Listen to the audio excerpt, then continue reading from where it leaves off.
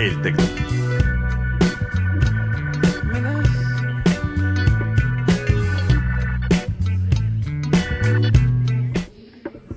We kindly ask you to please pay attention to this very important information. You are in a building built under the most stringent safety and security conditions, safety conditions. In case of an emergency, we kindly ask you to please have this into consideration. Stay calm at every moment. Find the emergency exits which are correctly and indicated. Always follow the directions of our safety staff who is properly identified. If you need medical care, we kindly ask you to please talk to our crew members so that the medical assistance comes to you. We also remind you to keep your cell phone in mute during this event. Tecnológico de Monterrey, thanks for your uh, attention. Good morning. Let's recognize those who are come in time.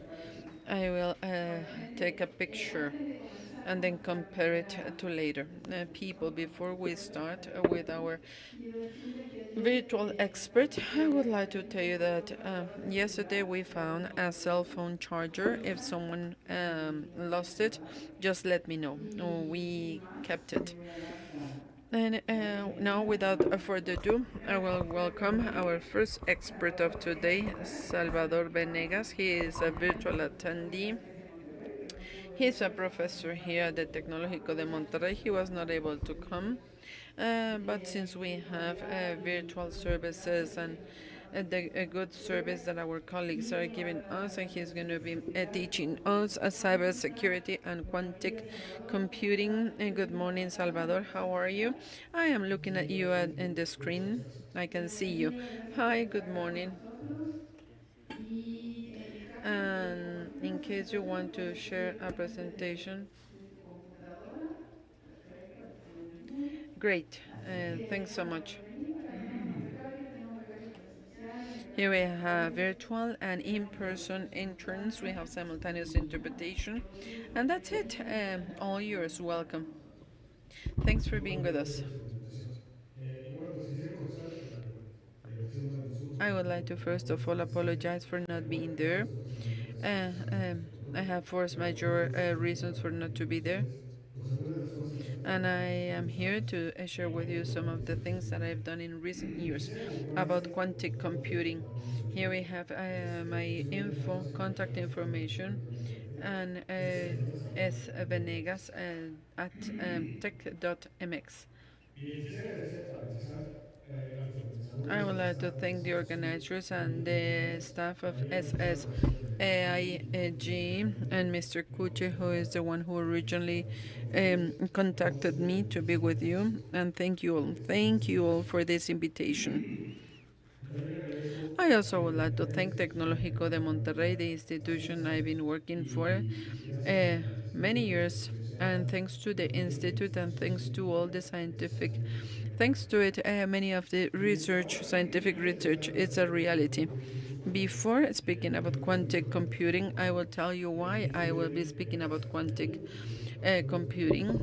And I studied before you were even born. I studied at the Tech in the state of Mexico, electronic systems, and then I went to Oxford University and I did an AI master's and a PhD in physics and in quantum computing, and then I came back to Mexico to work with tech. And then in 2008, I was a professor at Harvard University, also doing quantum computing. My group founded quantum computing in Mexico, and we've been doing several research areas. Creo que valdría la pena, hoy pues tratar de entender un poco I mejor qué believe es it would be quantum good to ask what is quantum computing. y la respuesta es que And the answer is that there are several answers to begin with. It depends who you ask to. Um, um, Fundaments of physics What they are trying to find is a zone of test si tale può to essere tell if specific versions and interpretations of quantic computing is correct. alguien que esté But interesado for someone who is interested in building algorithms, una de las cuales hemos estudiado es eso,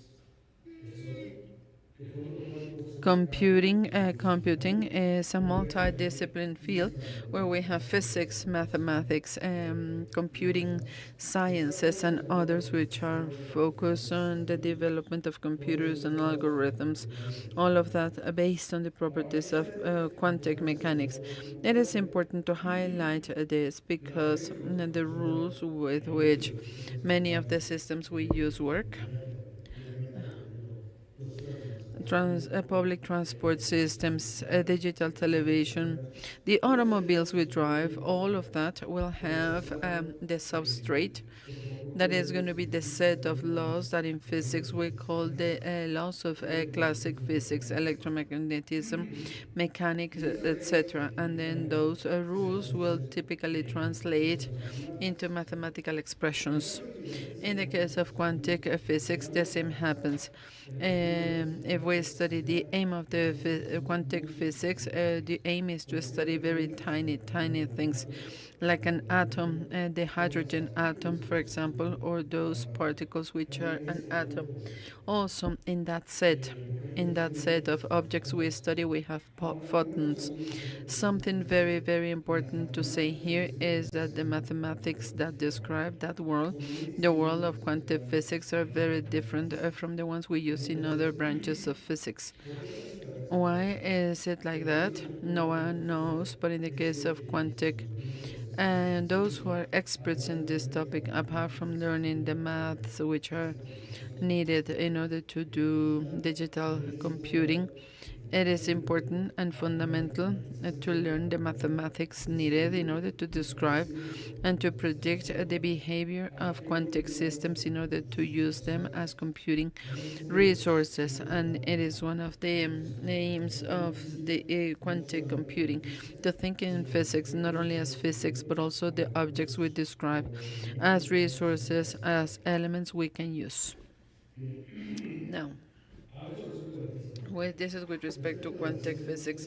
Now, with respect to computing science, as many of you know, computing science is divided into three: computing, automatics, and complexity. The aim of these three branches is to describe mathematical models of computers based on those mathematical models and to identify and to characterize which are the problems that can be resolved with some mathematical constructs and what cannot be resolved, and if it is possible to have an algorithm, we need to tell how long it would take us to execute those algorithms. For example, the multiplication of matrix. I apologize. He needs to change her slide, I believe. Thanks.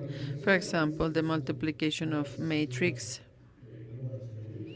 It is one of the first ones studied in engineering degrees. There are several ways to multiply the matrix. The result should be the same, but the method will not necessarily be the same. So in this area, there are dozens of algorithms that multiply the matrix, and the aim always is to find a new algorithm that is going to be kind of faster than the previous ones. It will not necessarily be exponential accelerations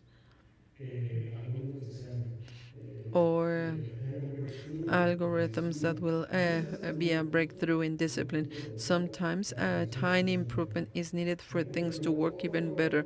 Another good example of this is the multiplication of numbers 3 times 5, 17 times 32.9. We would say the multiplication of numbers is the first thing we did when we built the first digital computers.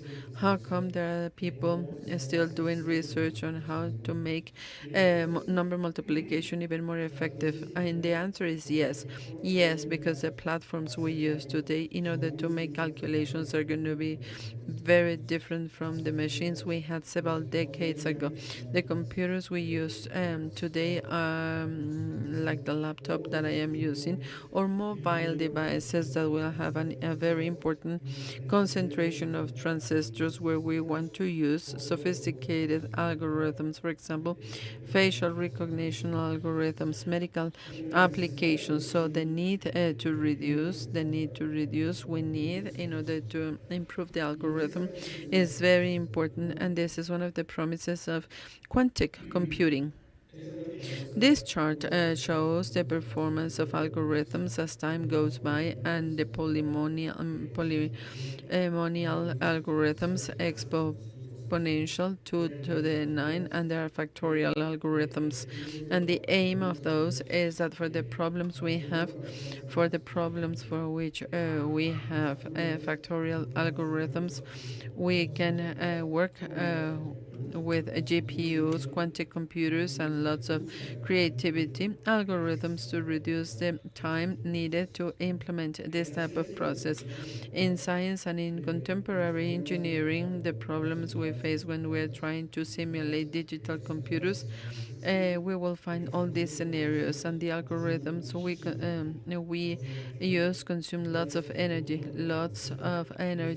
So quantum computing is an area that is promising more or less effective and efficient solutions depending on how we address the problem. Quantum computing is transitioning. It's been several years of transition, and it is going from the scientific research labs to the industry. And for example, how branches of quantum computing are going to other disciplines, AI, and I believe this is the most important boom of quantum computing in recent years. If you have ever listened to statements, if you have read news about companies such as IQ and Sandbox and many others, the focal point, and even NVIDIA in the last Congress, it was one of the most important points. So the idea is to identify how to combine these hybrid spaces of quantum computers with advanced digital technologies to work in the intersection of AI, machine learning, and quantum computing, computational geometry, image processing, and many other areas. Now, apart from this, a scope of the quantum computers in other disciplines, we also have an ecosystem, which is the financial ecosystem, commercialization, and investment in order to produce objects and to produce specific devices that will be working on quantum computing. Investors, global companies, small to big companies, governments. There is a whole ecosystem, and the aim of this ecosystem is to make the wonderful things we have found in labs and in the theoretical work of the quantum computing is going to turn into products and services that will benefit mankind.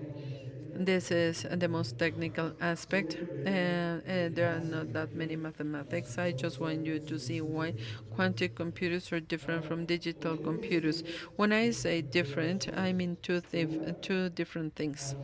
Mathematics that describe this type of computers, the quantum computers, and also how these computers can interact amongst themselves and with digital computers.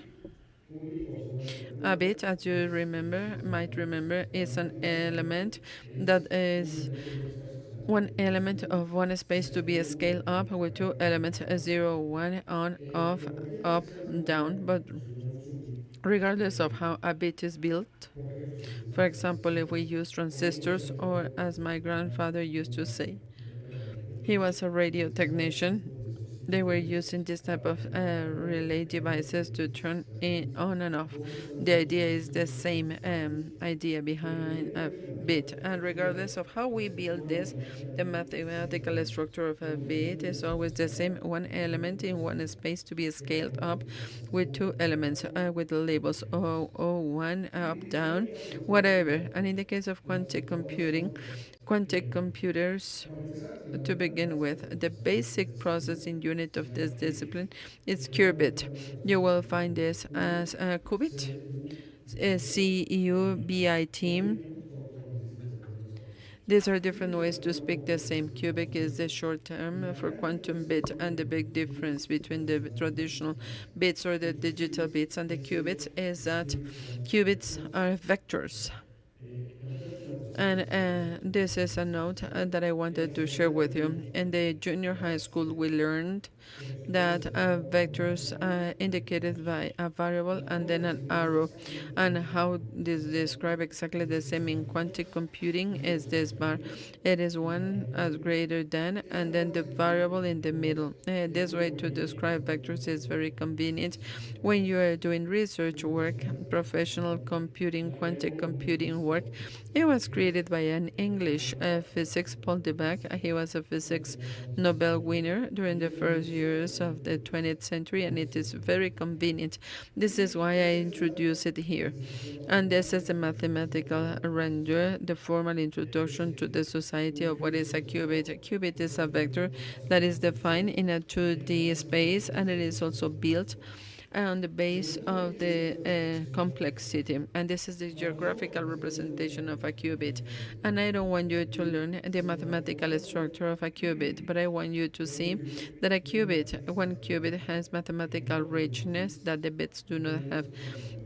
They have a more complex mathematical structure, and it is one of the very important points of the work of a scientist or an engineer working in this area, to identify how to manipulate these parameters, for example, the theta or the phi parameters we have here, in order to make more effective and efficient calculations.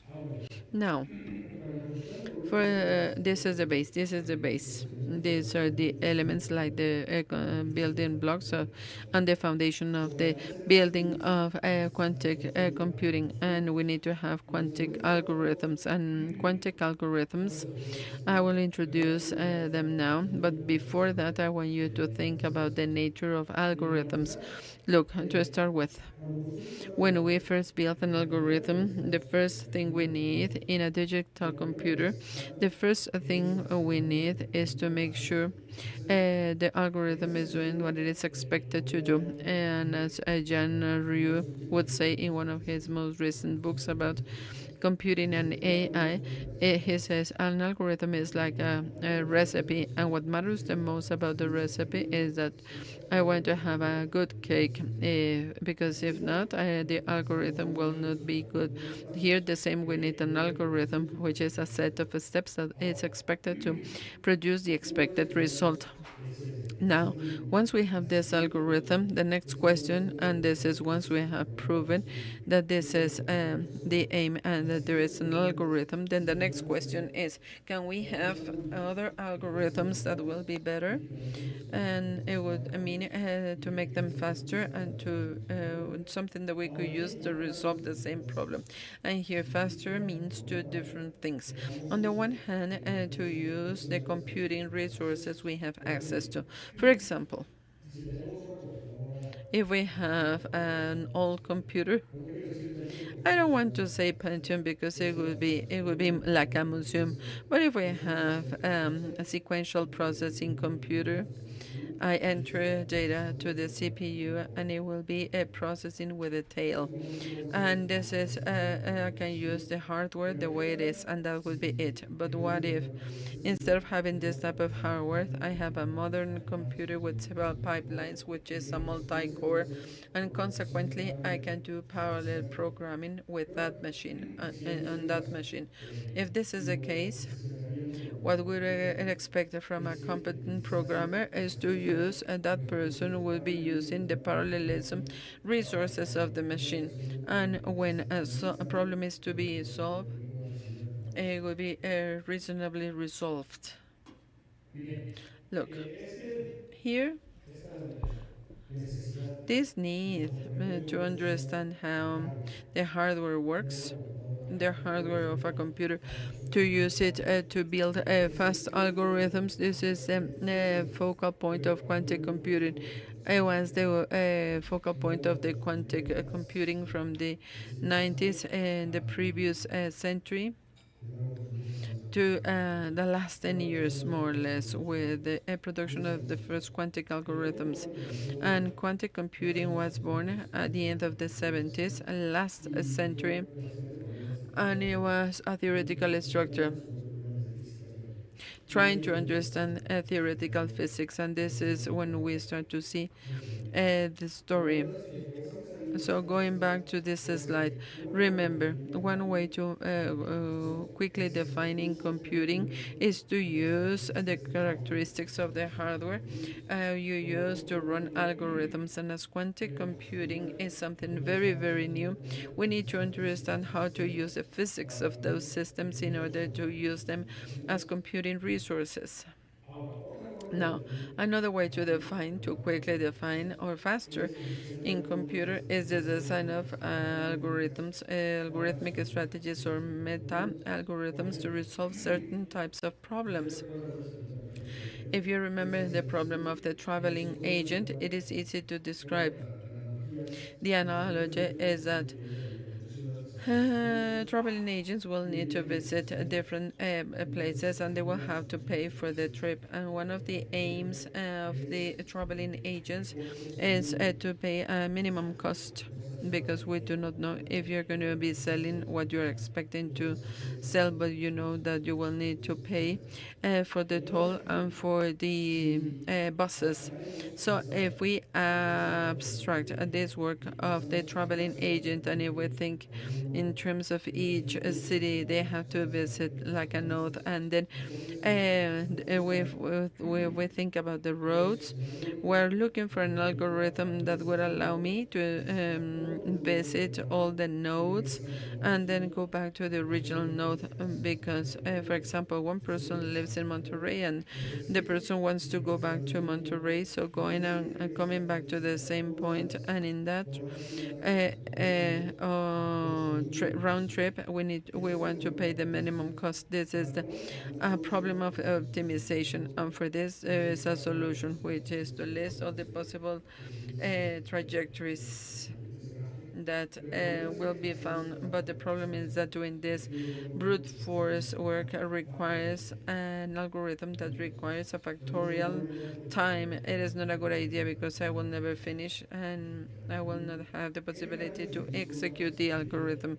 But if I use a more sophisticated strategy like the healthy car algorithm, I will have only one algorithm that is going to be less expensive. It is not a polynomial algorithm, but it is going to be a more economical algorithm than the brute force. And this one, the healthy car, will have three very well-renowned names. So what do we need? What do I mean? We need to work based on creativity, the knowledge of mathematics, etc., etc., in order to design faster algorithms in the digital world as well as in the world of quantum computing. Now, this is something that I wanted to share with you. How do we build a quantum algorithm? There are several ways. The most popular one is this one. And here I have a parallel on how we build a digital circuit.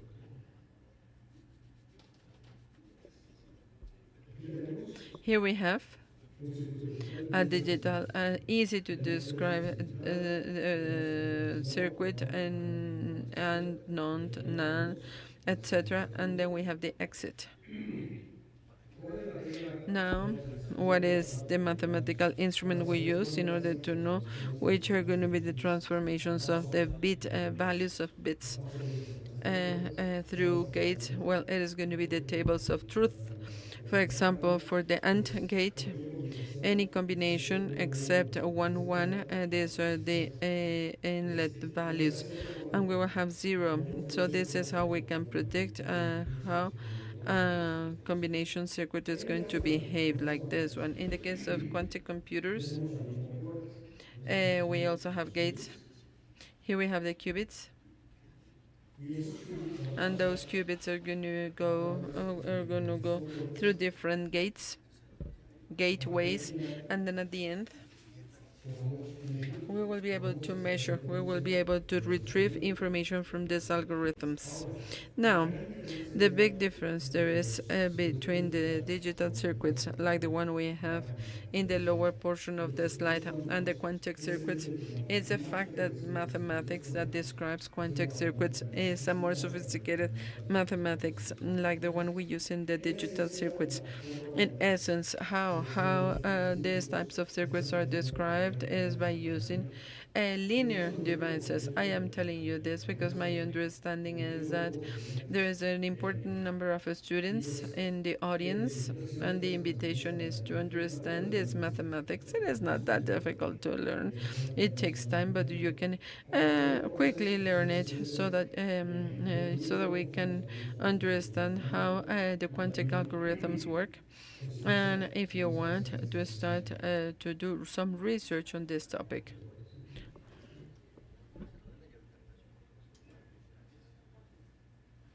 muy bien.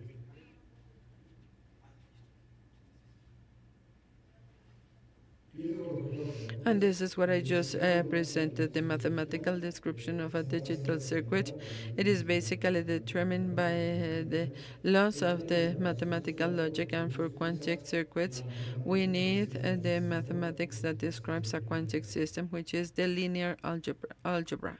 Hay otras formas de There are hacerlo, other ways to do quantic como la computing, matemática and aplicada here más allá it will de go los beyond ingenieros. the education of an engineer. For Ejemplos example, this aplicados one a here, sistemas examples of quantic estables computers which are available fuera de today. algoritmos normales. Not available to Eso everyone, but to do research and to do significa sophisticated applications. definir The web partidos company de it has a set of quantic un ejemplo computers, rápido and the que está basado en performance is based on que this para hacer esto differential necesita equation. computación. And for physics here, know it, it is a Schrödinger Hay dos equation. ecuaciones And for those who do diferenciales not know it, it is a sean differential diferenciales partial equation. ¿no? It can be first order or ordinary, but what matters most no es is calcular not to see the mathematical properties of this sino Schrödinger, cómo but there are different ways of doing quantic computing, and there is a mathematics that differs. Something important to say here is that nonetheless we're speaking about different mathematics, the ones of circuits and the ones of this type of computers. They could also be equivalent. It is two different ways to make it to the same place. And last but not least, we have this type of quantic algorithms, which are last generation, and what they want to do is to combine digital computers with quantic computers, taking into consideration that the quantic computers we have today have an evolution process to reduce the number of errors produced.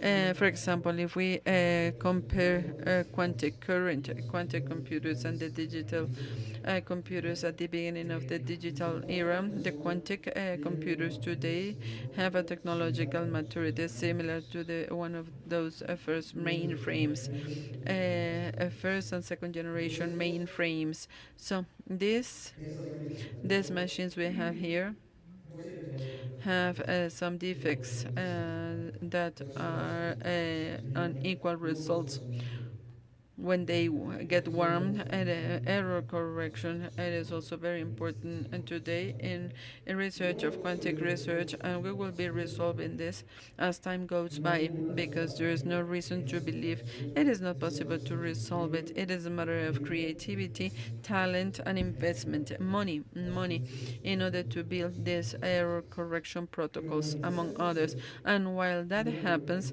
a very important question that we need to ask about the world of quantic computing: what do we do to take full advantage of what already exists? Because the investment to build quantic computers is, in most of the cases, comes from the private initiative, companies such as IBM, Microsoft, and Google, etc.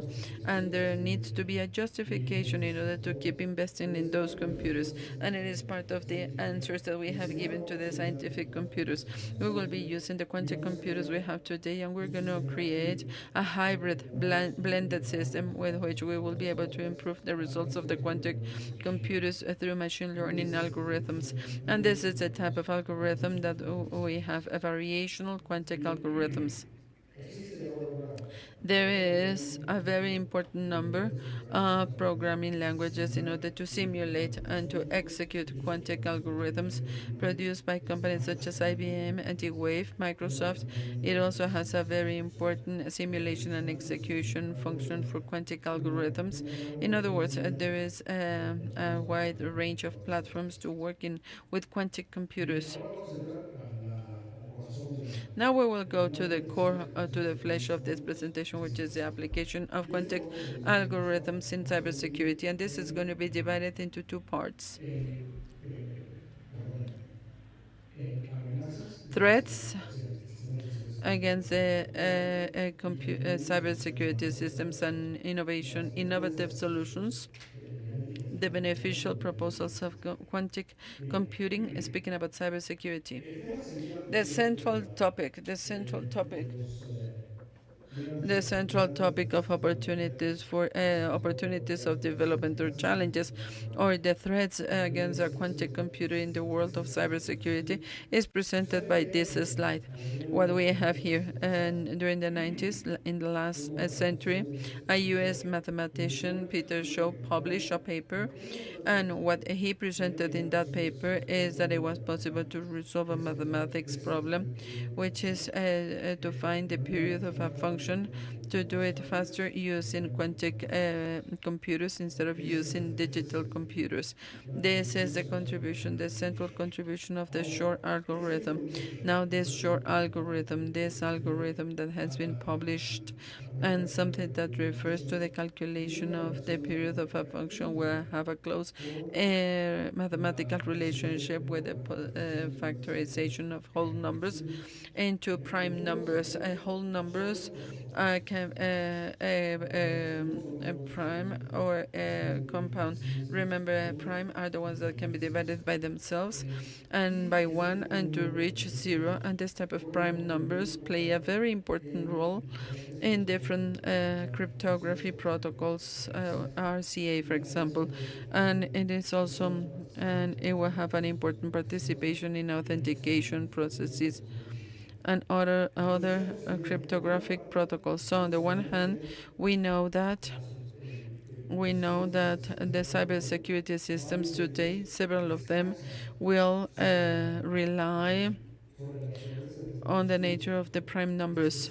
específicamente esta Specifically, naturaleza es la que tiene que ver con el siguiente and problema. this is what has to do with the next Les problem. digo, por ejemplo, la I tabla de tell números you, for example, give me the 21 two prime hasta numbers of number 27, 21, 3 yo voy times a 7. It 15 is very easy. And the one for 15, the same, 3 times 5. But if I ask for the prime numbers and if we multiply, and they will produce 3,954,000, we will be able to do it, but it will take time. Si esa misma solicitud If that same request, if we request the same to a computer, the algorithms that exist today will need a big number, a long time to have an answer. And all numbers which are not prime can be expressed, but finding those numbers is what matters the most, is more difficult. la naturaleza matemática de los números primeros. The mathematical Por nature of ahora, prime numbers. el hecho de que las máquinas And computadoras podrían several asociarse con cryptographic existing models, descansan digital en la necesidad computers will rely on that computing difficulty to find the prime numbers of a whole number in order to guarantee a certain level of complexity and security in those same mientras protocols. el tamaño algorítmico que rápidamente encuentre factores y los factores If también we do not have the prime factors and the compound number, we will be doing well. finalmente hasta el día de hoy Because until nadie now, sabe no one knows how cómo digital computers can resolve this factorization. pero pues resulta que llegó el profesor Shor, que en ese entonces And era Professor Shore, investigador en los laboratorios de MIT, He was a researcher at the AT&T labs. profesor en el MIT,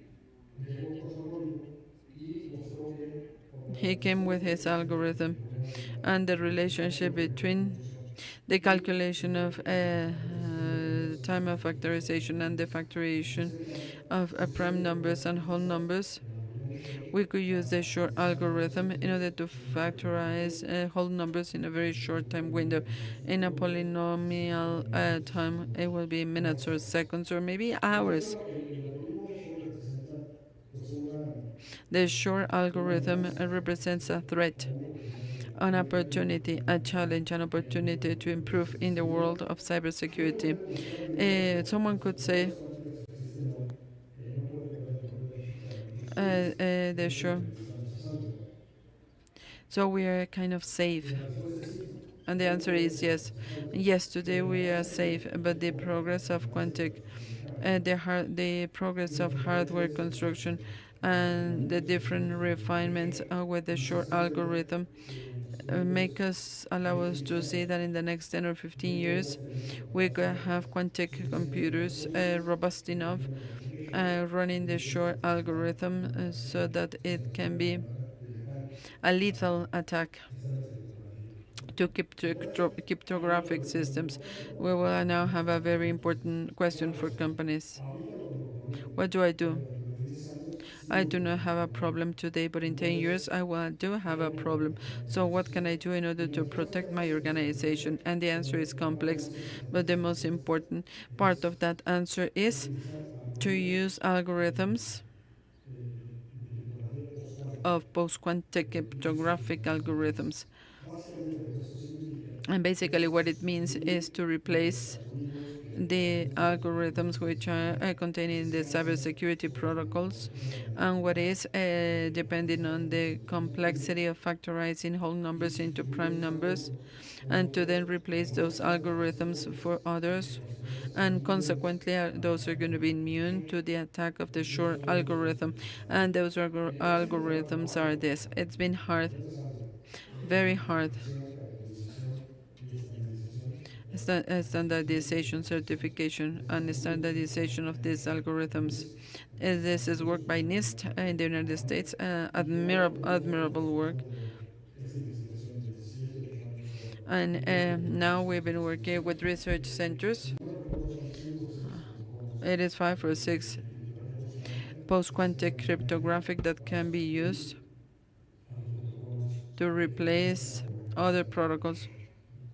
Esto requiere también, por otra parte, This requires identificar en la empresa donde se we esté need trabajando to identify in the company cómo and quisiera wherever you work hacerlo how we would por like to ejemplo, make this process. para compañías For que están example, for relacionadas con companies which are doing el hardware software. development or Sería muy software, interesante and it would be implementar interesting estos to protocolos implement these desde el protocols principio. since the beginning. Para las organizaciones And for the puede ser a organizations, través de it could be de las through compañías que les proveen companies servicios de that computación render computing services, and it could se incluyan be a matter of making sure los protocolos post-quantic protocols are included in order to guarantee the completeness and the Depende data cuál of es the company. So there are different ways to protect the companies. And those who are responsible for these areas of communications and computing will be talking to vendors or maybe into those who decide to implement this type of algorithms internally. Now, innovative solutions of quantum computing is distribution of keys. It has always been a difficult to resolve problem. There is no solution, safe solution in the classic physics. And the fundamental problem is that if I want to distribute a key from point A to point B, a set of A1s or zeros or characters, and that I will be using to cipher a message, if I want to apply a cryptography protocol that would allow the construction of a new text that no one else is going to be able to understand except those who have the corresponding key. There is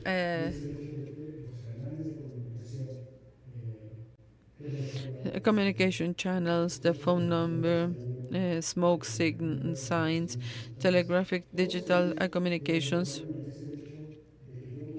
They have a problem. It is the fact that I can be a spy could be listening to what goes through a digital channel, and without others know that I am listening, and without others knowing that I am listening. And this is just an example.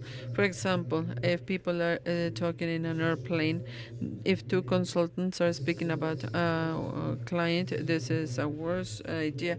Very poor practice of consulting, because those two people do not know if the one behind belongs to that company or if it is a competitor.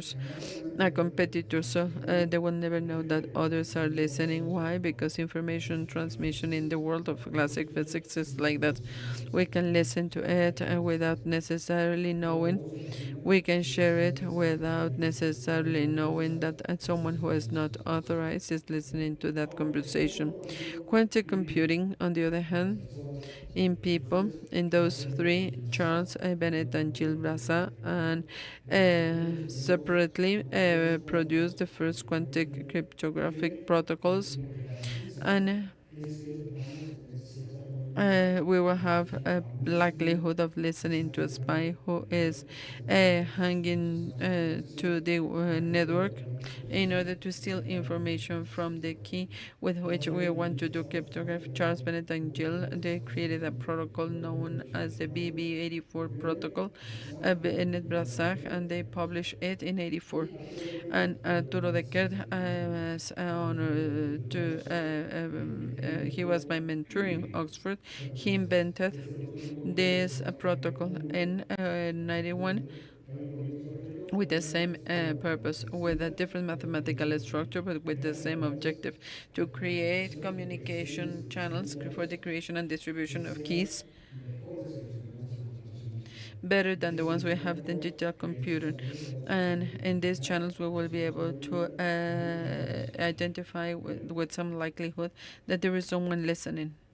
Bueno, otro ejemplo que esto ya estoy en la parte final Another example, and this is the end of my del presentation, trabajo, the use of quantum technology to counteract. he visto This is a paper that I wrote with several desarrollo colleagues of the y cómo Inter-American Development Bank and with Continuum. And what we basically did was to show how we could use quantum technology in order to protect blockchain systems. And as you know, the blockchain systems, blockchain is like an alloy of different protocols, cryptography protocols, and many of those protocols are subject, as I said, they rely on the difficulty of finding the prime numbers with the integer. In this paper, we show that it is possible to protect by adding one layer of hardware on blockchain, the systems and the data that could be at risk due to the type of protocols and cryptography and factorization of whole numbers into prime numbers. This paper is available in open access. If you want to download it, you can do so. Now, I want to quickly speak about the interaction between the hard part of research and computing, quantum computer and cybersecurity, and the different players in the internationally in the world ecosystem, those who are interested in knowing the progress of these disciplines, the limits, and how to integrate solutions, and how to get defended, how to defend ourselves in the case of large companies, organizations, and governments. And today, medium-sized and small companies. I've been working with the World Economic Forum in recent years doing this analysis to know what is the possible impact of the quantum technology on cybersecurity, and what is the perception. What is the perception of the most important players, governments, and CEOs of very big companies on how to include quantum technology into their papers, how to protect data, how to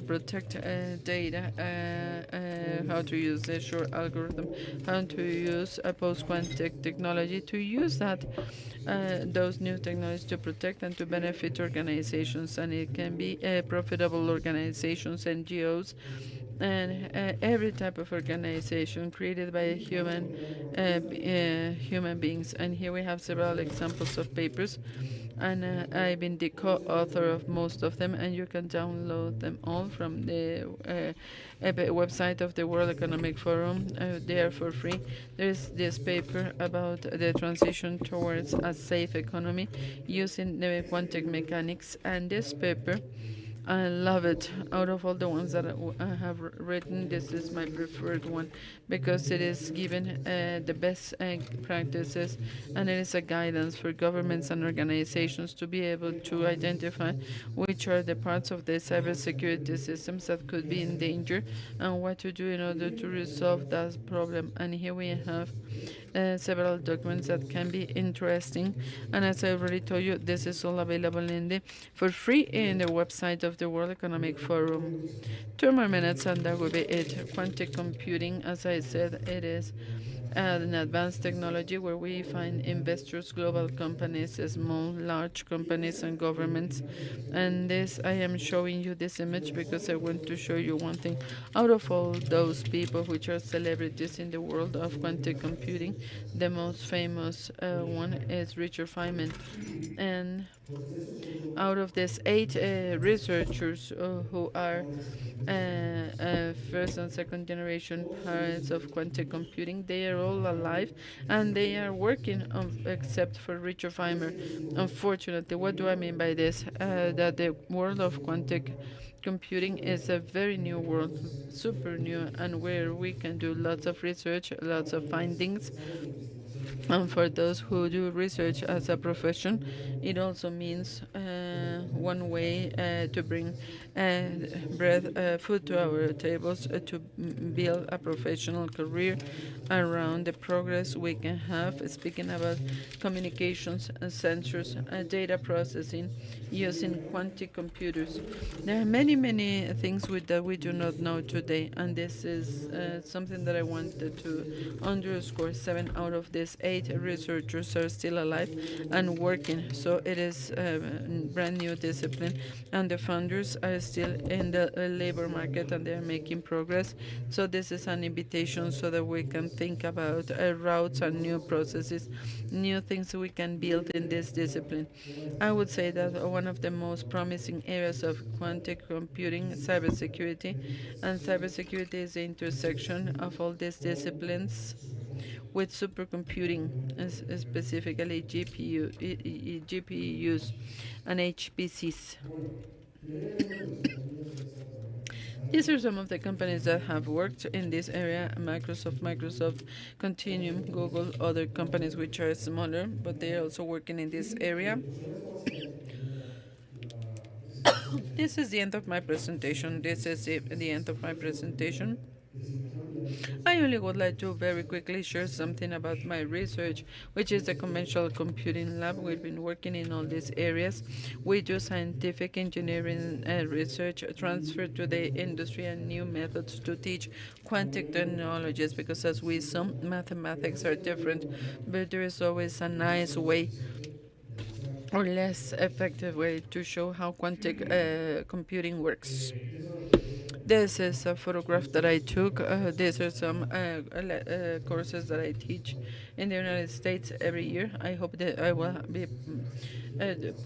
be able to do the same in the United States next year.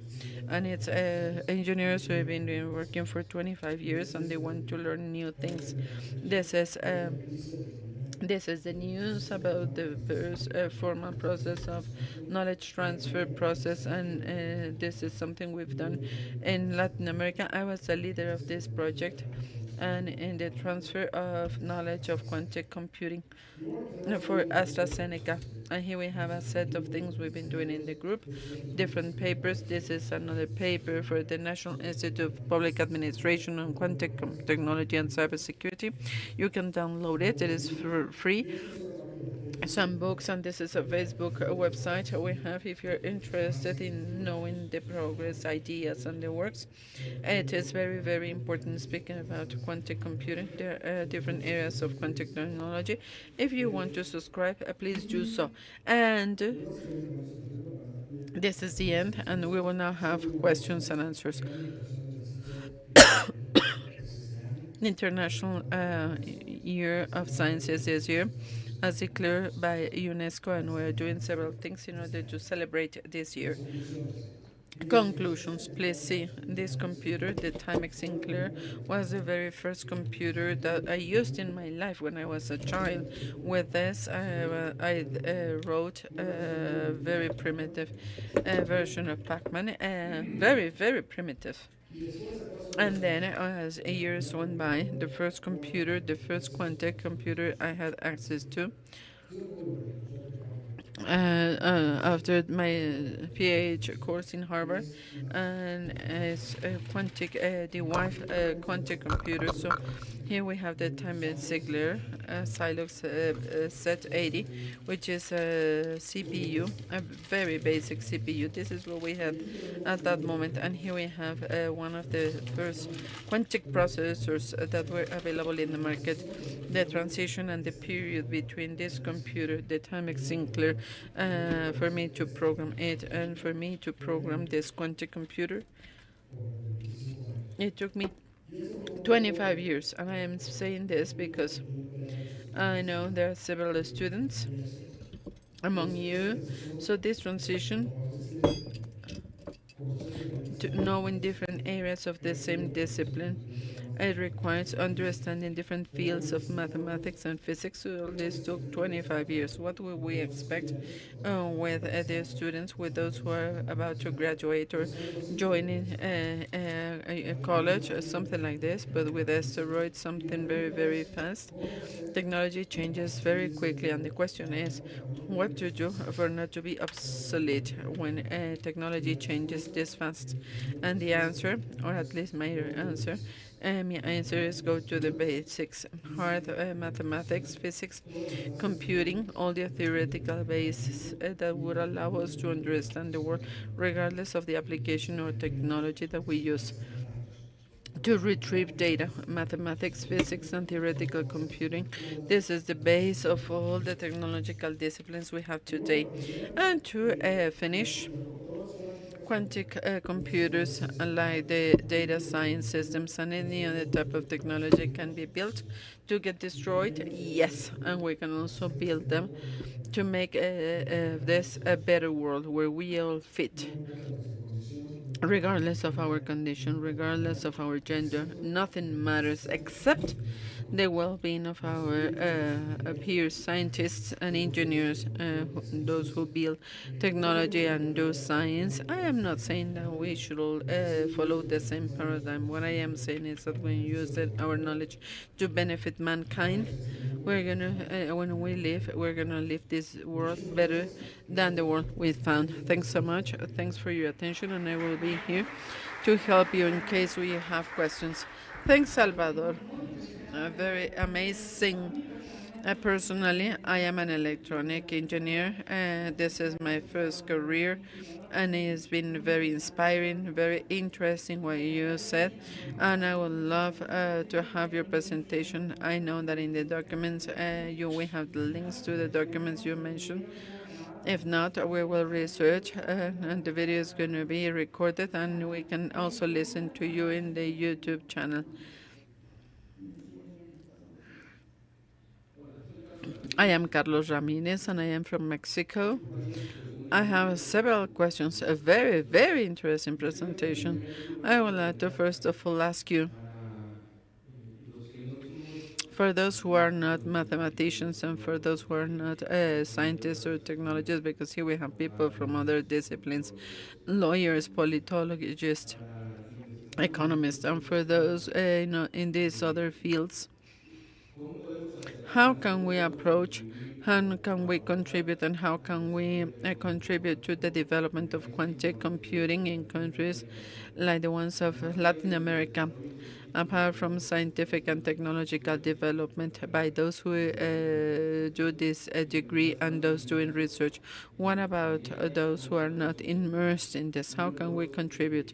This is the first question. The second question is, in Mexico, I understand that quantum computing is not within the national priorities.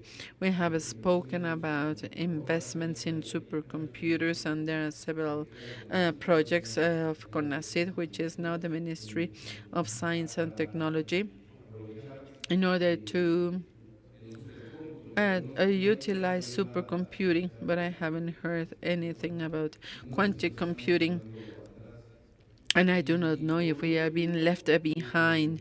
And last but not least, which are the differences you see between the supercomputers and the quantum computing for those who are beginners? Thanks for your questions. The first question is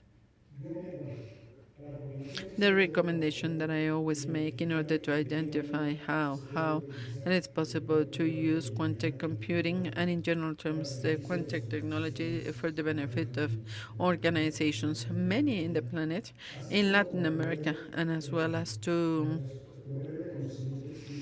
give explicit knowledge to the different areas of an organization, as you said, lawyers, the CEO, for example, the president of Romania is a mathematician, but that is, he was a winner of a contest. That is one case, and most of the leaders of organizations have different backgrounds. My recommendation is to talk to a university, that is an expert with experts, and let's organize workshops. This is the best way, because information about quantum computing, there is a lot, and there is a complicated topic, which is the one of the hype, the exaggeration of the results. Every other day there is a breakthrough, and that is not true. It doesn't work like that. But we have such so lots of information that it wouldn't work. So we need to do transfer of knowledge between the academia and the industry. Because, look, the reason of minor hype is one, very easy, money, to bring more money and funds. But in the case, we are not saying no to money. No, of course we want money, but we want it differently. We are agnostic because we prefer one or another technology, and what we are looking for is to have a critical scenario to know what there is and how to apply it. So this is going to be my first answer. Olga, do we have time to answer more questions? Yes, only two more questions, 2 minutes. Thanks. I am Gabi Salazar. I am a lawyer, and my question is very easy. What is the role of ethics in the development of quantum computing?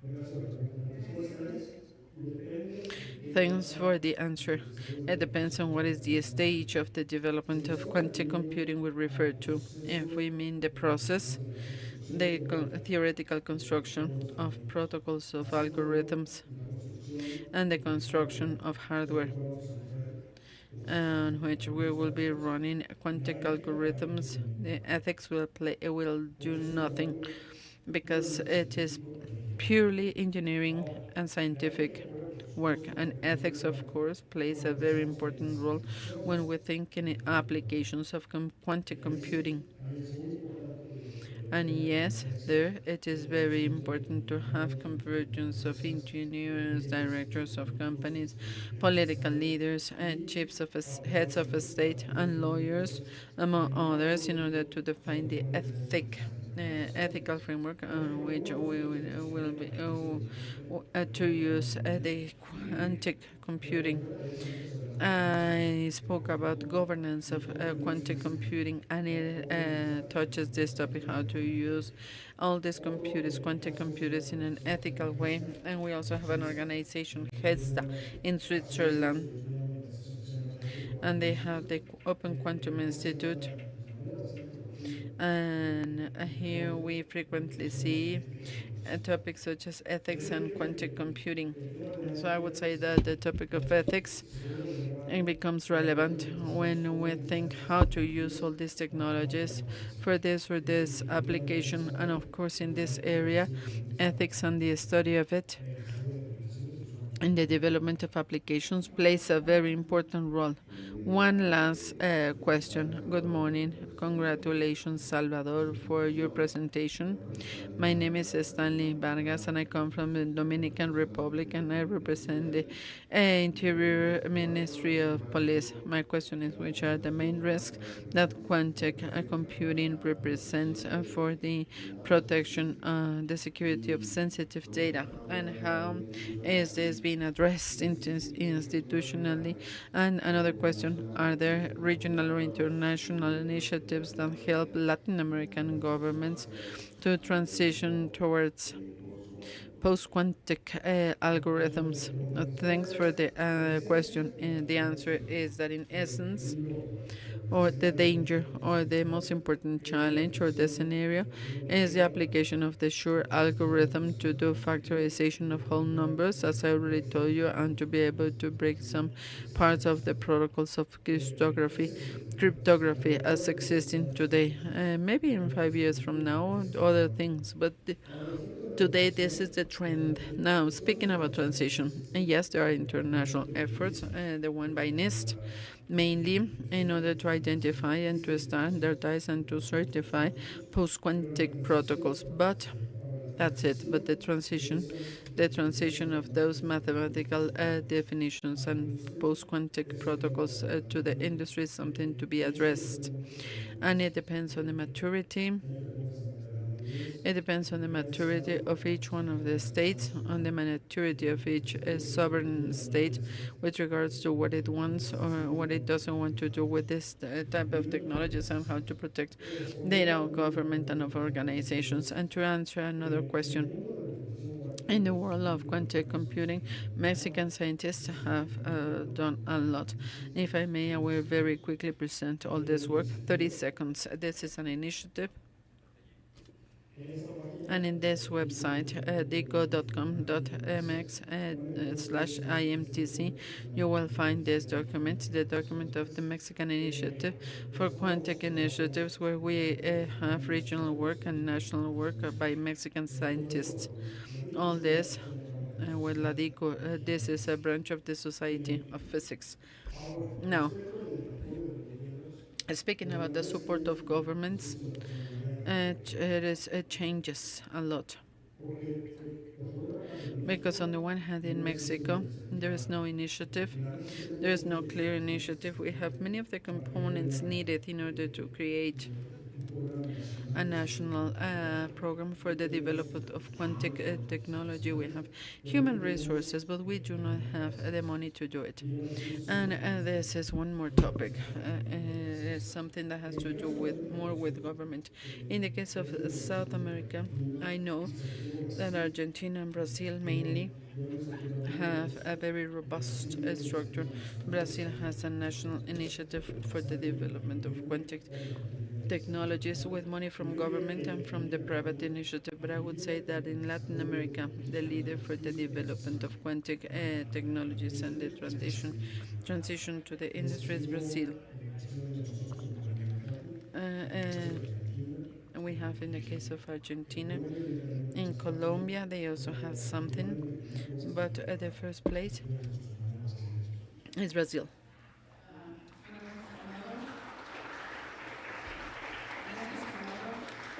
Thanks, Salvador. Very interesting, very inspiring. At least in my case, that I love mathematics. I really appreciate your time. Congratulations for your career, for your background, and for all the work you do. And we will be in touch with you via email. Thanks for your time. Personalmente, If you could share the presentation, I will appreciate. If you could share the presentation. Thanks, Salvador. We have some delay. We have a delay. It's been very inspiring, and now we have Javier Campos here with us. He is here in person, and we also have Oscar Collin. He's going to be here virtually. He is the leader in cybersecurity for the Americas from Siemens, and Javier Campos, he's an analyst of responses and incidents at the global search in Siemens, and they will be speaking about sustainable cybersecurity. Welcome, Javier. You want to talk to the podium? Do you have a microphone, or do we give you this microphone?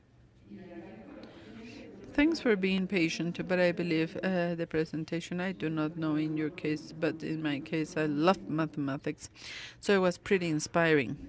Welcome.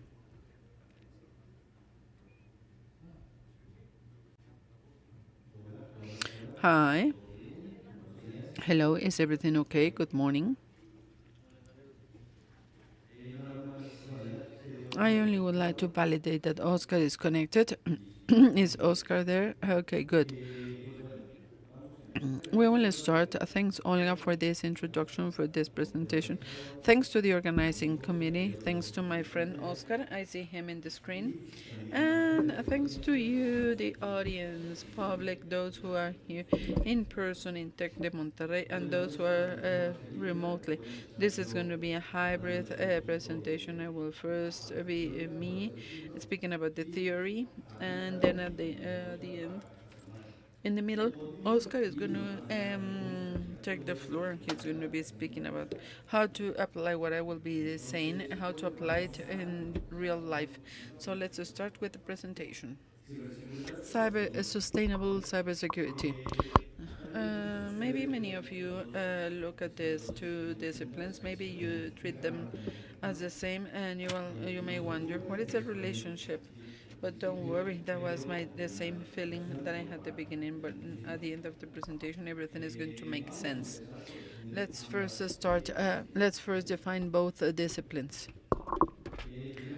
First, sustainability. What is sustainability? Sustainability is to meet our present, to satisfy our present without jeopardizing the future, and to ensure balance between economic growth, between taking care of our environment and the well-being of the society. Now, cybersecurity, in very simple terms, is the practice, the discipline in charge of protecting our systems, our networks, in general terms, our information assets against digital attacks. And this is for not to damage the systems, for not to damage the content of the systems. And here we have the first key point, to protect people. Why people? Well, we are going to see this later.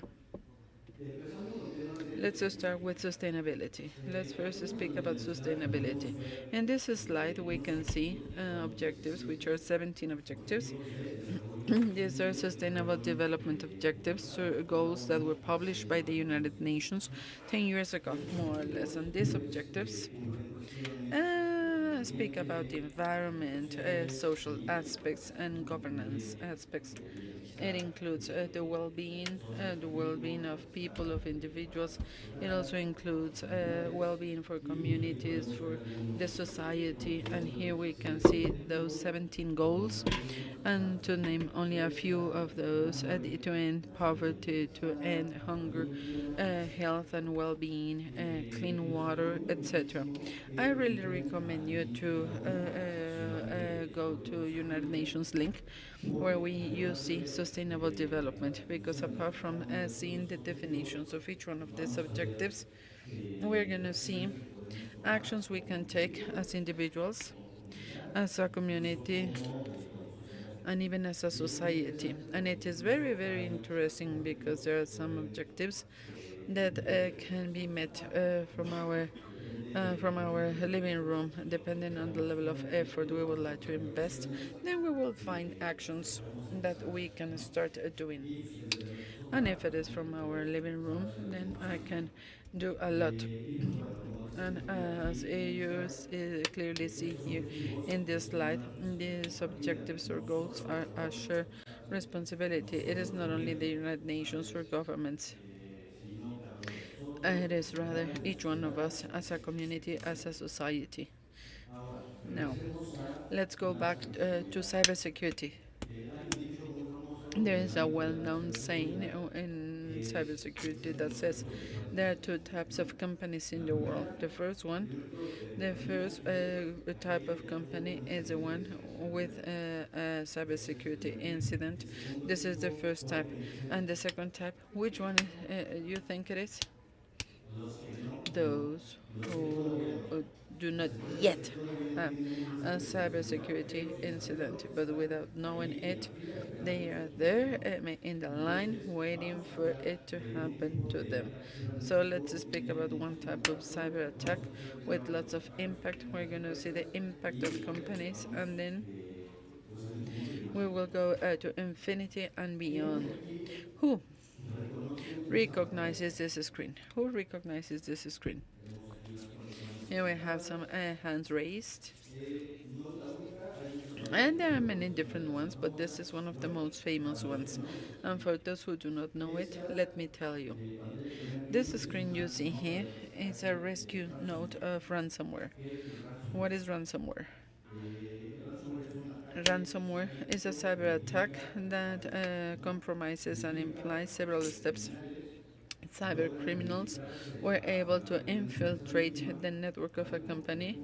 It is the victim, and this is the first point. And once they are inside, they start to move sidewise. They try to infect as many machines as possible. They look for critical assets, servers, databases, and file repositories.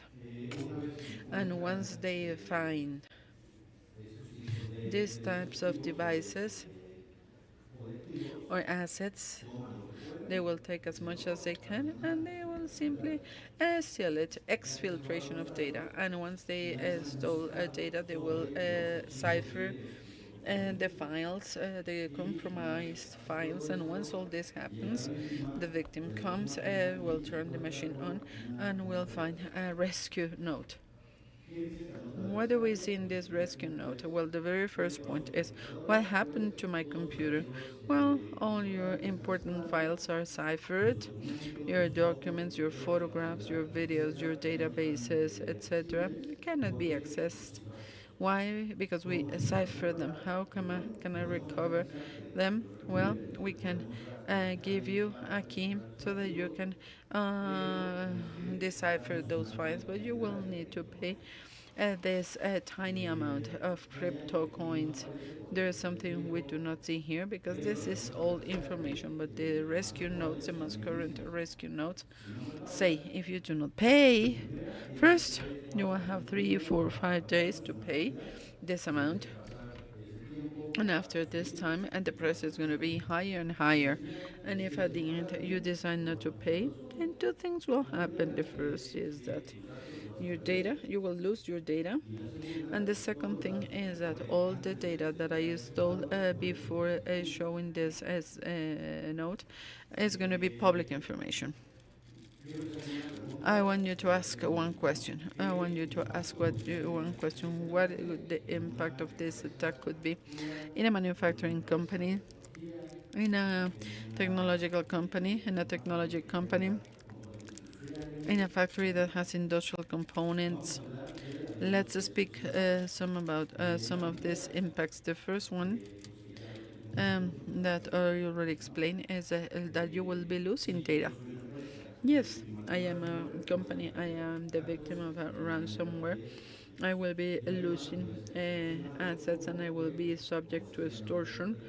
And as we saw in the note, if you do not pay, you will lose these files and I will make all your files public. What type of files? Many types of files. It can be intellectual property, it depends on the company. It can also be information about clients, personal data, etc. It depends on the business line of the company and the business relationships. There could be more extortion, but let's do not speak that. What else? Well, maybe an activity shut down. Imagine accounting department is affected. The accounting department, the servers, databases, and they will stop rendering the service and there are going to be activities at the office or an industrial plant. If the attack reaches that network, I will have an economic impact. If I pay the rescue ransom, if I decide to pay for that, it's going to be a very important amount that can be millions of dollars. It depends on the size of the company, and cyber criminals are going to be doing their jobs, and they will see the profitability of the victim company, and then based on this is how the ransom will be determined.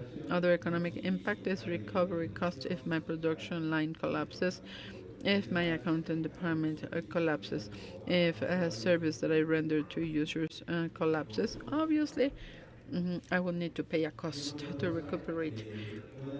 What else? We could have impact to third people. For example, if I have data of customers and if that is personal data, and if it is data that involves intellectual property, for example, then first, and depending on the standards and depending on the contractual relationships, I will need to tell my business partner or my client that maybe her information was compromised, and obviously it will damage our commercial relationships. If this becomes public, even if it is not public, then my company will be subject to a reputational damage because it was a victim of this type of cyber crime, cyber incident. We also have the potential damage to the supply chain. For example, if I am a company manufacturing a component for a final product, and if I have to stop my operations, and if I have economic impact, obviously the chain is going to suffer. The supply chain is going to be affected. And there are other impacts that will not be seen, and it depends on the what the company does, the business line of the company, the data, the country, and there are many variables.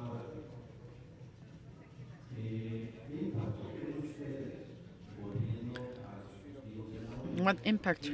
Going back to the goals of the United Nations, what is the impact of ransomware in meals, in food? Who believes it could affect health, meals, the food, the well-being of a city?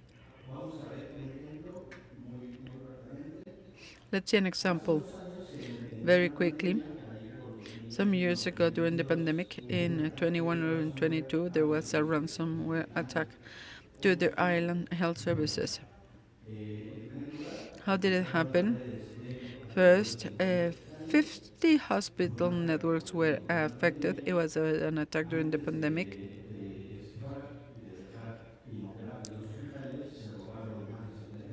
More than 70 gigas of data, and data were medical data of patients. There was a monetary impact up to 100 million euros. And this is what the Irish people had to pay. It took 4 months to recover. And here we have an impact on health and well-being. Why? Because there was an impact in the hospital services. Imagine 50 hospitals and the information system, and they had to make appointments, and they had to work in paper and with pencils. So this type of attack, 50 hospitals in a relatively small country, what would be the scope to the scope the impact to the health of people? But this is not the only one example. We have seen ransomware that has affected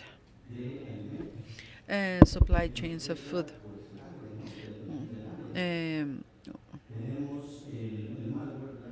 we have a malware, Black Energy, to attack the Ukraine electricity network, to attack airport infrastructure.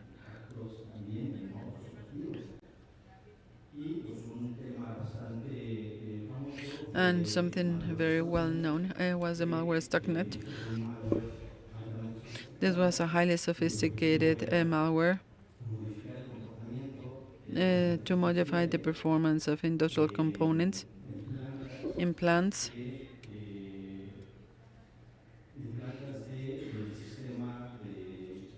and plants of the nuclear system of Iran. Imagine a malware with industrial components that has to do with nuclear energy and with nuclear weapons. What would be the potential impact it could have? Great scale impact on health of people and even on a complete communities or world peace. Um, Now we're going to speak about some hard data focused on manufacturing threats or threats against manufacturing or OT. We see that 61% of digital companies have had a cybersecurity incident. 33% of cyber incidents happen to manufacturing, and 72% of ransomware attacks, which is precisely what we spoke about, happens in this sector. And now, speaking about IT architecture in 2022, 53% of this IT architecture had an external connection to OT components. So here there is a latent risk. Why? Because if nature of infrastructure, IT infrastructure, is to have connections exposed to the internet, then it may not happen to every network. Now, Now, speaking about the objectives of the impact and speaking about the threat, the environment of threats, what is our recommendation? To get prepared, to detect, and to respond to these daily threats. The first is to have a multi-layer protection approach. Right at the center, we have our plant, our services, our office, and we are all aware of the fact that there are latent cybersecurity threats. How can we start? Our first layer is by protecting assets. What can I do here? System hardening, patch system vulnerabilities, and I can also have authentication and access protection mechanisms. And what does it mean? It is as simple as having my user management, and only users who need to have access to an asset will have that access, and those who do not need it will not have access to it. And here we can see security of the network. How can I protect my network? Well, the very first point is by segmenting it. What is the aim? It is going to be better management, of course. But if I have an impact in a content network, I don't want this to affect my whole company. What else? Using perimetral protection, firewalls, VPNs, IDSs, remote access, or cyber trust architecture that will be making security much more robust. And the external layer, last but not least, the physical security of my plant, of my office, and obviously we can see this every day. I have my plant, my office, I have a safe perimeter, I have my doors, everything. And then I have my security policies. For example, only employees that identify as such will have access to the plant. Not all employees will have access to every place. For visitors, they will need to get registered, they will need to leave an ID. These are the things we see every day. And security monitoring, my security cameras, my sensors, my surveillance staff, etc. And once we work with these three layers, we can then speak about a protection that would allow me to have an active, ongoing service. What will be the next step? This diagram you see here, it looks complex, but let's go part step by step. How can I make my puzzle so that I can have a robust cybersecurity strategy? Well, the first thing that I would like to say is that this diagram is based on the NIST cybersecurity framework that is indicating 5 functions we can see down there: to identify, to protect, to detect, to respond, and to recuperate. Based on this, We will speak about 6 stages. We will present 6 stages so that we can attack and go after or tackle all this. How do I start? First stage. First, I will define what will be my cybersecurity strategy and which are going to be my policies, because this is what we mean by governance. And then I will ask the philosophical question, which is, where am I and where do I want to be? How can I start responding these questions? By using questionnaires, maturity models. I can also use management systems. In the 7000, I can also work with OT standards, and in this case, it could be the 62 for O3. And there you can see some yellow dots after some stages. What does it mean? That after I complete all these steps, well, the ideal situation is to have education and awareness sessions and even simulations, so that what we have learned in each stage is going to be well established and then communicated. And then what happens in a stage two? In a stage two, I will start the identification of assets. I will start seeing which are those, where are they, who is responsible, and something very, very important, which are my critical assets. And once I know my assets, I would need to know what is the disadvantage. I need to make a vulnerability analysis. I can do it through a manager, vulnerability manager, open testing, or even campaigns. And once this is identified, there is a separation. Let's go to the upper part. I will be protecting my network, segmenting it, as we saw in the previous slide. I will implement access controls.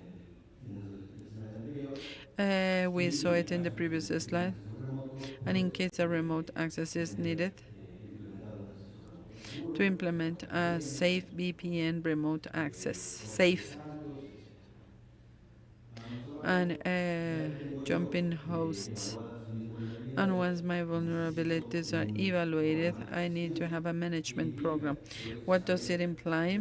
I need to know which are the assets with which vulnerabilities and which of those are the most critical vulnerabilities, and what am I going to be doing with it? Which new vulnerabilities emerge that could affect my current assets or the future ones, the ones I am planning to buy? What else? I will then get ready for stage 5 of a cyber incident or a catastrophe, and or starting a restoration and a security copy process. And in the case of OT cases, I will be hardening the network and the components, and it implies to use patches and the hardening, and to have a protection against malware, etc. Now let's go to stage number 4, protection. And here I need to have processes, people, and technology that would allow me to detect all those threats, which are latent, which are out there alive. I will need to detect and to respond to them. And here we have detection systems. Here we have incident response systems, and then this stage can be nourished obviously by my process of vulnerability management. It can be nourished by other disciplines such as cyber intelligence, and it can even be nourished, and it should be nourished by previous iterations of this process. Now let's go to stage number 5, which is what would happen if a cyber attack comes here. I should have continuity business plan. In case there is an impact, then my business will not stop, and try to reduce that impact, the monetary reputational impact, and to have a recovery plan in which I will be ready.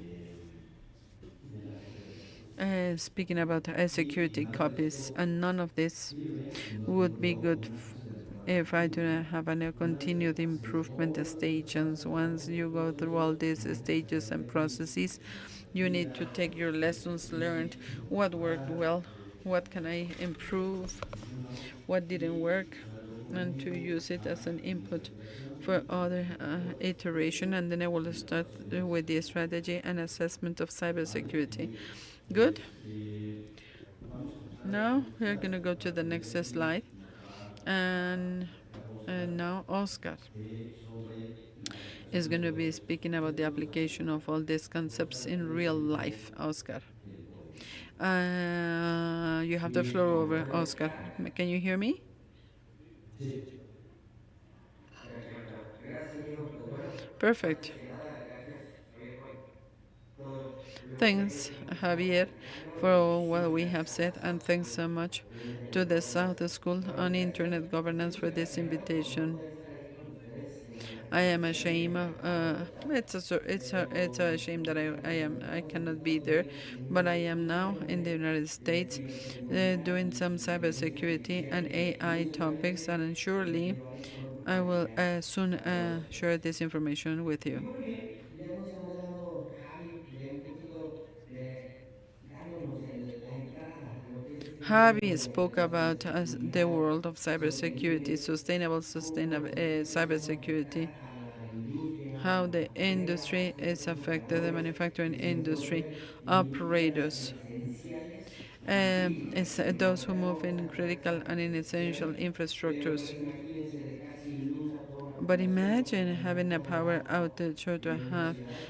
Estos um, son los grandes water riesgos que pollution. These are podemos the estar big problems enfrentando we hoy could en be día. facing today. Y sé que muchos de ustedes, como un And I servidor, know that many Javi, of pues you, venimos de like pronto Javi, de las áreas de we IT, come from y IT decimos, areas and we say, ¿qué tiene que ver todo what is esto, the relationship Javier, con between all nosotros? this Pues esta es otra and us? responsabilidad. Maybe this Pues is no another solo es responsibility. nuestra And I would responsabilidad, like to sino tell you that que it is a lo que shared hoy en día responsibility because atravesamos y today, even vemos more and toda more, la we gente que see está ITs rodeada and también those who are a in parte governance as operativa. well, Bien, and the ya tienen operations todo side, those who have all indispensable this para expertise, those who know seguir how to apply estandarizados en certain nuestros standards, controles, those who know how procesos, to do herramientas que certain utilizar controls, para and if they desplegar know the tools to ciberseguridad. be used Nosotros to parte deploy definitiva no cybersecurity, tenemos it is not por IT encima de nosotros, sino ya más what en la is above parte us, but operativa. the operational Entonces, aspect of aquí it. vemos y So estamos muy, here muy we are, orgullosos and we see de some cómo small cómo se hace, examples por of ejemplo, hoy en día how it happens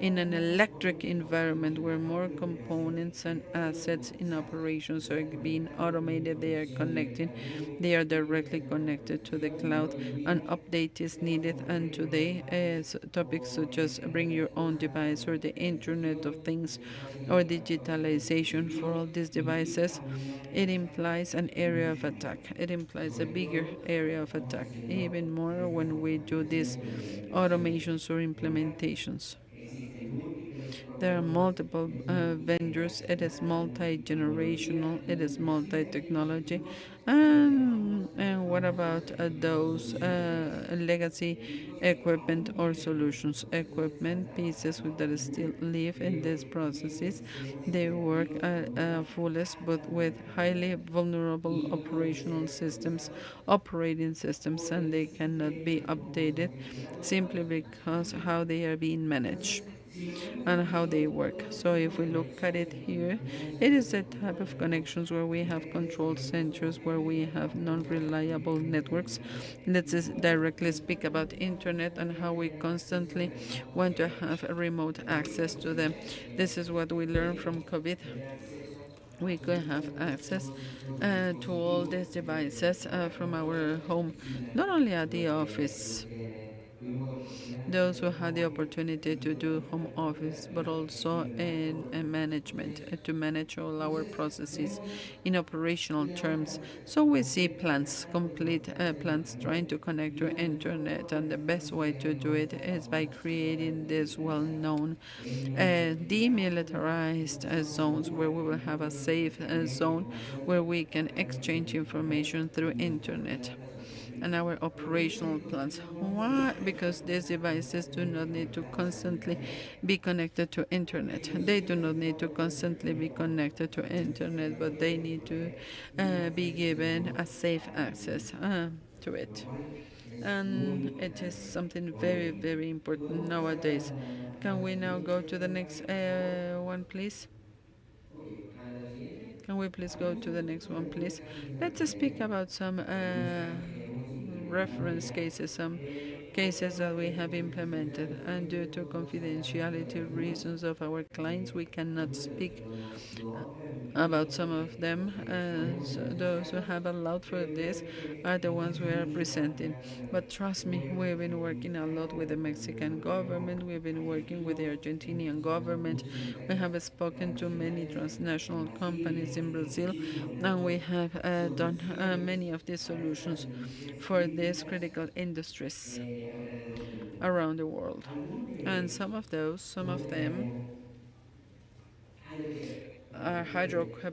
Quebec. It chose the company to modernize and not only protection systems but control over substations. And it is telling you the importance of supply, electricity supply. This is very important and it is becoming a critical industry today. And for sustainability, it is more than logic.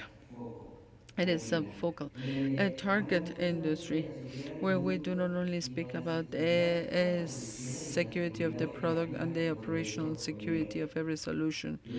And what matters the most is to know what is the expertise available in order to produce and to bring cybersecurity to these substations with certified blueprints for this type of process. Not only with a certification, because many of you will have in your mind and the 27001, but also other certifications that speak about the things that are possible in the operational market downstream. This is how we call it in automation.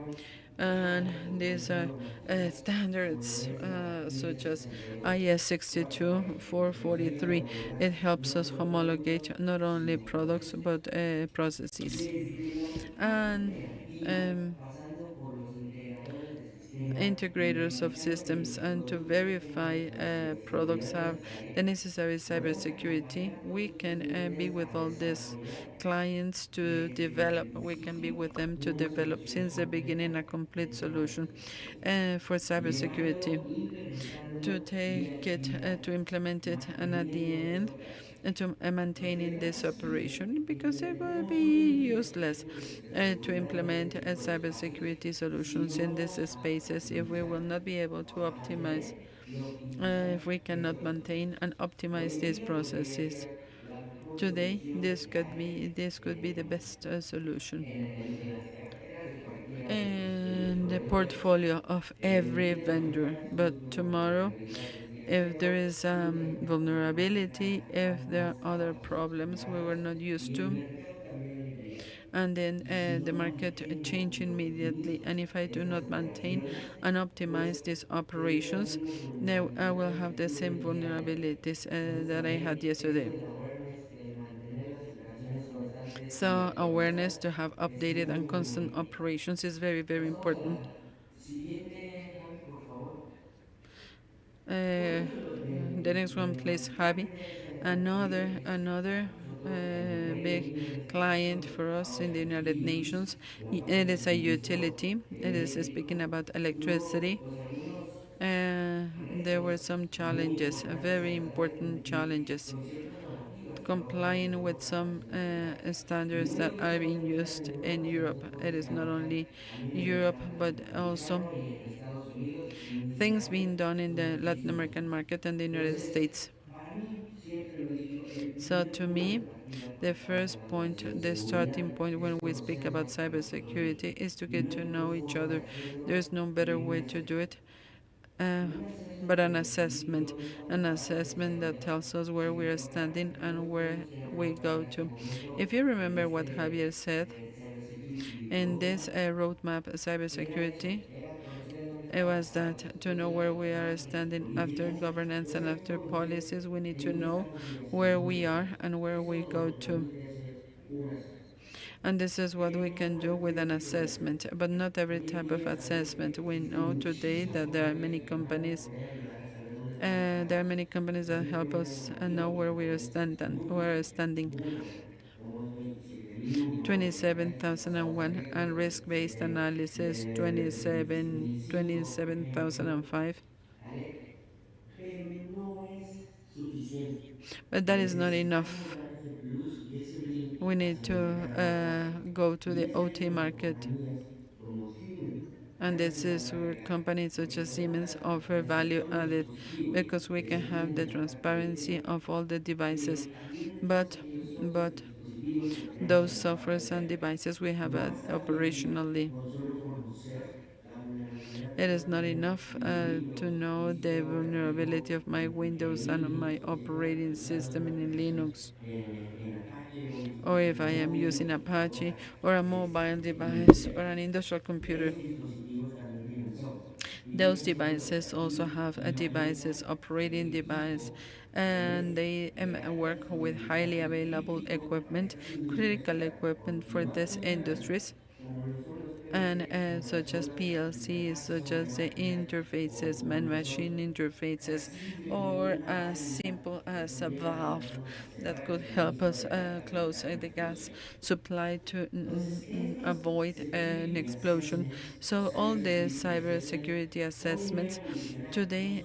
have solamente hablan de evolved, la and they parte do not de only vídeo, speak about sino nos IT, hablan ya también de la parte but operativa there de is also the dispositivos. operational aspect and Y those yo, déjenme devices. dejarlo aquí And Javier will como not let teacher, me lie. como As a teacher, instructor, Cert Cyber Security Expert Response Team, our significa constantemente response estar team viendo documentos no solo constantly del look at the dispositivo de NT, sino de los vulnerabilities, not only dispositivos IT que devices, tenemos en la but parte the operativa, devices we have de in los cuales somos operational incluso terms, and we are proveedores. even vendors Pasamos a la siguiente of slide, por that. favor. Can we please go to the next one, please? Eh, Esto no es algo que solo This is Siemens dice, o solo nothing that conceptos de only defensa, Siemens porque says.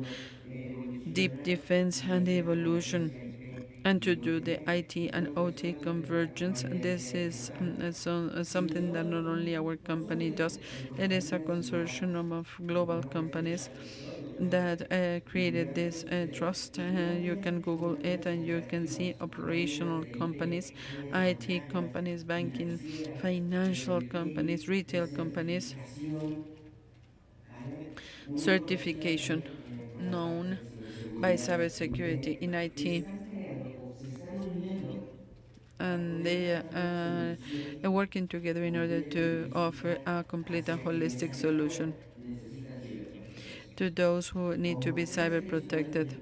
pilares tienen el proteger la información The main de la pillars compañía y de las is personas, to protect the information of the mitigar company and of comportamientos de las people, to personas y prevent de los damage of procesos o those people infraestructuras como and the ya lo processes and dejamos the en constancia infrastructure. que es importante We también spoke about proteger how estos procesos important it porque is to podemos afectar protect these los processes because acuerdos we can globales en affect cuestiones de global sostenibilidad agreements, speaking about y sobre todo sustainability, establecer esta base and to común o esta establish cultura this de la culture of ciberseguridad sobre el cybersecurity. cual podemos And pasar al mundo digital. this is the base for the Vamos a digital world. poder crecer, vamos a poder We hacer will be todo able mucho to mejor, grow, con to más do calidad, everything much better, vivir en un mundo digital mucho más live seguro in a safer si creamos digital este world tipo de culturas. if we create this type of culture. La siguiente, Javi, por favor.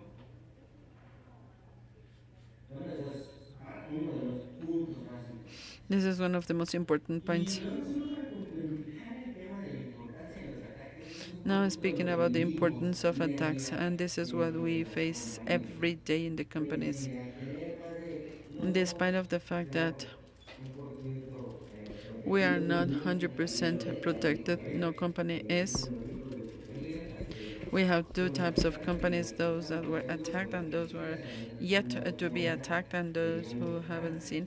They are porque being tener attacked. casi 400 They have more than más de 450 150 offices, fábricas more than alrededor del mundo. 150 factories, Manejamos alrededor de 4 a 6 millones de eventos from 4 to 6 por million día, events per day, 1000 incidentes al mes y más de 100,000 intentos de and ataque more than dentro de la compañía. 100,000 attempts of Lo attack in the importante company. es que pese a todo eso, But what no matters the hemos most is that perdido despite of all dinero, that, we are ni not hemos losing tenido un money, daño and we reputacional haven't had a causado reputational por damage este tipo de problemáticas.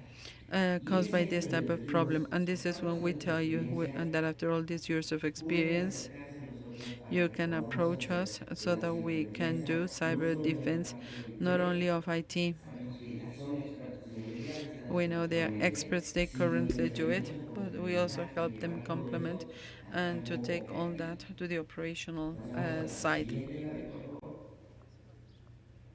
The next one, Muchas please. legislaciones son las que están en marcha. There are many Bien, los legislations, and I've been told, Departamentos eléctricos Oscar, es una at ley de least in Mexico, we ciberseguridad. do not have a Qué bueno, cybersecurity law. That's porque esto good aquí es lo que because tenemos we que do estar not atentos con have to algo be como esto. aligned to something like Pues this. sí, ¿no?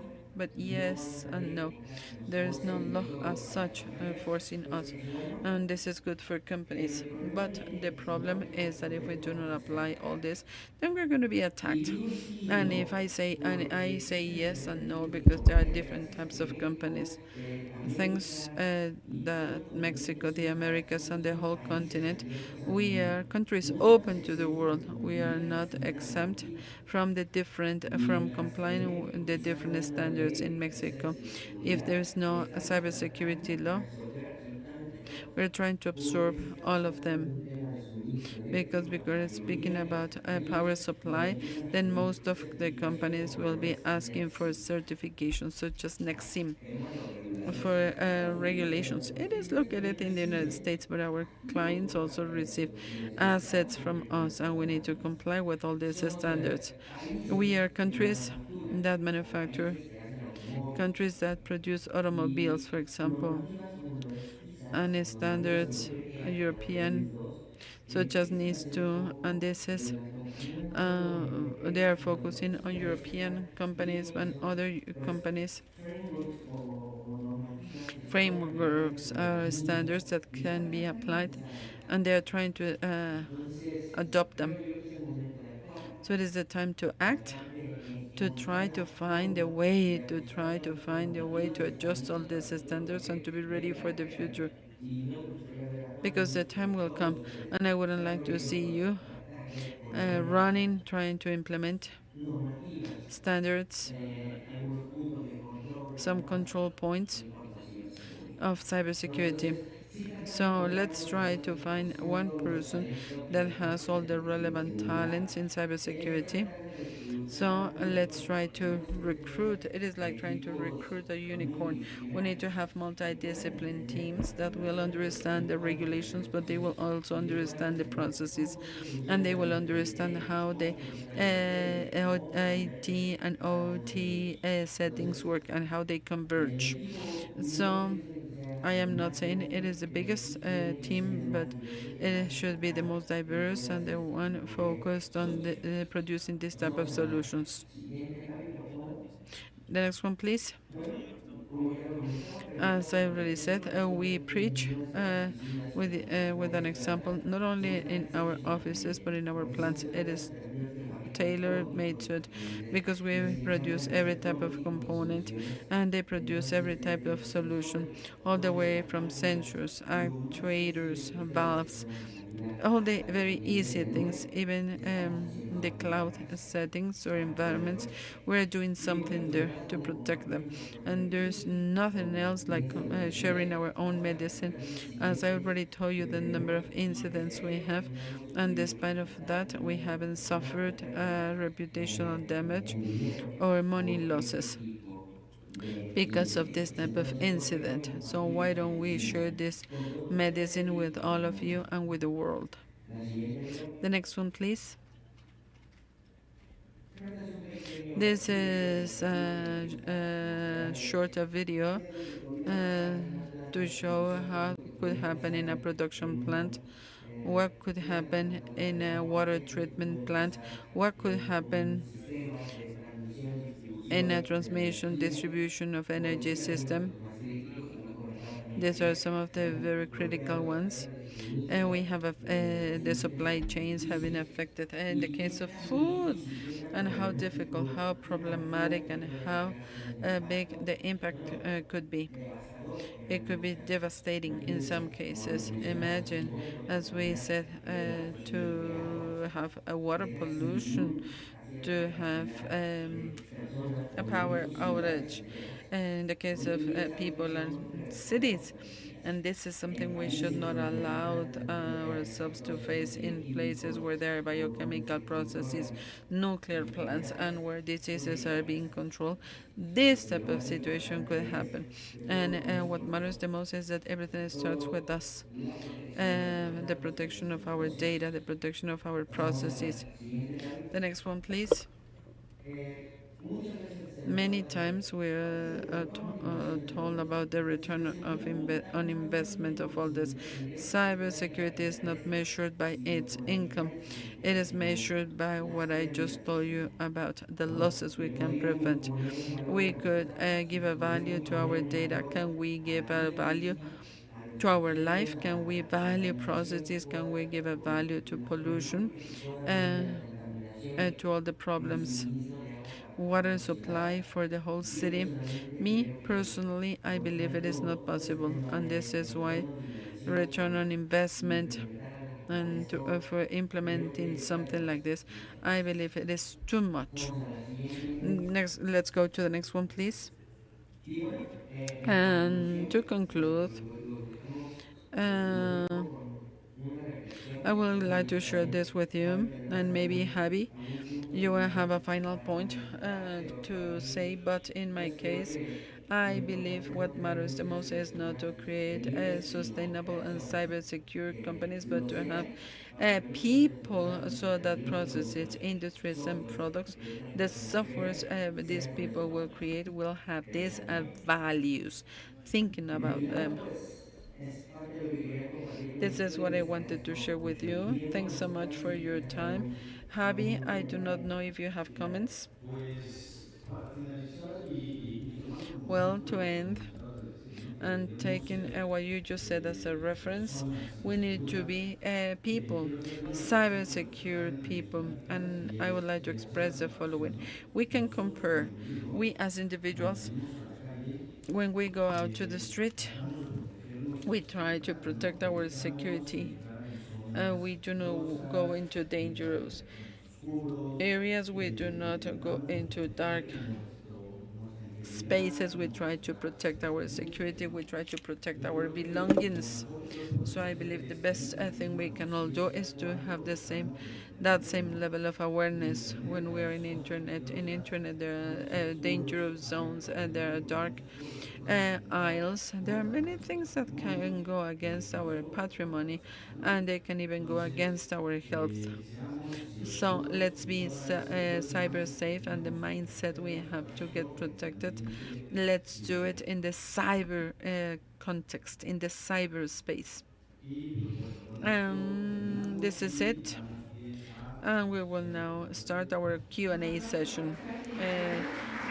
Let's give them a round of applause. Oscar and Javier, thanks so much. Thanks so much for your presentation. I have several questions. Tell us where you are from.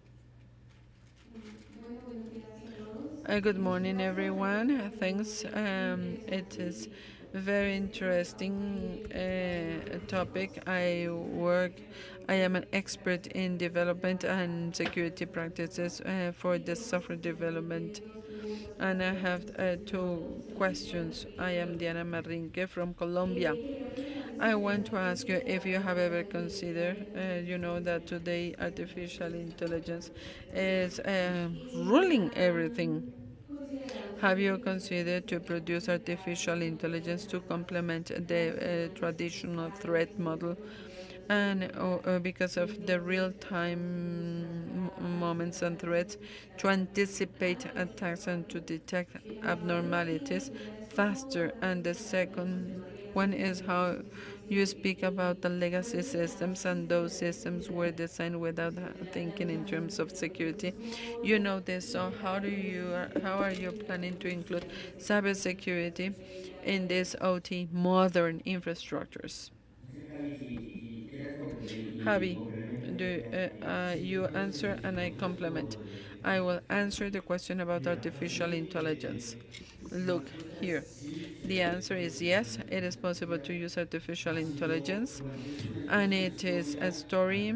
It is a story both for the good of the for the good side and for the bad side.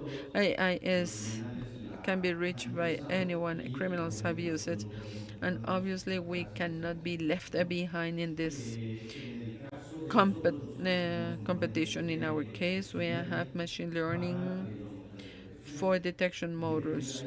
How does it help? Out of the billions of alerts we get, obviously, it would be impossible for human beings to set each one of those. So it is through machine learning models and AI you can get rid of false positives and to leave to analysts more logical numbers so that they can review. And according to my experience, always at the end of an automation chain with artificial intelligence, we need to have human criteria. In my case, how to respond to incidents, and even if we get 5 alerts, and if we are being told those are critical, we will make our own analysis, our own experience to determine if it is the case and to take the necessary actions. And now you have the floor over, Oscar. Thanks, Javier.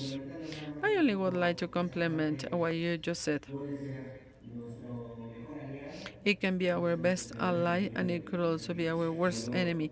Artificial intelligence, we only need to know how to apply this knowledge and how we're going to be fitting these tools. And speaking about the legacy teams, this is a good question because this is something we see every day, even in the Siemens plants. And this is why the concept presented by Javier is so important to have a deep defense, to start to try to do the hardening of those devices, to try to see that devices will have the correct patching, they will have the correct users, and encryption certificates of communication should be the correct ones. Many times in the case of the legacy teams, we are not allowed to do that.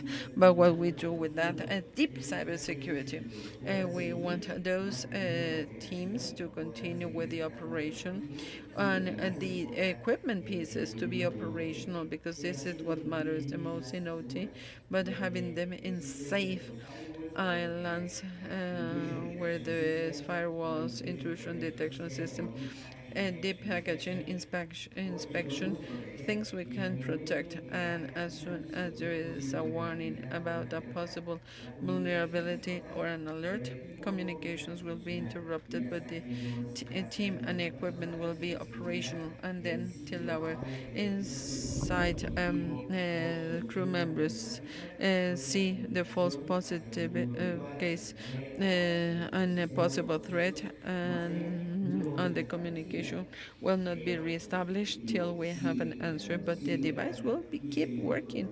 And as this is what we still sell.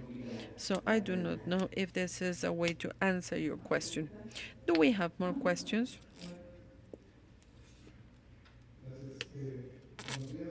Good morning, I'm Victor Merchant from the United Nations Office Against Drug and Crime. I have a not technical question. What is the policy, the perspective that this type of companies have, big companies like yours, with your scope about the payment of ransomware and the examples you were presenting, and speaking about cyber incidents in general terms, the publication and the exchange of experiences with other companies so that others do not suffer similar attacks. And of course, this will help sustainability and to maintain operations in this type of company. ¿Quieres explicarte o...?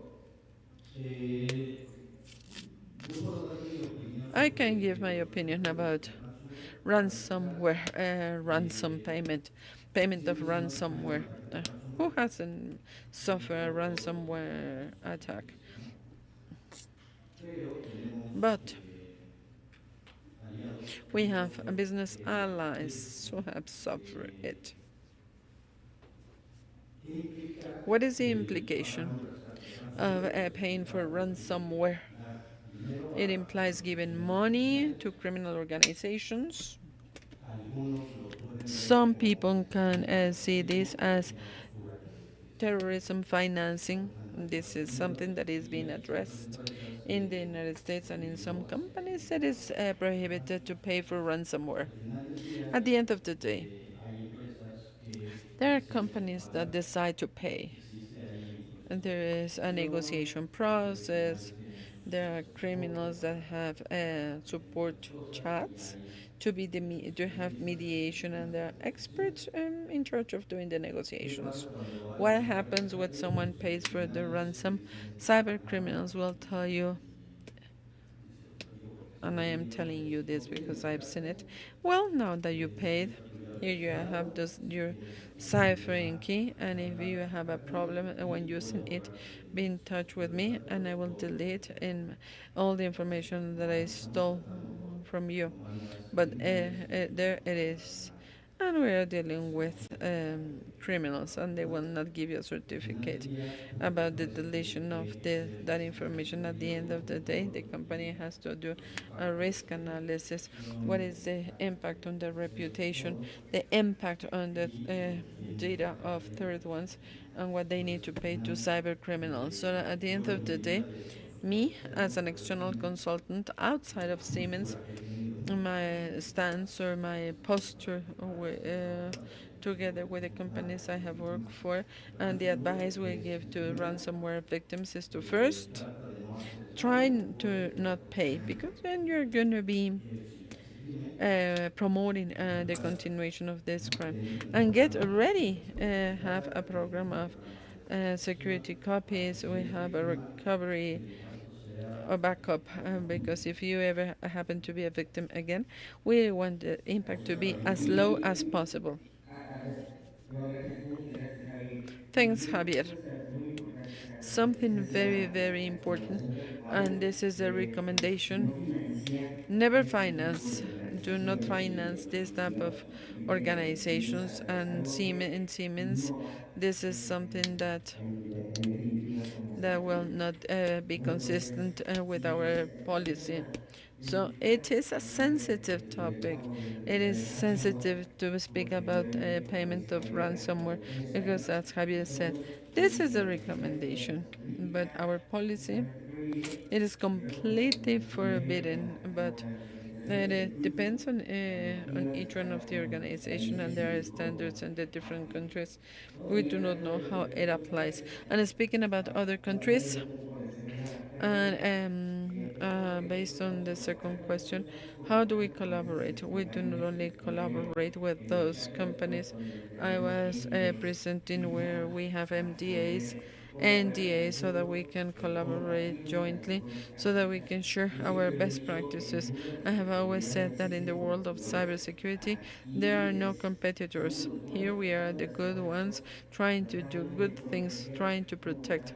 todos los As such, servicios operativos de the IT, aquí lo que IT no queremos es operational solamente unos sí, ambient, we solamente want to todos protect everyone, no, no, and only no manera. all of us Por will eso be es able que to do it nosotros in con the estas best possible compañías, incluso way. si And ustedes this is llegan why a trabajar we work con with all ellas, these con ellas, companies. es como And una, in como un quotes, it can competidor be seen as a inmediato. market Pero al final, pues competitor.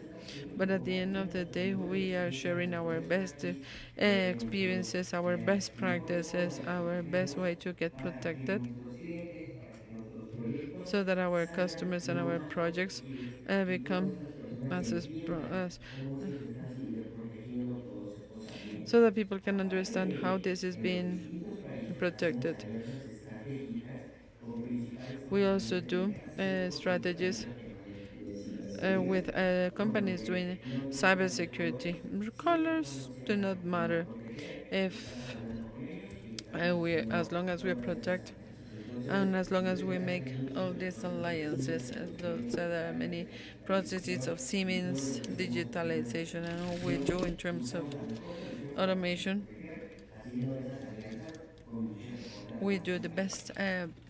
possible alliances. Thanks so much. Thanks to both of you. Let's give them a round of applause. Thanks for your presentation. Thanks for sharing your time with us. Thanks, Javier, for being here in person. And we salute you, and we are going to keep in touch. And thanks for being here, and for all the ones here. It is coffee time, and we're going to be back at 12 o'clock.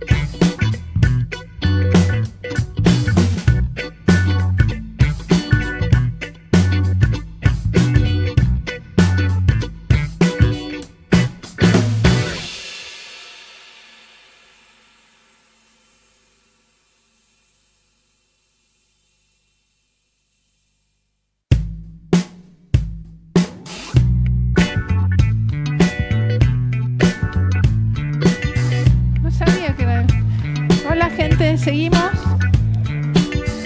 Muy lindo el café. Buen día, Aaron. Bienvenido. No sabía que estaba. Mil disculpas.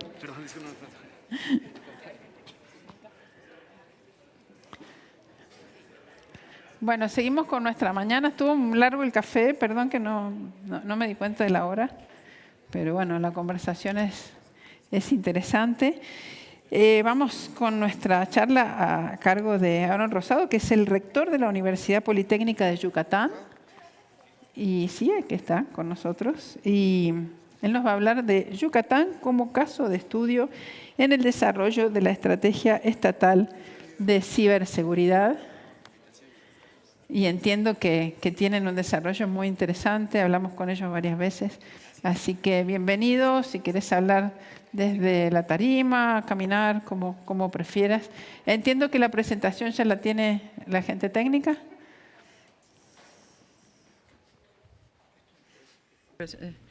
Has the presentation.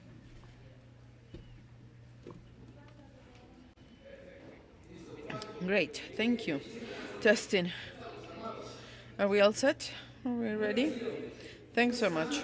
It is an honor to have this opportunity. I work for Tec de Monterrey, and I've been promoting these initiatives of cybersecurity in the national context. And to me, it is my privilege to share and to tell you what we've seen in the context of Yucatan. This is a tour, a journey of what is happening in the Mexican southeastern part of the country, which are the tools and where we can take them.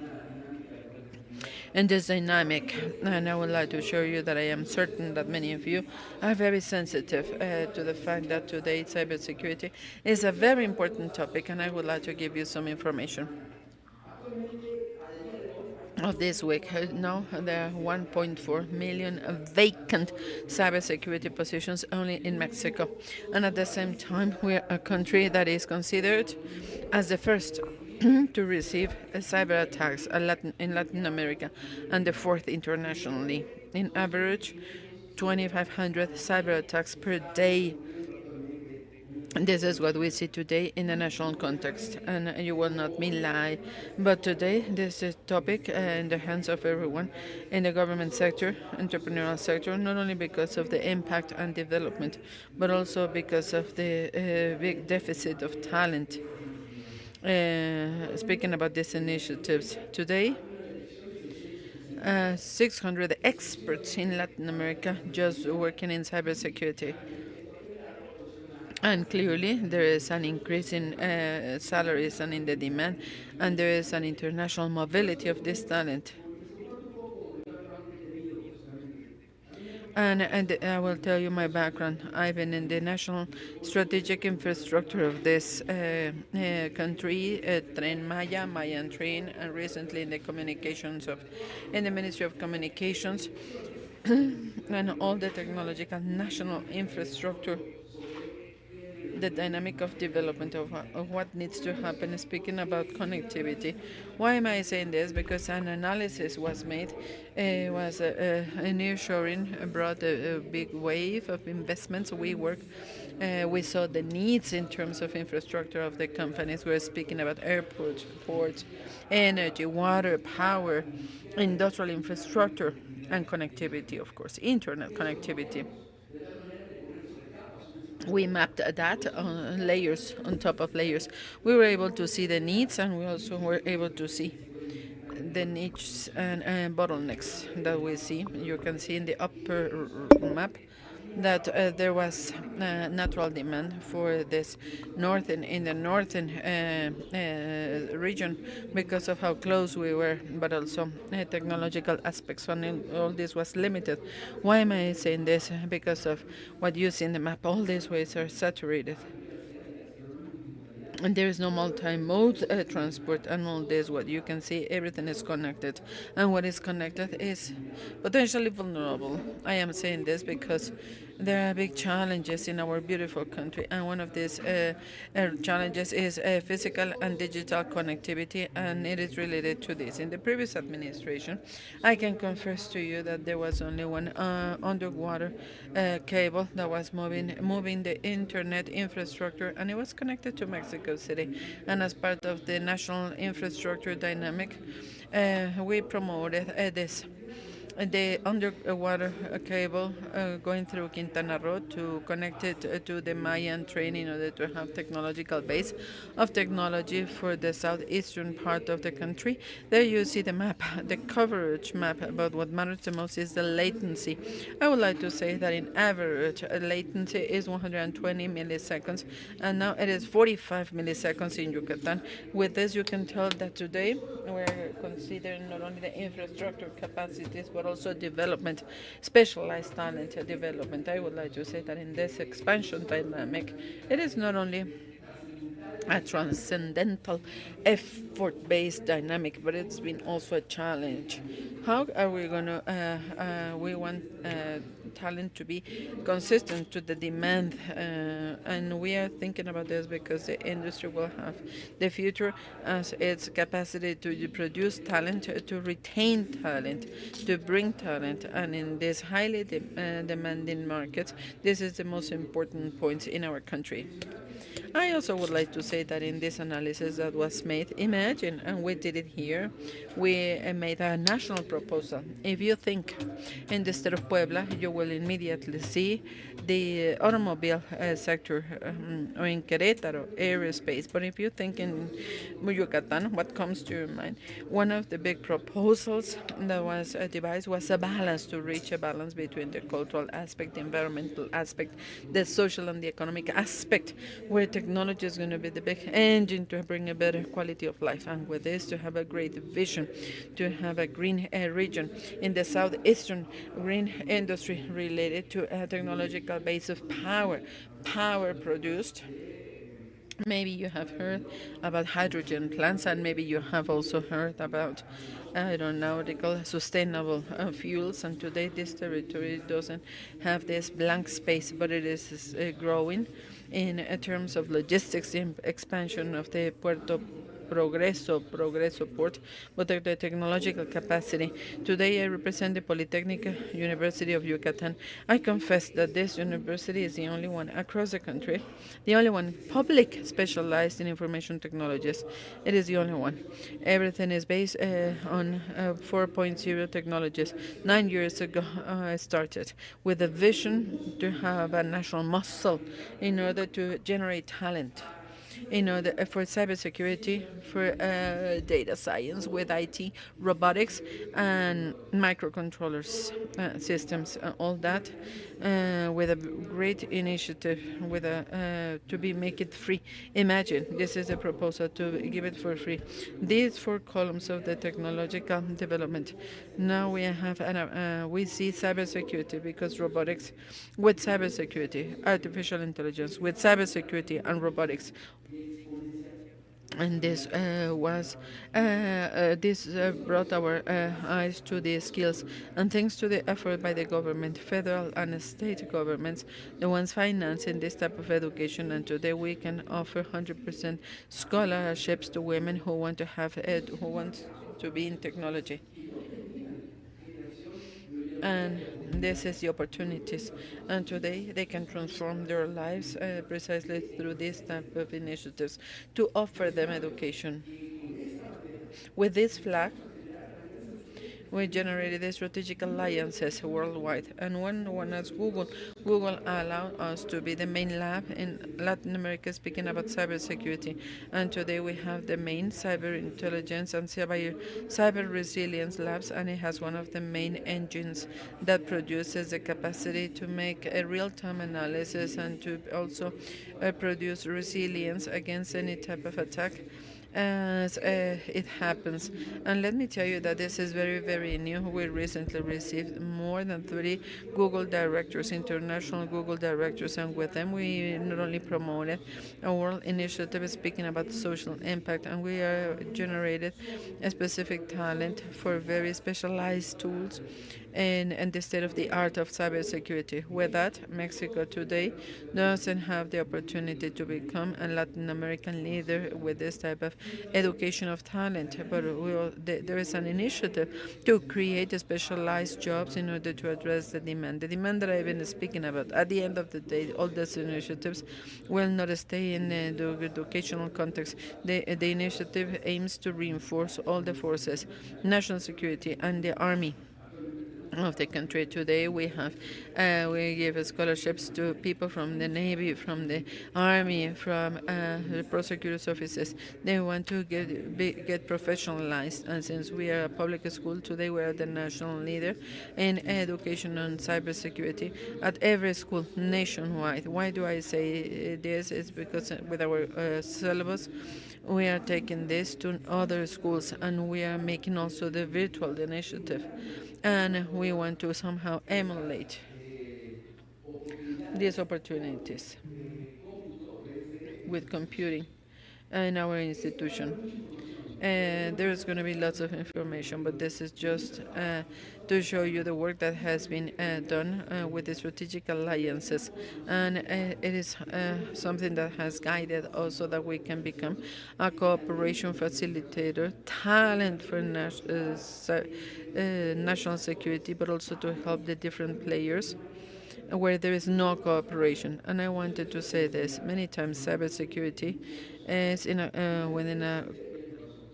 within indoors, and there is no a place where you can express what is happening and to rebound experiences. And today we're having the first national consortia for cooperation in this type of initiatives, clearly with the education flag, and Tecnológico de Monterrey is one of the main allies in this campus. This is where we have the cybersecurity hub. We want to connect it to our capacities in our institutions. We want to make a big network of exchange of knowledge. We have in mind those who just graduate and those who are joining the academic world and those who are looking for a degree in technologies. We think in terms of those who want to transform their careers: lawyers with cybersecurity, financial people, accountants with cybersecurity. This is giving rise to a great opportunity so that we can have an initiative for the future for all those who are now threatened, speaking about their jobs. And today capacities we have in the lab, which is one of the most important labs, is to have a national leadership, but also to have an international impact, speaking about collaboration, but also speaking about capacities to take care of the before, during, and after cyber attacks. This is a big opportunity, and I will try to explain as agile as possible. Let's pretend there is a tomographer. You can introduce a body, and it could be the government or the state, or it could practically be a country, to make the analysis, and you will be able to identify if there are eye problems in that specific body. But if you do it many times, you will be producing intelligence. So the blindness will not be the result of the problem in the eyes, but because of diabetes. This type of infrastructure. Today, we are having the first Latin American generation of this type of specialized knowledge, and today it is going to be the security operations pioneers. It is going to be a snowball, and they are triggering the new specialized talent, and many of them and their families. It is going to be the first person. They are the first ones to go to school. And speaking about the generation of this ecosystem, we have also been working with the Army, and today we have a certificate, the Cyber Ranger, with not only technical capacities but also soft skills, with a context of intelligence and counterintelligence. And in this way, people can deal with a cyber attack and be mature enough in order to deal with this dynamic of an actual situation. In this dynamic, I would like to tell you that one of the big challenges is how we organize a whole ecosystem that is alive in the country. But there were areas of opportunity, and I am speaking about this because cybersecurity is big, and when speaking, there were many possibilities. And there, together with Google and with Tails, and with Canieti Nacional, we produced a dialogue, an open and deep dialogue. We wanted to, with these 5 pillars, we wanted to know which could be those areas of opportunity and focal points in the context of development, digital technology development, to have a resilient and critical infrastructure, to have a cybersecurity ecosystem prosperous, and strategic alliances and collaborations to add. The aim of this is because we are looking for allies, we are looking for those who could fit this big initiative and to produce to be part of the biggest engines in the country. Yucatan has competitive advantages in order to offer a space so that we can interact.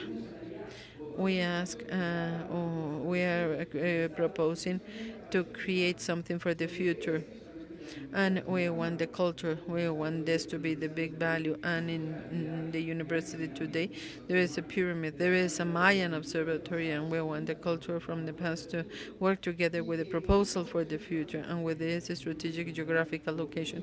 And some of you may wonder, it is not only because of the connection of the 6 underwater cables. Because of the Caribbean, and because we are so close to the United States, to Cuba and Central America and Cuba, and it is known as the Golden Triangle. I am speaking about this because there is Hyber, Florida, and in Florida they are promoting this type of educational initiatives, but all this with the strategic education for the country, and the great opportunities to cooperate in supercomputing with the east of the United States and the east part of Mexico, for early alerts for hurricanes and also for cyber attacks. Today we are located in a strategic zone in the country, and we can visualize. And as maybe you know, Yucatan is a social-politically safe zone. We do not only want to be safe, we also want to be cyber safe, and all those things that could be connected. We want all that to feel robust when investing, and as well as today, this world-class infrastructure. I would like to say that it is a result of not only a big demand for installation of data centers in the zone, but as I already told you, the installed capacity allows us to have 45 milliseconds of latency compared to 120 across the country. And today, since we have this XP node that somehow would allow us to better distribute connectivity, this is why in the short term, and this is the big dream, we want to have a Da Vinci connected to a community in the city of Yucatan, and to have an open heart surgery. This is all a great initiative. All this wouldn't have sense without talent, if there's no people taking advantage of all this. And today in the state, there are more than 5,000 specialized technical people in technologies. But the most important point of this region is that in average, the retention is 87%. People are staying in Yucatan, and the big opportunity is that there is a lot of talent coming to Yucatan, and this is why today the Central Cybersecurity Office for Latin America in Google is in Yucatan. The Latin American office is located in Yucatan, and this is why we have strategic links, because they are already finding a vibrant ecosystem with lots of potential. I also would like to say that there is a cost variation, minus 35% in Yucatan compared to the country in this type of industry, and with the Mayan train, with the Transseismic corridor, with the expansion of Puerto Progreso, with all the things that we see today.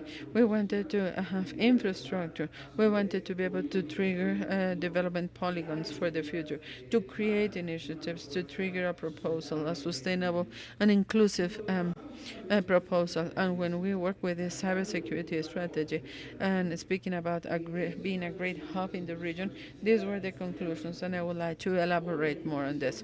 Today, the intention is that I want to be able to work in three pillars. Out of all the possibilities, there are three crucial pillars: development of talent, digital infrastructure, and the innovation ecosystem. And in each one of these, I would like to share that in each arrow and each green check mark is something we have done. But this initiative started 4 months ago. The truth is that we making good progress, and it has been an immediate answer to allies and strategic partners because they recognize, but they are also asking for the detection, they are asking for the generation, and they are asking for the coordination of all these types of wheels. I also would like to say that something is the creation of the Academy of Cyber Defense. This is where the result is to have certificates, and I will give the moment of graduation. There's going to be a degree, and there are many certifications which are even more important. And this is why, with the strategic alliance, we can have the Google Cloud Academy and the Fortinet and the Cisco Academy and all the academies. As much as you can imagine, they are all together, and now we can see the cybersecurity roadmap, and we want people to get specialized in the different areas of opportunity. And one of the big challenges was education and training in trainers. We do not have enough trainers in the national context. All those people who get training as a trainer, they will not commonly do training work. So if the labor market, if this is a need, how are we going to educate trainers? And by because of that direction of the public education ministry, we are the leaders to do our best and to also be able to train all public universities to have to train cybersecurity people. And we have the first generation of teachers who have the base to create more talent and to make it a snowball for development. Also, speaking about the STEM strengthening, there is a big initiative to promote and to have more women included in the world of technology. And 20% of it's women. We want this to be 30%, and we need to promote these initiatives. And a big challenge was to give economic support. There were people with all the talent, with all the resources, and this is why we offer tuition 100% scholarships, and it is only one of the most interesting efforts. And we have had very successful and interesting success cases. It is not only the dynamic of cybersecurity at a higher level, but also we want to create events together with students so that we can make it be in every social level. And with the cyber safe education program, we want to democratize, be able to democratize cybersecurity. The big challenge is that everything is there, and sometimes we face risks. Imagine a low-income person who has saved, and in one telephone call, the person can lose all his her savings. It is social impact, and it has been the transformation of our students towards the community and attracting international talent. One of the strategic lines, the strategy is how to invite more links, and because of the nature of the state of Yucatan, lots of people are coming, and it is a big network of collaboration, very beneficial for the state. It is a gateway for future development, and when we speak about infrastructure, a very important point is to have the cybersecurity lab with first level software and equipment, and to see how we can work with cybersecurity. So this is there are some areas which are not understood. How do you touch it? How do you see? How do you perceive this? And the concept behind all this. So to be able to generate that through the cyber intelligence space, to have a space that will make decision makers aware of the situation. This is very important to influence the different sectors. the social dynamic and the economy. And with this, it is not only the design of a security operations center in order to see in real time the situation, but to be able to generate. And this is when where training starts, because today we're going to be graduating those first ones, which are experts in the art of this type of technologies, and they will be rendering services. With the different national entities, we will offer capacity, talent, and give solutions to many of the challenges we have today. When we speak about modernization, we speak about this big challenge. And a very important topic is data centers. Manage all data in the country. But the challenge was to generate a regional early warning system to detect and to mitigate cyber threats. Why am I saying this? Because in most of the states nationally, today's cyber analysis systems are based on the detection of something happening, but it is not necessarily strong enough and it doesn't have the technological base in order to cope, to deal with that process at that moment. It is only the reporting of the event, but only a few has the capacity to offer solutions to what is happening.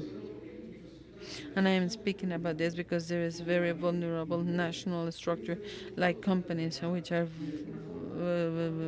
vulnerable every day, and they're being attacked and there is no data. No one wants to say what has happened. In this process, what we have promoted is we want to be sensitive to the importance of certification and standardization. And with ISO 27001, we want more institutions to be part of this dynamic and through regular audits. And now it is the students the ones doing this testing. We want to be able to see at the different areas of opportunity.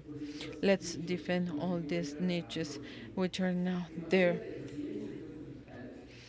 And now, what we have said, digitally and with civilian protection, there are many plans for earthquakes, for hurricanes. Well, what if there is a cyber crisis, simulation drills?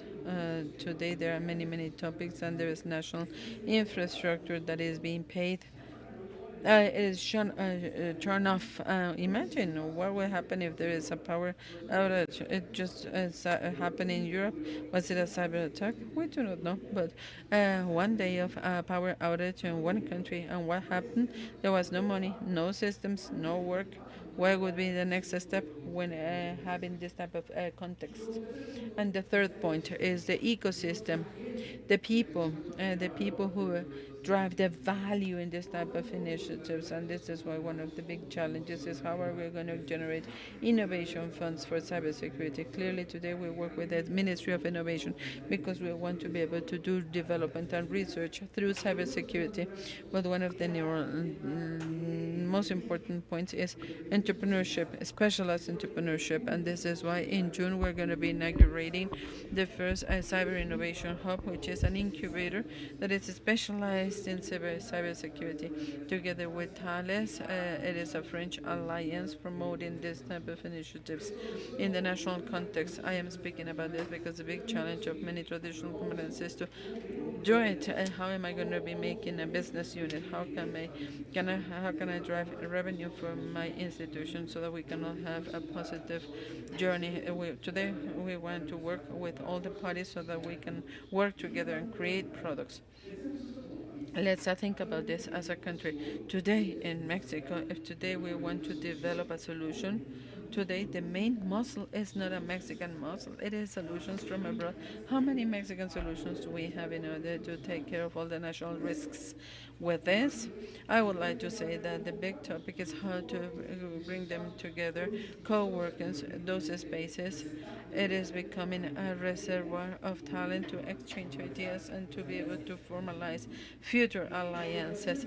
Now, in relationship to fiscal and regulatory incentives, there was a big challenge to attract those companies that wanted to develop. Today, the institution is in a 20 hectares space, and the vision behind this industrial and technological polygon, we want the university to be the talent engine for companies. And if someone comes to Yucatan, the institution is going to be offering a soft landing where you can work with the institution and you can have access to immediate land to build as soon as possible and to create an ecosystem for development. At the end, and I share this in strategic alliances. No one can work alone, so we want to have as much allies as possible. And this is why, before I play the clip, they are our allies. Texas A&M has been an excellent link. Remember that Yucatan is close to Florida and to Texas. Those are our main allies in the short term, and today we take them as sister universities, exchange professors, students, and research projects. Three national projects, mainly for risks, vulnerabilities of the supply chains and vulnerabilities of areas of connectivity. Notre Dame, it has been very interesting because of the social impact. But look, this is very interesting. We're working electoral work with the INE. You have no idea how many times it has been attacked. We have a dream team just working for the electoral system to strengthen and to generate better tools. And today we're working with the United States for this type of initiatives. With Canada, clearly, Tecnológico de Monterrey is an ally, and Ibero. So this has been a very important point for cybersecurity. And I wouldn't take longer. I would love to play the clip, and please help me so that you know where we are. But what matters the most is when was this institution created, and it is because of Cañete Nacional. It is the one that gave the financing together with government in order to have a proposal for the future. And if the future is today, how should it be? And the intention is that nature, we want it to coexist with culture, and at the same time we want technology to be the way to have a better life for everyone. Would you please play the video, the clip? Bienvenidos al futuro. Distinguidos por la educación y la excelencia, somos la Universidad Politécnica de Yucatán. Nuestra visión, dirigir en la ciberseguridad y ser la excelencia académica. Estamos aquí para inspirar nuevas formas de pensar, empoderando a los líderes del mañana. Leading cybersecurity and technology public university in Latin America. We live in an age of technological disruption, where every industry will be affected by exponential technology. In the Polytechnic University of Yucatan, we believe that with technology, we can create a bright future for everyone. Our foundation stands strong on three transformative pillars: emerging technologies, shaping solutions for a smarter, safer future; exponential thinking, pushing boundaries to redefine the possible;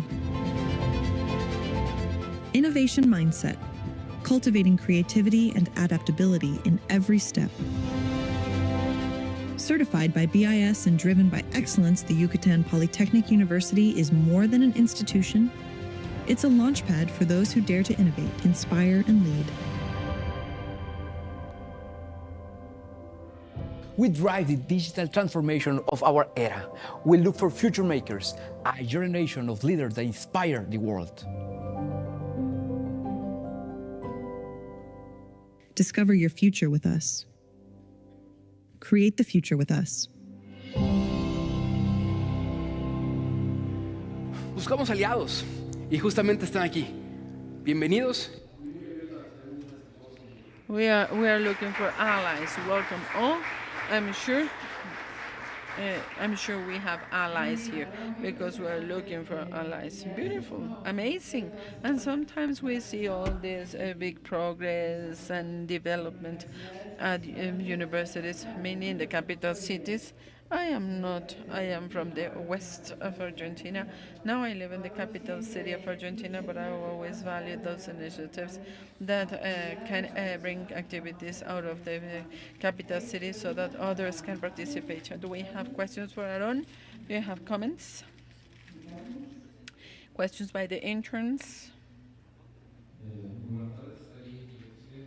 From Chile, Rodrigo Robledo, from Estela Universidad Católica del Norte. It is an excellent initiative Para fomentar la participación to promote participation from every area, not only from the side of engineering. And I met Olga, and I would like, as Olga said, I would like to know how to implement and how to talk to those universities which are outside of the capital city.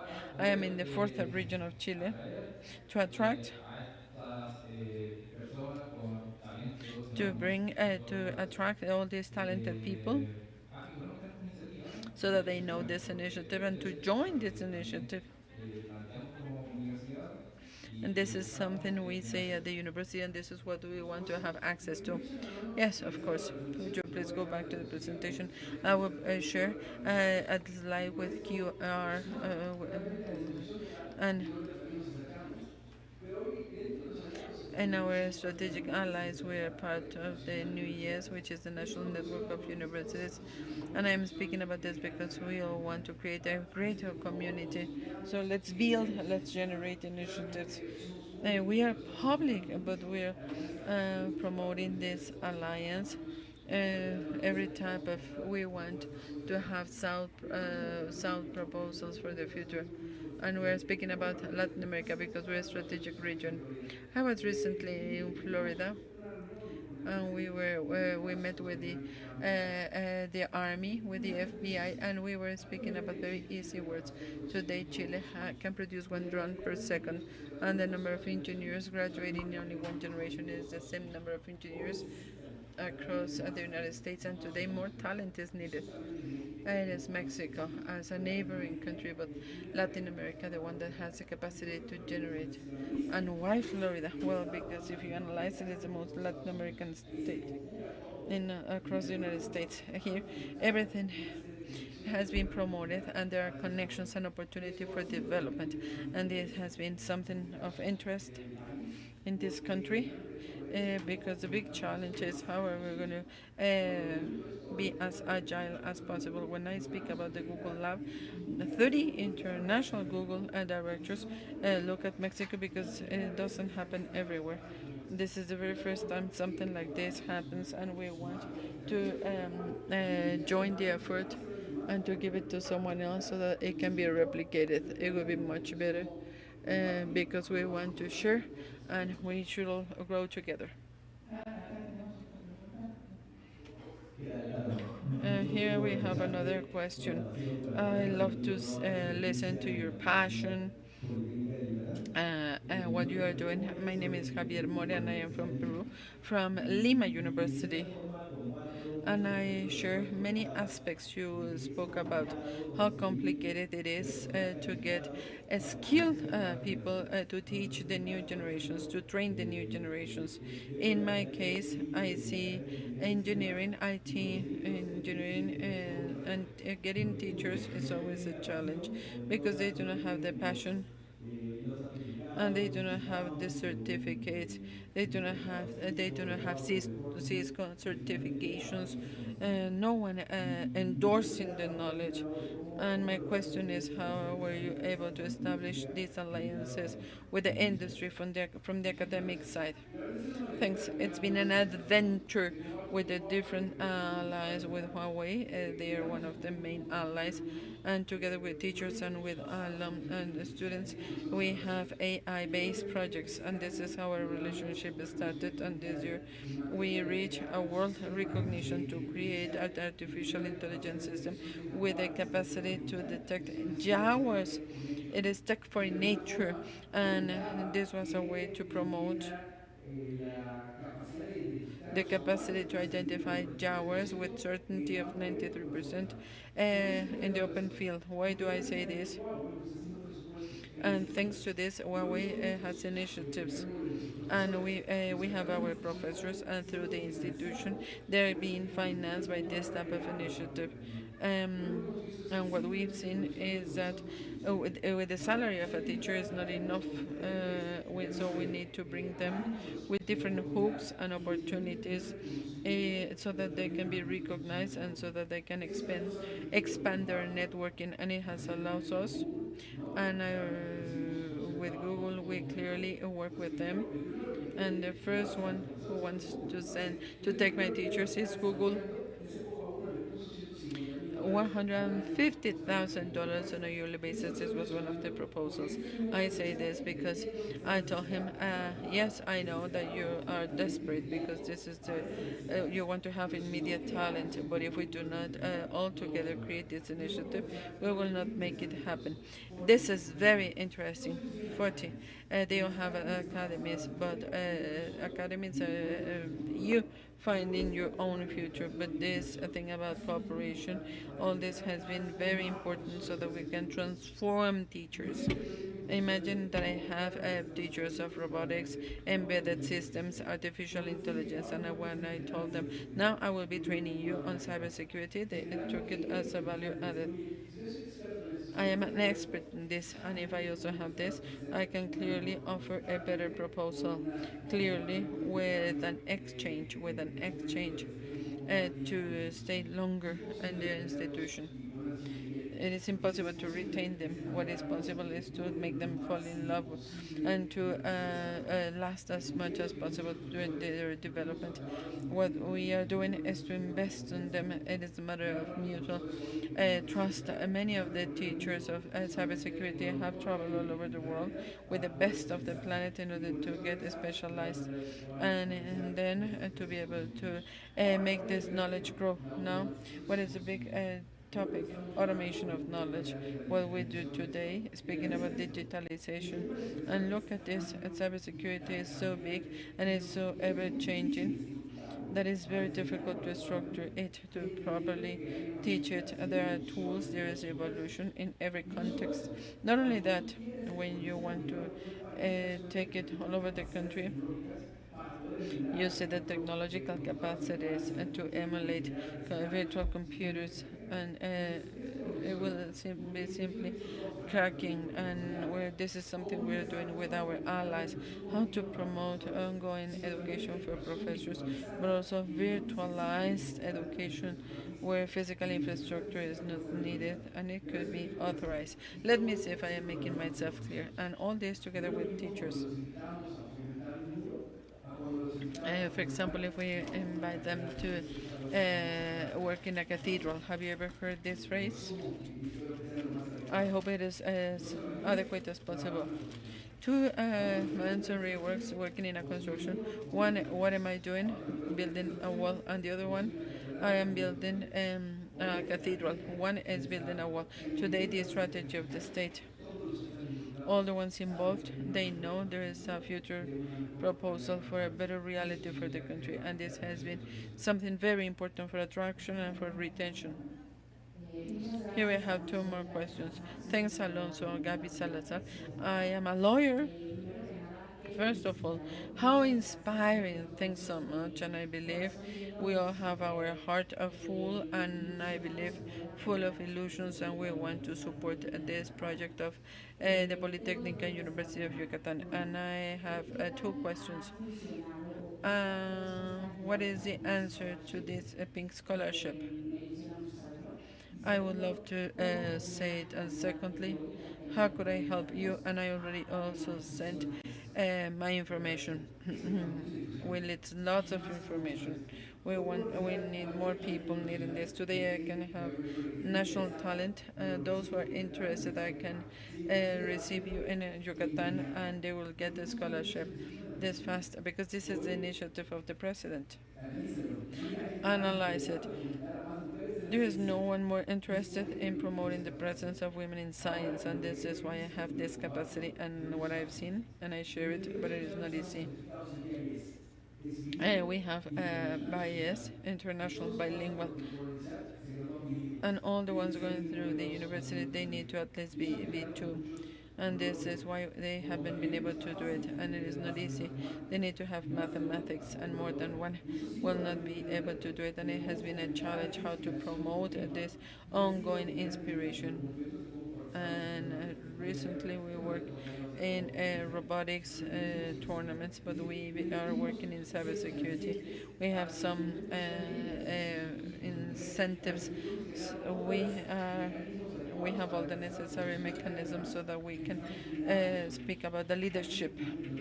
Imagine students, they also created code Artenis, all women coding and promoting solutions while they will cooperate and they will have initiatives. Thanks God, it's been brotherhood, sisterhood, and now the ones who are graduated, which are the legacy, they will help others to position in workspaces. So this is something very, very important, and this, to us, this is the main promotion method. But it is not enough. I would love to see 50% women. My name is Arnaldo. I am a lawyer, and I echo what he has said or what my colleague has said. And my intervention is to present another initiative, and this is something we could develop in the future. And I am in the organizing committee of a Latin American event with young people to work in the context of have a dialogue, development standards, and the participation in the context of governance in Latin America. And today we are looking for ways to get young people and technical people involved. It would be very interesting. It would be very interesting so that we can call people from that initiative to participate in that forum. And it has been historic. It started in 2016 and to get even more people from the technical side. And I have a question. In the history and in what we have seen, I see lots of development for the international community. Are there specific uh, is there a way to see international relationships, international rules? How interesting. You have no idea how many things we have to do. And since you are lawyers, there is a huge niche, laws, ethics. Let's analyze all this. Today, there's no base, and we have to build them. And this is why, when I was speaking about aligning the wheels, and when we work with 100 people, it was the very first time because many times they do not even talk to each other. And they are working in their own spaces, and it is so strange. If we will all be working in one same place, and a big legislative challenge is as follows. It is not only that we do not have regulations. The European community have used INCIDE. It is a big ally of the European community to bring order. But in Latin America, what do we have? Different initiatives. We need to take steps, and let's work in alliances and the educational aspect, which is this white flag aspect with interesting things. And not only education, but also there is a niche. There is a sense of urgency, transformation. We need to start learning new skills. If not, there is a time limit. And how to generate. What is happening in terms of cybersecurity has been accepted by law. Imagine today you can generate a forensics analysis of information. You get it? And then this information analysis is precisely what tells you that an industry has been hacked and stolen. Then this case is going to be taken to trial, and it will be submitted to decision makers. It has to be aligned to the laws of its institution. Today, there are bases on how digital translates into the archaic reality. Are there more questions for Aaron? Let's give him a big round of applause. And I echo what the interns have said, your enthusiasm and your passion for the work you do. Congratulations for these initiatives. The pink, I love it. Many years ago, I've been promoting I've been promoting STEM degrees for women. You can stay.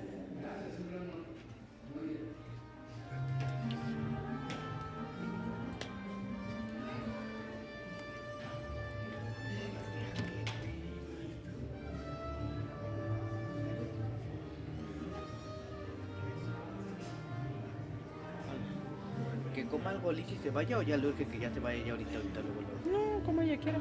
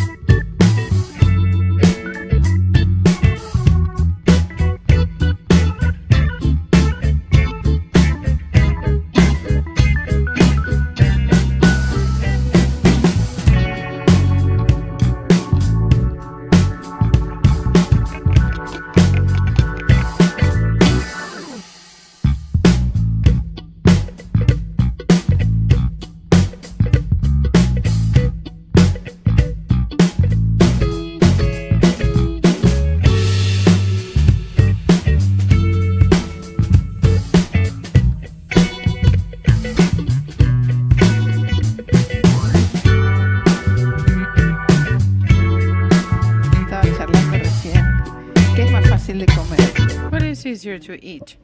Mexican tacos or Argentinian empanadas? What is more convenient? What is more comfortable? To eat with your hand? Well, it depends on what type of empanadas. There are some very juicy ones, and things can get complicated. We welcome our first presenter of this afternoon, Hector Acevedo from the CITUM Academy. CITUM Academy, he's going to be speaking about neurosciences and cybersecurity, the traps in our mind. Welcome and thanks for being here with us. Thanks. Hi, everyone. Good afternoon. I think it is the worst time of the day when you're digesting and sleeping. I hope no one is falling asleep, and that is going to be good enough for me. We're going to start with this. Does the clicker work? Yes, it does work. I will very quickly give you my information in case you want to talk to me, complaints, questions, suggestions, and I also would like to tell you that I do publishing work for Magazine. There you have my website. First of all, how am I going to be presenting? This warning is very important. This is not a highly technical presentation, and it is going to be like a trip get to meet 15 cities in Europe in 12 days.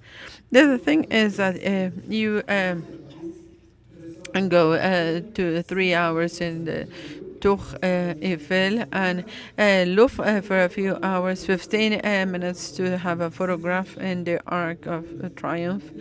This is what this presentation is all about. My idea is to invite you to get to know little pieces of this topic so that you can learn more. Of course, I am available if you need bibliography, references, or additional talks. Something important is that I will be speaking about the trend in neurosciences. This is our scientific truth today, but as every other, it can be doubtful. Maybe in 10 years, I will be here and telling you, remember that all the nonsense that I told you in the year 2015? I hope it doesn't happen, but it could happen. Now, what is the agenda? I will be giving you very quick background information, and then we're going to be speaking about social engineering so that we can warm up our engines, and then the core of the presentation. And how does human mind work? And then we're going to make an example of how social hackers use this, and then some final notes. Let's start. Do you know that we live in a VUCA world?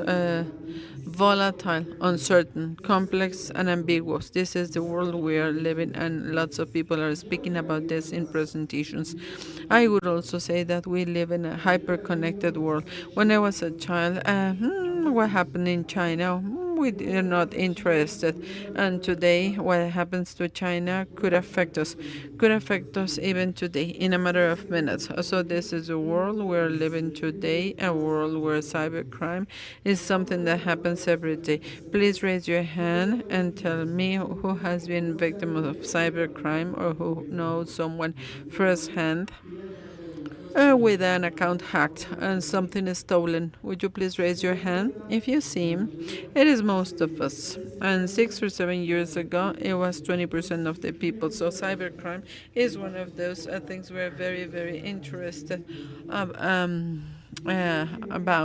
in this VUCA world. And cybercrime has to do a lot with social engineering. Social engineering we have all listened about, which is the art to influence in others.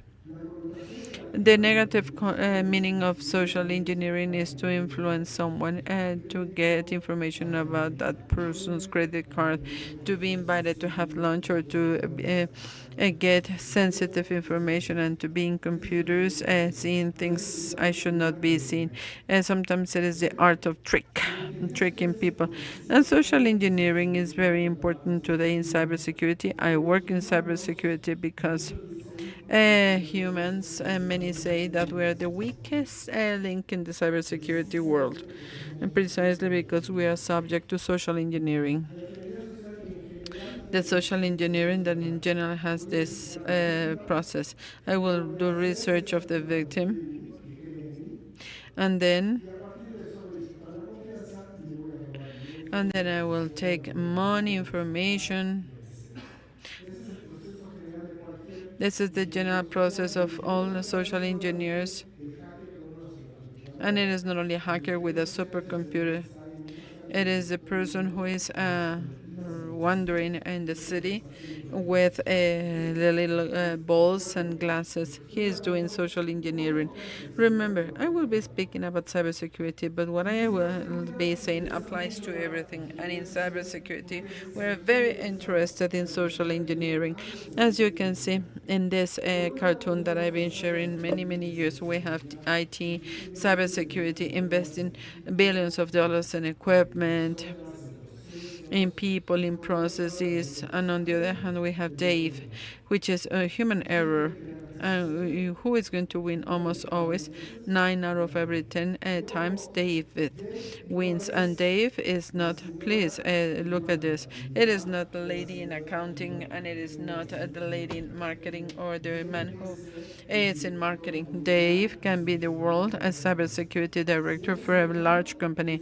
If you are a human being, you are prone to social engineering. It doesn't matter what is your color, where you go to school, and whether you are poor or as long as you're Homo sapiens, you can be subject to social engineering. Why are we subject to social engineering?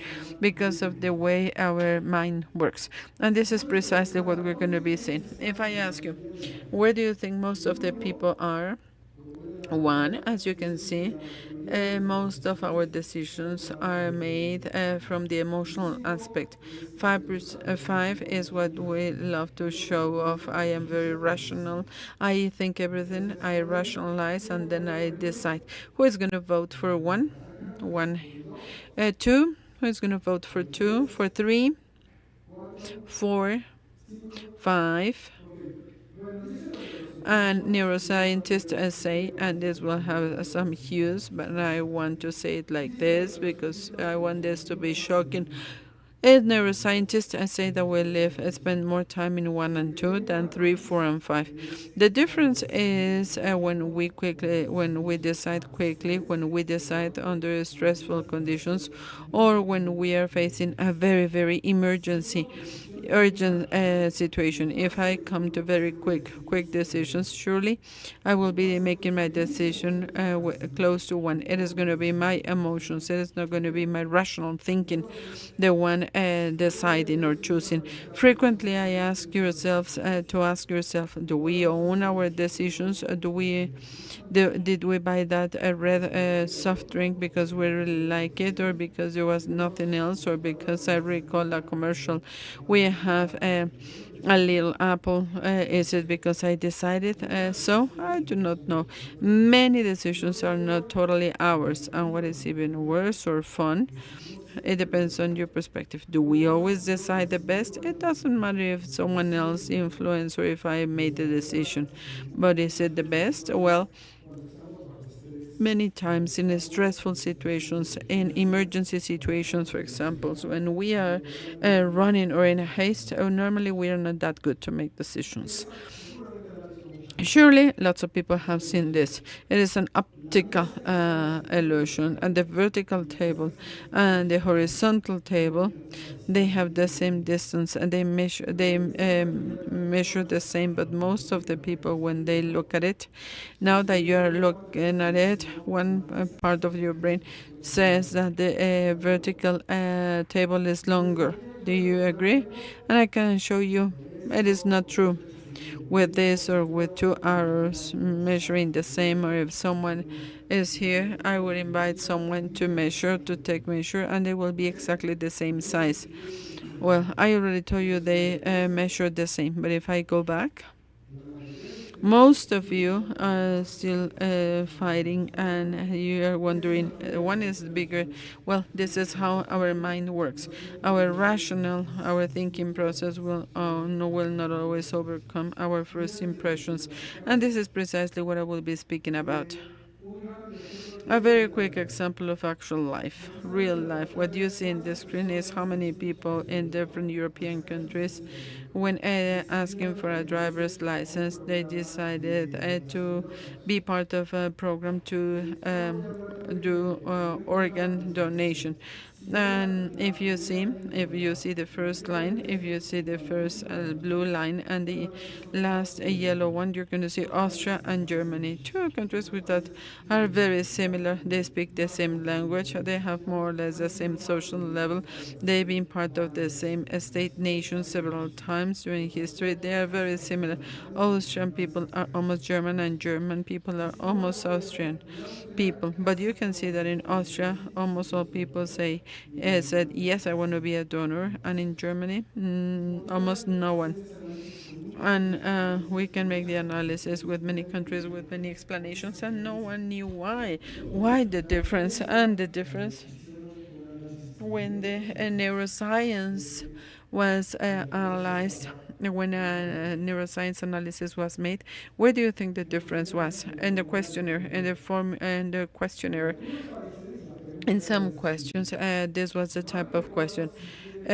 Check mark if you want to be included. In other countries, the question was, or the statement was, check mark if you do not want to be included. And organ donation is something very important for human beings. It has to do with philosophical aspects and even religious aspects. And the truth is that in Europe, organ donation programs from licensed drivers. Driver's license is not the decision of people. It is the decision of those who make the questionnaire. If I change the question, I will be changing most of the answers. So who is going to be decided? You or me deciding? It is the second answer. The second answer. And there are many ways. Popcorn are designed to not sell. The medium-sized popcorn are designed for not to sell. They are designed to push the sale of the bigger size, because it is a trick by our brain. There are many internet papers on this. Look for it. And Daniel Kahneman to tell you how important this is. Daniel Kahneman, he was the economy Nobel Prize winner, and he's a psychologist. Why do you think he won the economy or a Nobel Prize? Because he showed that the economic decisions worldwide by the International Monetary Fund, by the European Central Bank, by the U.S. Federal Reserve, we believe that their decisions are very rational and under analysis. And Kahneman showed that whenever there is an emergency, most of the decisions by those institutions are emotional decisions. So I hope everything is now clear to you, that we have a wonderful mind, but there are ups and downs. And speaking about cybersecurity, those who do cybersecurity, we know that the phishing of these fake emails are constantly playing against us. And it is because hackers do social engineering based on how our mind works. So what is behind this? Very quickly, we will tell you what is behind this. Here we have how our mind works. I will not read the whole text. It will be pretty boring. I will rather send you this information, but our brain and our bodies are missing and need more bandwidth. You do not see all the colors, do you? Do you see infrared? Do you see infrared? Do you see ultraviolet? Then our sensors, to call them like this, they do not see what is out there. This is the first problem. And the second problem is that our sensors cannot transfer all the information to the brain. So out there are many, many colors. My eyes see only one part of those colors, but only a tiny part will be sent to the brain. Why? Because we do not have enough power, computing power, to process everything. I will be walking. Do you see me walking? You see how I actively walk, and it doesn't happen. The only thing you are doing because you are a human being, is to take photographs of me in different moments. And he saw me here, and then his brain and his body has many other things to do, and he cannot pay attention. And he misses this movement. And then he sees when I am here. And then he's going to see me when I am here. And his brain is rebuilding this movie. But he hasn't seen me all the time. This is why magicians make tricks. What happens if I am capable of changing my clothes in less than half a second? Then the person is going to see me here, and I will change my dress here. And then when he sees me here, I will be dressed differently. And that is going to be the face. What happened? Because he believes that it's a continuous reality. Very important idea. Human beings do not see the reality. We'll interpret reality because we do not have a bandwidth and because of the evolution of our mind, of our brain. Our brain, what you see here, is a model. And remember, a model is not a reality. It explains chunks of reality. What I really like you to understand is that we have an emotional aspect and we also have the rational aspect. And because of long reasons that I will not be able to explain to you now, always, always, always, our emotions activate first and our thoughts will activate later, because our rational part is very young in evolution terms, because our rational part spends lots of energy. And at the end of the day, we are animals, and animals do not want to spend energy. Animal mechanisms make us spend as less energy as possible, and since emotions spend less energy, these are the ones that activate first. This is why I said, if you decide fast, if you decide from stress, from emotion, from emergency, you're going to be deciding from the emotion, and your emotions will win. And then you're going to ask yourself, why did I take that decision? Why did I make that decision? Our thoughts then should make it to the party. Otherwise, you will be living emotions only. Summary. Give time to your thoughts to wake up and to make it to the fun time. The advice by our grandmothers: when you have to make an important decision, do not make decisions upset or emotional, and count till 10 before you decide. And this is why emotions will be less, and your cognitive process is going to make it to the party, as I call it, and then you will be able to decide, if not completely with cognitive thinking, but at least being part of it. This is very important. Our emotions, we are very emotional beings, and our mind has many additional mechanisms, and I will be very quickly speaking about two more. One is paradigms. Paradigms or mental patterns, which are ways to see the world. For example, someone sees a cat, and that cat can mean different things to different people. Paradigms come from others. No one ever taught you paradigm in tech. There's no class on paradigms. Your mom didn't sit you one day and tell you, look, come, I will explain to you the paradigms of our family. So we have family paradigms, our social class paradigms, our profession paradigms, our city, our country paradigms, and we learn paradigms from others when we spend time with others. In Mexico and in some Latin American countries, when someone gets sick and they are hospitalized, many of the family members are going to be with him 24 hours, even if it is the most comfortable hospital in the world with suites, or if it is a very poor hospital. People will be sleeping in the sidewalk. There they are. And no one told those children, when your grandfather dies or gets sick, you have to be there. Why do we do it? Because this is what we saw. But if you talk to a Norwegian person, the person is going to say, what happens to you? Why do you do that? Because that person doesn't have this paradigm. Paradigms are important, because if I know your paradigms, I can play with you, because I know how you are going to react from your paradigms. The last thing I will be presenting to you is cognitive bias. It is something very common because of the biased AI, but pay attention, it is different. A human cognitive bias is different than an AI bias. A cognitive bias is a process, automatic process that is recorded in our genes because it was good for human species for many, but many generations, and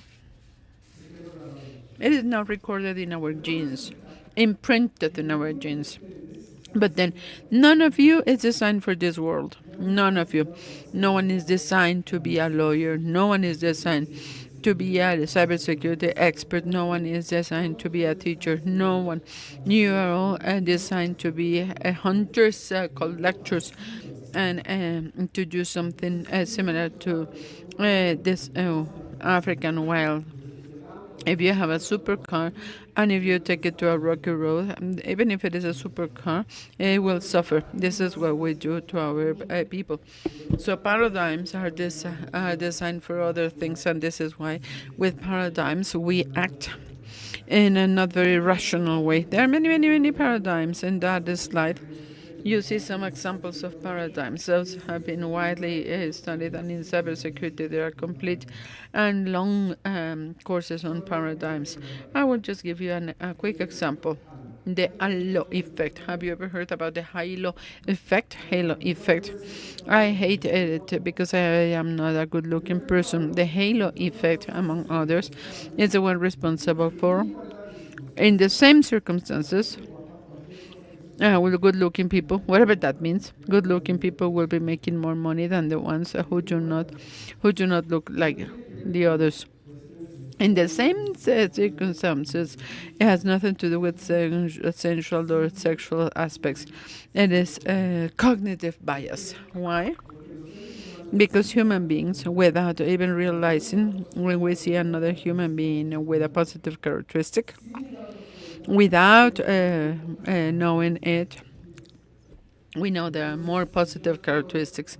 So if I am interviewing one person for one position and a very good looking person comes, a man, and I am not a gay, it has to do with how the mind works. If I see that person as a very good looking person, it is like one tiny part of my brain saying that person is very handsome. Surely that person is very committed and intelligent, and maybe that person is very responsible. And then when the not that good looking one comes, when I come, there's no internal dialogue. This is why the good looking one is going to be making more. In the same circumstances, this is what cognitive bias does. We act, and we do not even know why. I hope it is clear to you, because there are very smart people making decisions no one understands, and one day the person says this and then a day later it's something else. Apart from the policy of interests, this has to do with what I have said. Summary: we do not see the world, we interpret the world. If you are leaders or chiefs or bosses, I hope you never say again, it was obvious, didn't you say it? That is my own interpretation of reality, but I do not know yours. We are going to make a very quick exercise. If you can take note, do it. So, if not, only react. And I will be showing you photographs and tell me only one word. Second photo. Photo number 3. Next one. If we had time to review the answers, some of you would say death, fear, things like this. Some of you could say here, love, maternity, or motherhood, things like this. Here, many times, people say disgusting death and things like this. And none of that is in the photograph. She's a professional mother. She's not even a mother. She just met this girl, and then it's like an advertising for a kinder. But I see love in it. But if I was mistreated by my mom, this wouldn't be love to me. We do not see the world, we interpret it. And the exercise is, what do you see? Not what you interpret. This is how you play with people. If I want to continue with the dynamic, in a normal class, I teach cybersecurity, and we will be making an exercise, and I'll be asking you what you feel, what you see, and what you think about each photograph, so that you can differentiate those processes. And just to reinforce this message, we all interpret the reality. We do not see reality. And there are only dolphins. Do you agree with me? Don't you see dolphins? Yes, we only see dolphins. Who doesn't see the dolphins? I do not know what you see, but look. Here we have one dolphin, and this is the tail. This is the mouth of a dolphin, and this is the tail of another one. Here we have the mouth. No, this is the tail, and this is the mouth. Don't you see it? I am airplane. So that you see how our minds work. It doesn't matter what it is. And if you show this to adults, most of the adults will see a couple in this erotic stance, because we have the experience of sexual and erotic. And if you show this to small children, they will tell you, are there dolphins or nothing, because they do not have the experience of what is sensual and sexual. So you interpret what you see with what you have inside and with what you have learned. Now to end, a 2 minute, a 2.5 minute clip.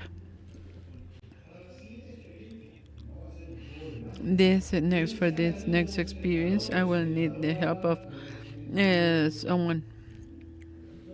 You, do you mind? Could you please come? Sit here. First, I need to know your name, Joanna. Nice to meet you.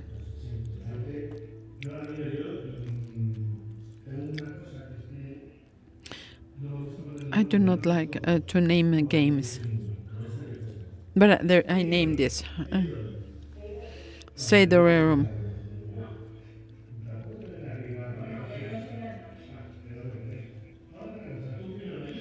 Help me.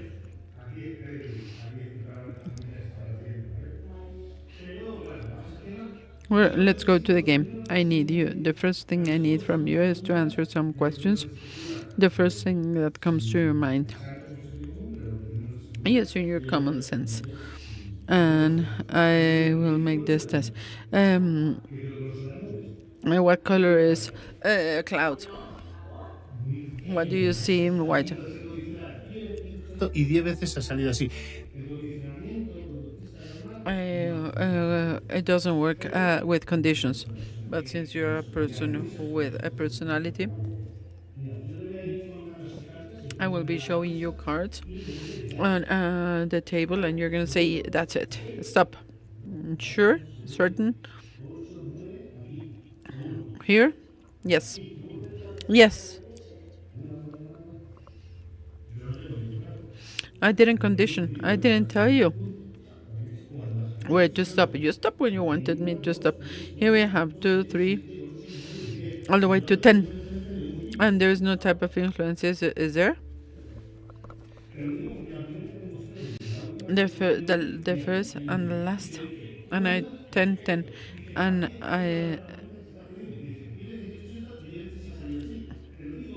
I am telling you this because this is say the moon number 10. Are you sure I haven't influenced you? No, I am not sure you haven't influenced me.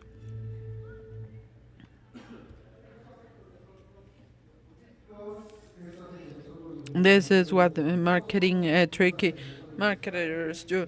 Hackers, they influence us.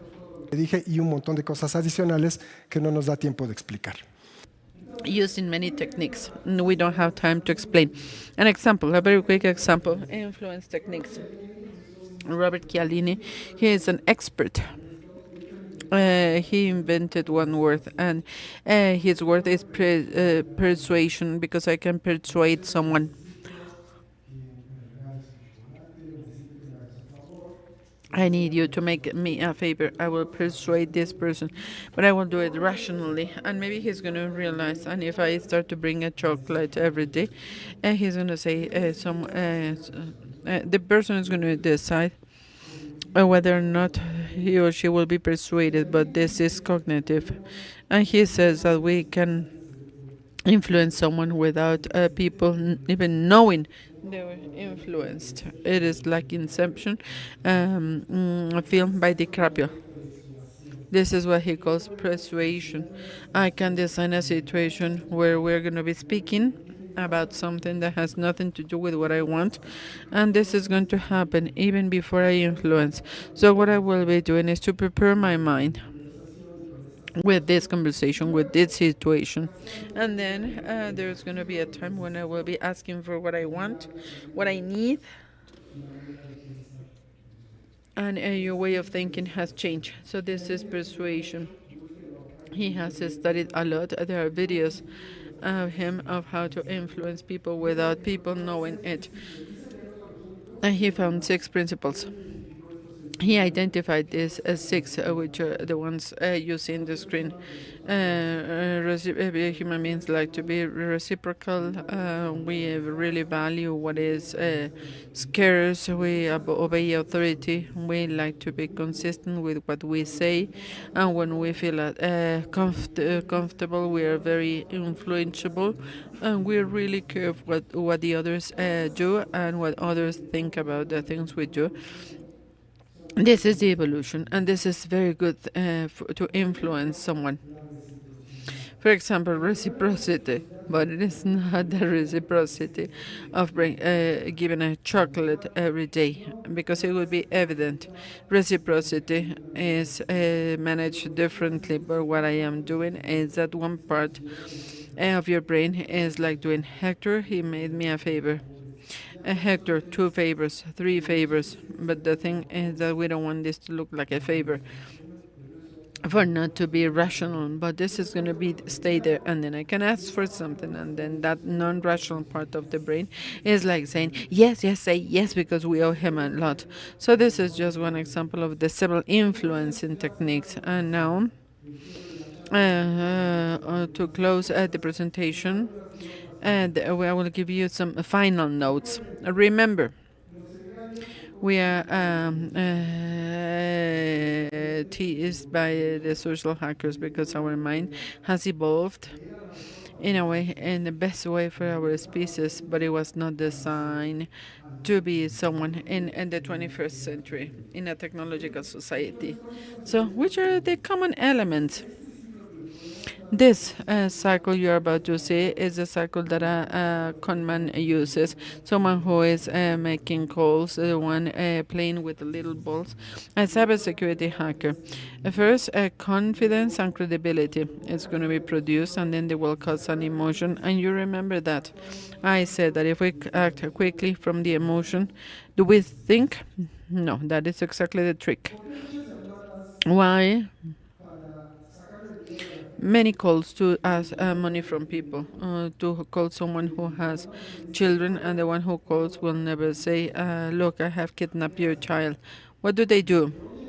What the person hears is a young person or a child suffering and shouting, Dad, someone is beating me. Why does that happen? Imagine if you are parents and if you listen to your child shouting this, what will happen in your mind at that moment is that your cognitive process will practically faint. The only thing you get is to save your child from the emotion, and this is why you can deposit an X number of money, but your child was not kidnapped. There's one case, and I'm sure there are more cases, someone paying for a ransom without even having children. It was such a big emotion that the cognitive process was not enough to remind him or her that we didn't even have a child. So this is what matters the most in hacking and in cybersecurity. We get very excited and we act quickly, to act from the emotion. then why are we going to be doing what the cyber criminal waits from us? This is why it works, because it is not a rational process. It is a very intuitive process. It is below the cognitive processes, and it is going to be faster than the cognitive processes. And this is why, for example, we have the phishing emails, SAT. It is the revenue, the IRS of Mexico, the IRS from the United States. Here it is SAT. I do not know you, but if I get an email, I will be sweating cold, even if I know everything is okay. This is the reason why those emails exist, and I will give you an example. And this is something you will learn with us. Look, this person got an email from the revenue department, and Juan, in this example, if this person is afraid of this email by SAT, and then if you read, there is a balance in favor. Why is it so nice to find a banknote in the washing machine? Why is it so beautiful to find a banknote? Because it is unexpected. We are not expecting to see banknotes in the laundry, in the washing machine. It can be 50 pesos or $10. It is money. You get excited, and a few things will get you as excited as finding money, or IRS telling you that there is money for you. And then it asks you to download and directions, and then the person is going to download the file, and this is going to be a virus because it is a fake email, and this is a process criminals use. And everything is very well produced. The email is talking to your emotions, and if I send the IRS email to a Colombian person, the person will not get excited, even if it is in Spanish. And in the case of a North American person, I need to send him an English IRS email. So once you can confirm it is authentic, I will first provoke emotions. First the fear, and then the emotion of something you were not expecting, and since it comes from the authority, I tend to obey the authority, and I will open the email. This is what we teach in cybersecurity to end users, of how your mind is being used, so that you are alert. And this is a summary of the real life. This is what happens, because remember, this is not rational. And sometimes my colleagues say, how come this is happening to users? I have told them to review this and this 500 times, but the thing is that they are not full people. The problem is that they get excited, and the cognitive processes do not remember that they have to review this and this and this, because they will be acting from the emotional side.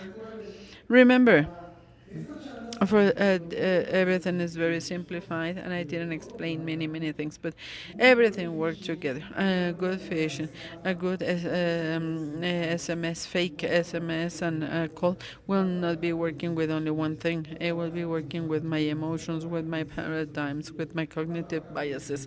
It will work with me and my beliefs, prejudices, and with many more things. And the more things I get used, the better, because I will be able to manipulate people.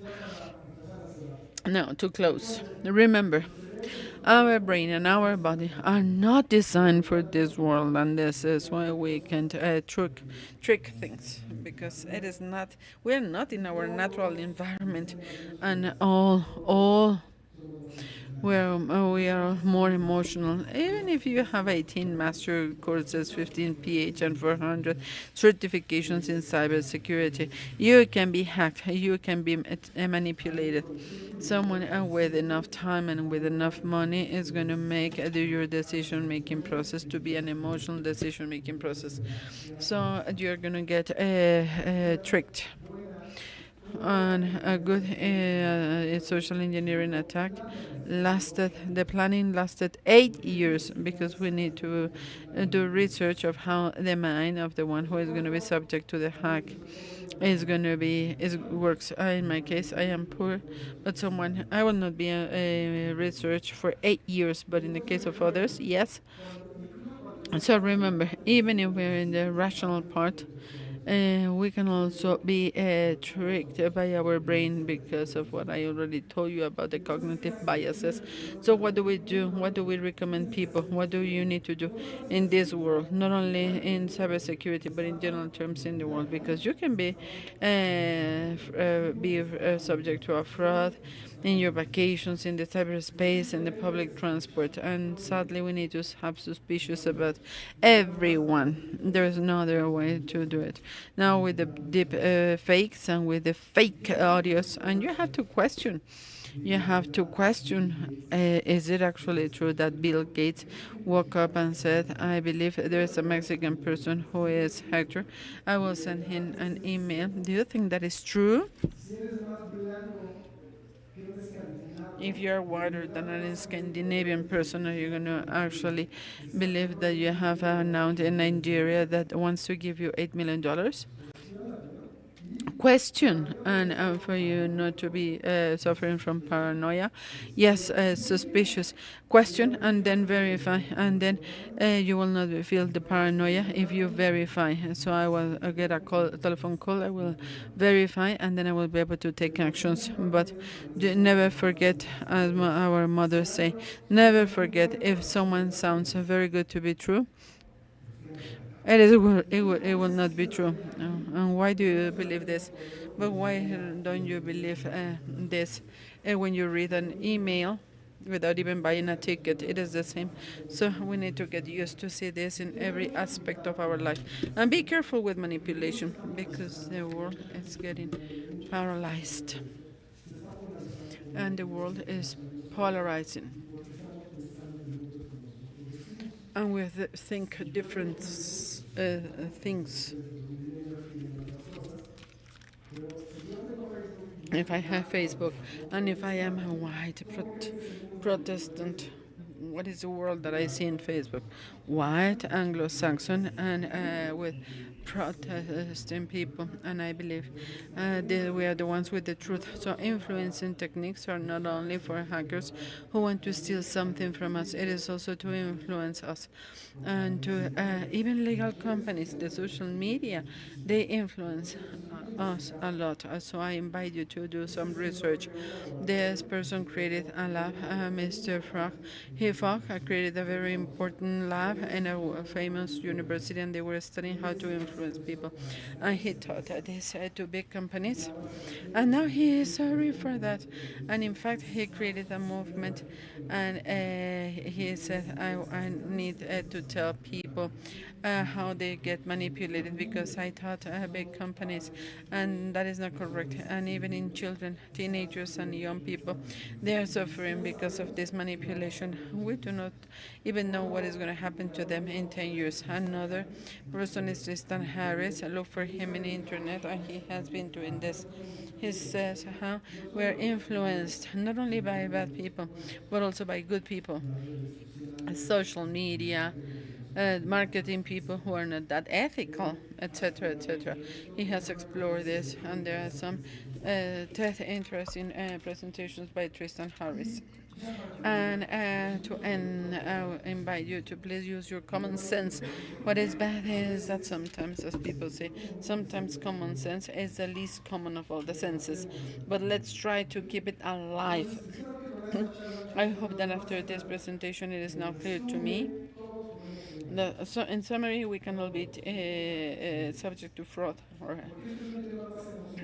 or taste, and this is more an emotional thing, more than rational. It has nothing to do with intelligence. You're a human being. You have to understand, and you have to get trained. If I tell you that I know the operational maintenance manuals of a Boeing 747 that I haven't even piloted, would you trust me? Would you be with me? So theoretical knowledge is not the only thing. It's the first, but you need to live it. You need to get training, and this is why. If you play something, I was a soccer, American football player, and we had to train, and this is very important. And now this is the end of the talk. Thanks so much. I hope it's been interesting and educational. We have only a few more minutes for questions. Great. Let's give him a round of applause.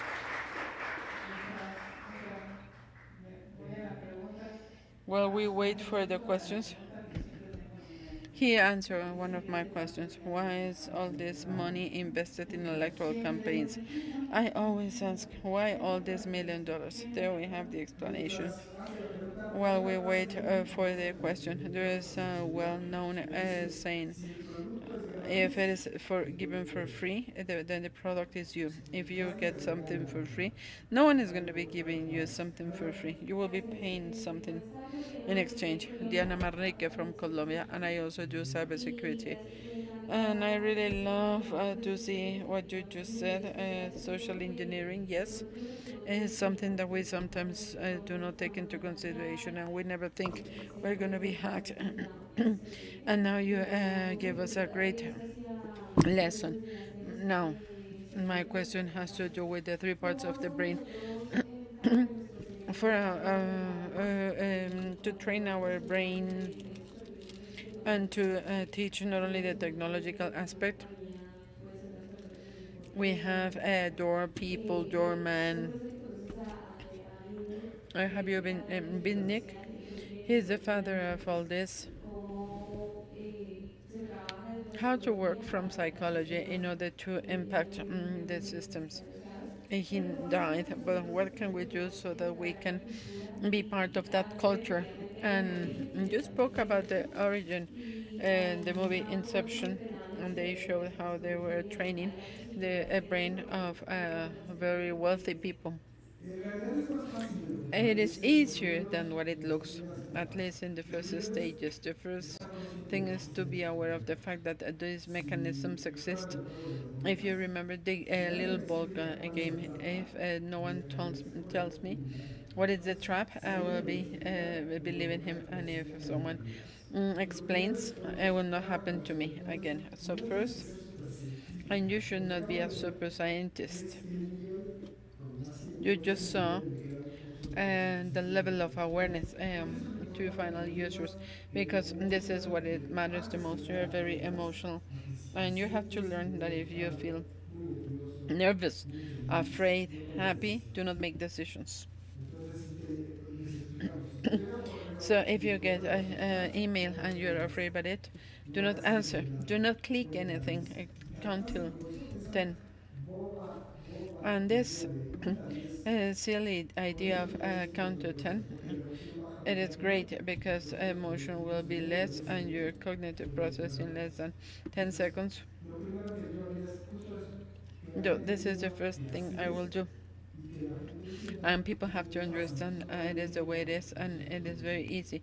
You just have to give time to your cognitive process.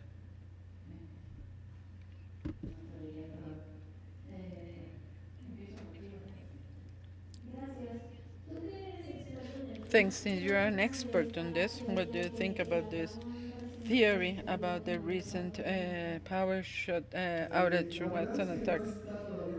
It hasn't been documented. And one of the most difficult things in cybersecurity is the attribution. This is how we call it. The attribution is to say who did something. It is very difficult to someone to attribute an attack. Yes, it could have been an attack, but it was not necessary to be an attack. There is lots of information about the misplanning, incorrect planning. But whether or not attack or bad planning, why the doubt? Why the doubt in this context of a human mind? Why do you have this question doubt here?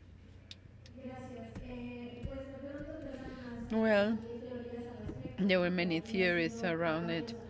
That now we have attacks around cybersecurity and whatever is in the cloud. And the impact, people connected to a machine at a hospital, and they didn't have the possibility to keep breathing, but it was an outlier for them to get this information. But I haven't heard about what you just said. That is difficult to do attribution. In this case, it seems to me that it was an error in planning. What is true is that we have seen attacks even among countries. Russia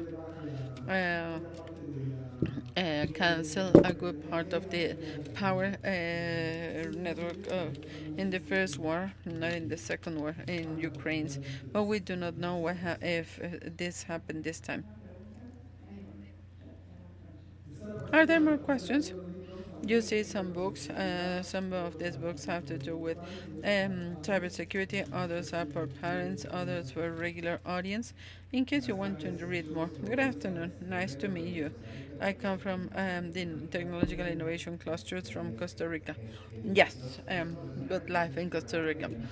One question and one thought. To me, the importance of this school and what you were saying, and the urgent need to educate, to legislate, and to train LLMs for not to go through these social engineering processes through technology for abuse or through cyber crimes. For example, something very interesting. You're an expert, and despite of that, we always the need to clarify I am not gay, or that poor people are not being prosecuted because there's nothing to be stolen. Speaking about cybercrime. So, the importance of this joint strategy, technically and socially. Do you have a type of framework you use with companies or organizations in general during the both processes? We are not that elegant, and we haven't developed that much to have a framework. What we do is to communicate this and to try to include it in all our cybersecurity programs. But there is no framework, I cannot tell you. Go to this website and then you're going to find our framework where we do this. What we do is project by project. And we have 22 seconds. What do we need to do in order to know what you know? Do we need to be a psychiatrist, a psychologist? What would be the first degree we will need to? To me, it is not technical. To me, neuroscience. You need to, first of all, understand you're a human, others are humans, and that we cannot make mistakes, so that we need to understand each other. And if you ask me what is the academic specialization, psychiatrist and psychologist, yes. But in today's world, very fun things happen. Have you seen the video of a magician? In the last 2 or 3 years, there's been work between neuroscientists and magicians, because they have done it in an unstructured, non-academic way for hundreds of years, and they're working together. I have a book that I haven't read about a neuroscientist who became a neuropsychologist, and then a psychiatrist, and then a magician. Things that have to do with how everything works. I have a very quick question and about the human brain and the machines. What you said about social engineering. In the first OpenAI cases, there was a hacker that told ChatGPT, the first model of ChatGPT, look, my grandma used to read me this, and it was a quote to buy the complete program. And I would like you to please read me more, produce more tales on ChatGPT. And then there was selling of that material. So there was social engineering, but with the machine. So can this happen to AI agents in the future? Machines trying to deceive other machines. Once we have actual AI, the truth is that you will not be able to tell if it is a human or if it is a machine. We haven't reached that. At least this is what we human beings know. We do not know what the army people are doing. Maybe they have actual AI. We do not know that. We normally know what the army does 25 years after they do things. We do not know it now, but if I talk to someone, regular person, and LBBBs and all those things are not intelligence, as intelligent as we are. Those are very complex systems, but statistics only. So what you're doing is to feed a statistical model with what the humans say. So the model learn how to simulate how humans think, and if you are humane, and if the other one learn, you can create the rules. And there are some people who would say you did social engineering to the LLMS, but I would say you did social engineering to the designer of the LLMS. Is there an ethical limit in this type of manipulation in marketing? Have someone thought about this, or are we simply victims of manipulation? And Mr. Hall, Christian Harris, and even me, at my level, what we are trying to do, while others legally and ethically decide what is good and what is not good, I believe all human beings will have an intrinsic ethics. I do not need to have a law telling me that I should not do bad things. So while the legislations reach an agreement, let's teach person. Let's teach this to people, because it is education for this and for many other things. We don't want children to beat each other. We don't want them to be racist. But yes, there is a strong discussion about ethics. Where's the ethics of a company using all this knowledge to have me captive in a social media during 5 hours? And many of us say this is not ethical. To me, companies, to maximize benefits and to be recognized, they can use all these tools. I would not say it seems that. Well, I wanted to be kind. Let's give him a round of applause. Very interesting. We will start in 2 more minutes with our next presentation. Raúl is here with us. Please join us. Raúl Monroy, he is a researcher from Tecnológico de Monterrey and LLMS and cybersecurity, models of language and cybersecurity. Very interesting.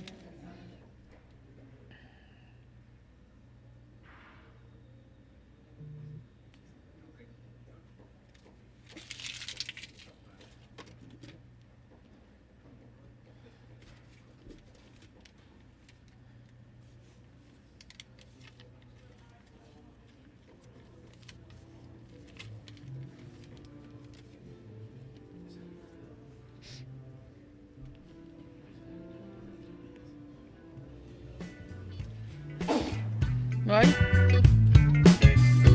Salud.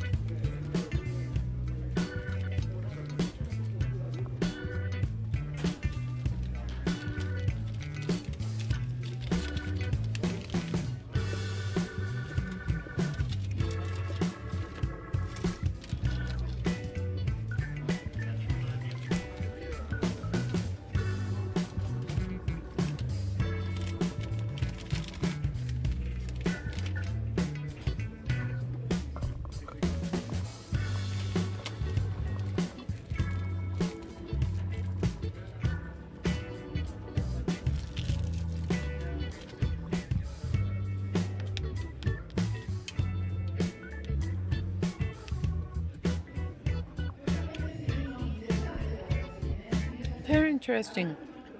Let's open our eyes so that we can at least, if we are being manipulated, to know it. This is the first step. Raúl, Professor of Tech, welcome. He will be speaking about LLMS, a hot topic today. Uh, Language models and cybersecurity. Welcome, Ramon. I think we met in 2019 that you were at the Ministry of Economy, but I am not 100%. Maybe, yes. You participated on an artificial intelligence panel. So it's been 6 years now. But I think you were there. Welcome. Okay. Good afternoon, everyone. First, I would like to express my gratitude to the organizing committee of this event of the South School. Internet governance. On internet governance, I will be speaking about LLMS and cybersecurity. I changed the title initially. It was AI and security, but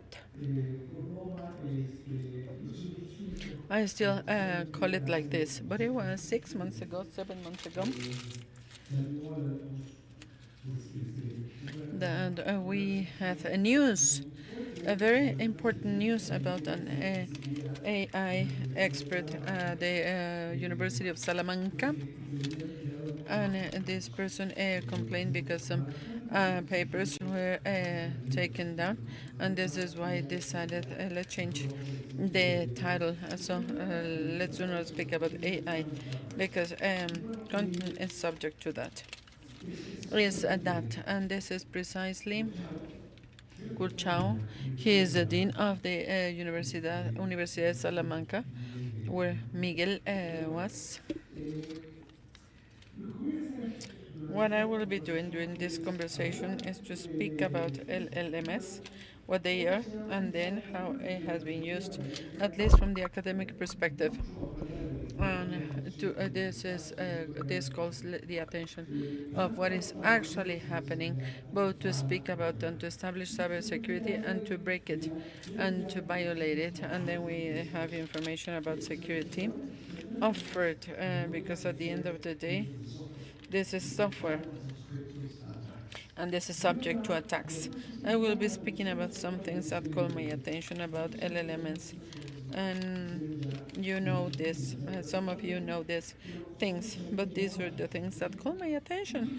For example, lots of people say that this ChatGPT version has this capacity to accept a question, a query, a request, a prompt with 4,096 up to 128 kilotokens.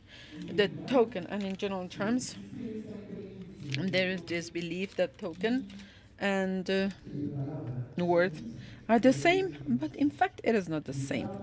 We can initially say that a token is like half a worth, and for you to have the perspective, the Spanish dictionary has more than 90,000 words, while GPT 3.5 has a Vogue that has 53,000 tokens.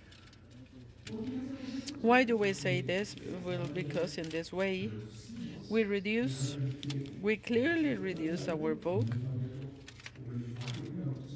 The alphabet or the language we'll be using to generate content or to do generation. And the algorithm used is a very simple algorithm that started in 1994, and it is byte per encoding, and it will take a text, and you are going to see in those texts which are the pairs of symbols. Technically, it is known as a diagram, and it looks that repetition frequency, and it is going to be replaced by a new symbol. And when doing this, the alphabet is going to be growing with new symbols, but then these symbols will be compressing. with these new symbols the text that I am analyzing. And there is a constant of byte per encoding that I always tell my students. It should always be in your arsenal of algorithms. It is just like the byte pair encoding, but it is done efficiently in computing terms. But it happens once without being necessary. Look in the sequence of symbols, the more frequent repetitive diagrams linearly. I will be entering the text, if I may, and it will be analyzing pairs of characters, and each time bigram that happens or something that has previously happened, it will be replaced by this new. This is very interesting because it is possible to see that from the it can be optimum, and since it is optimum in compression terms, grammar is produced, it will produce the best grammar. This last thing, what you see there, it is going to be the grammar that express the string of characters. And this is an algorithm for those who want to do research and those who want to do programming as well. Another very important aspect that calls my attention is all people say that LLMs, part of the key of how it works is the mechanism of attention. And then you ask, what is an attention mechanism? And then what happens is that behind an attention mechanism, there's nothing but a transaction, arithmetic transaction, algebraic, of a matrix transposed, and it is another type of matrix, and it is very easy, and I will explain it to you with an example. Imagine you have a board with several readers, and those readers, where we see one, it means that it has read the corresponding book. If we have one here, then it means that the third one has read this book number 4. If you take this board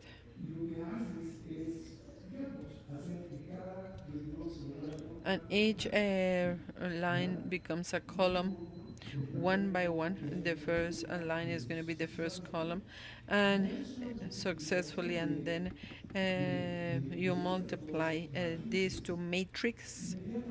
Immediately after that, you're going to get what is known as a matrix of the diagonal and the symmetric matrix, and here we will have the number of books that each reader has read. But what is even more interesting is that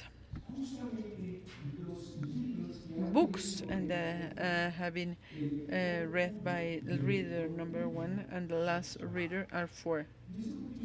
And why is this important? If you analyze the text and if you want to do is to understand the correlationship among words, what would be the meaning of the word salt? It will depend on the context. If I say salt of life, you can say pepper of my heart. So, in the context we have, after reading all the documents in internet, attention mechanisms can see all this codependence. This is, of course, a simplification. This is an attention mechanism that, in fact, has 96 heads. Each head in an old ChatGPT, like the 3.5, sees through 96 heads all the text that you are asking it to process. But not only that, apart from this, it happens at multi-level level, multi uh, multi-layer level, and they can understand different types of codependencies. So we have 96 heads in each layer and 96 layers. Why do I say this? Because the attention mechanism, if you want to see it, it is down here. And this is going to give you an exit, and with that exit we will have a representation, and there you see worth vector, vector to represent worth, but it is a token. And this vector will have 12,288 fields, and each one of these is used to capture very important things, very important relationships in each token. And for example, if I have the worth, imagine there is a very typical example between a very typical example. For example, if the vector that represents a king, if you subtract algebraically the vector that represents a male, and then you add the vector that represents a woman, then it will go from king to queen, and we will reach the representation of a queen. So what I am trying to do with this is that all these vectors for every token will have 12,288 characteristics that can be represented. And this is why it is so powerful. Of course, this is version 3.5 of ChatGPT. And it is the first version after the word to back, which was the first representation of worth vectors. Only 728 fields. Now we have 12,288. Those 12,288 will be fed into a neuron network, because all these networks have to be trained, and we have to train the weight of these networks. And it means that we will say it like this: what burden should be placed here, right at the entrance and at the exit of each one of these points in these tiny cells, which are the networks or the elements of the network.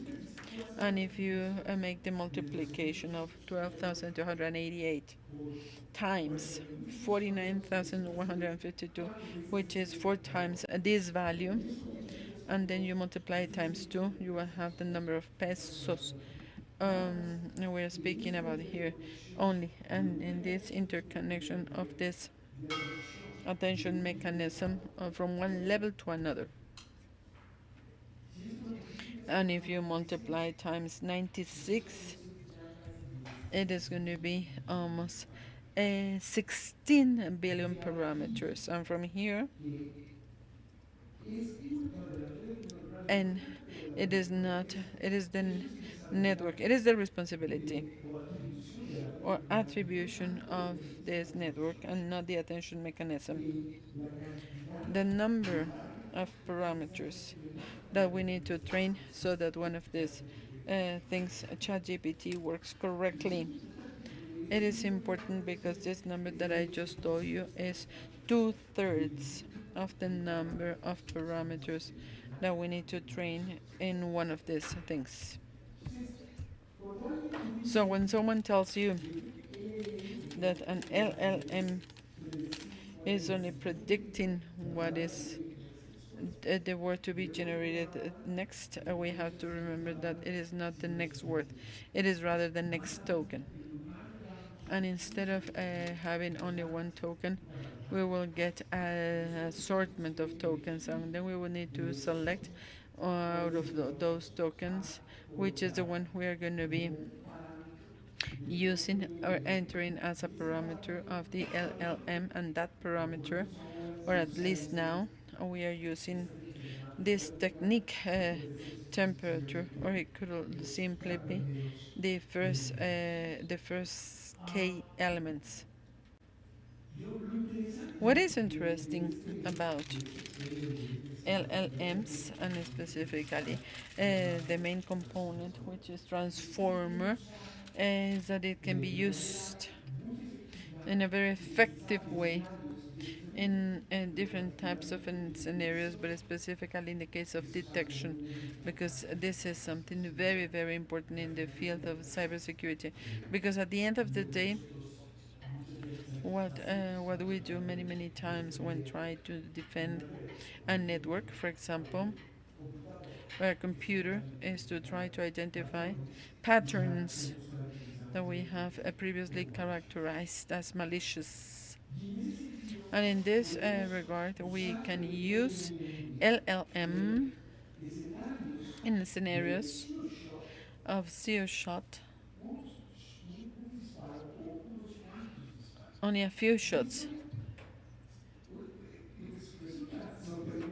What is amazing and what takes us aback, at least from my experience, is the following. If you have an LLM and if you ask it, tell me, as an expert psychologist, if the next text, if this following text was written by a person who suffered from this mental condition, say yes with 1, no with 0. And we could also ask, look, this is a positive example of a person with this mental condition who wrote this text. This is another person, blah blah blah. But this person doesn't suffer from this mental condition. You can work like this, but what it matters the most here is that if you could even think that it would be more effective, LLM would be more effective if you give it examples, but no, it is more effective when you give 0 examples, at least in the contexts that I work with. What is the capacity of an LLM? You have experienced this, surely. A big part of the community that process natural language thought that I was closing this business because they were only wondering how to summarize text, how to process text and to interpret it, etc., etc. And then these mechanisms come and they can do it, and they can do it very well. It has been seen in recent times that there are many problems for long documents, or to try to synthesize and to summarize, for example, a long movie. But what is true is that I am certain that most of you, those who have tried to use an LLM, you've been taken aback by the capacity of of this technology. For cybersecurity, something important is the detection aspect, and in detection, many times people do not use an LLM, but another type of transformer, who is transforming with bidirectional directions, and it is a variant of this type of mechanism that is known as Beto's BERTs. And LLMs have many more capacities. It has been said that they can resonate.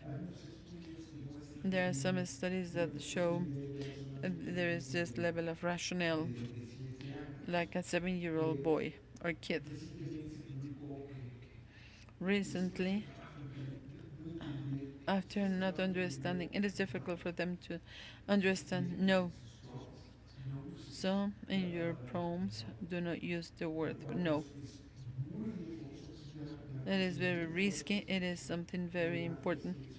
It is a problem if you want to use LLMs in critical situations.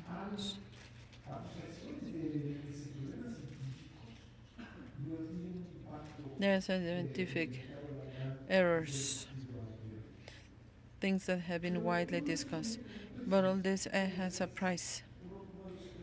One of the prices is that in order to do it, many cycles of GP1 are needed. In the previous slide, what we saw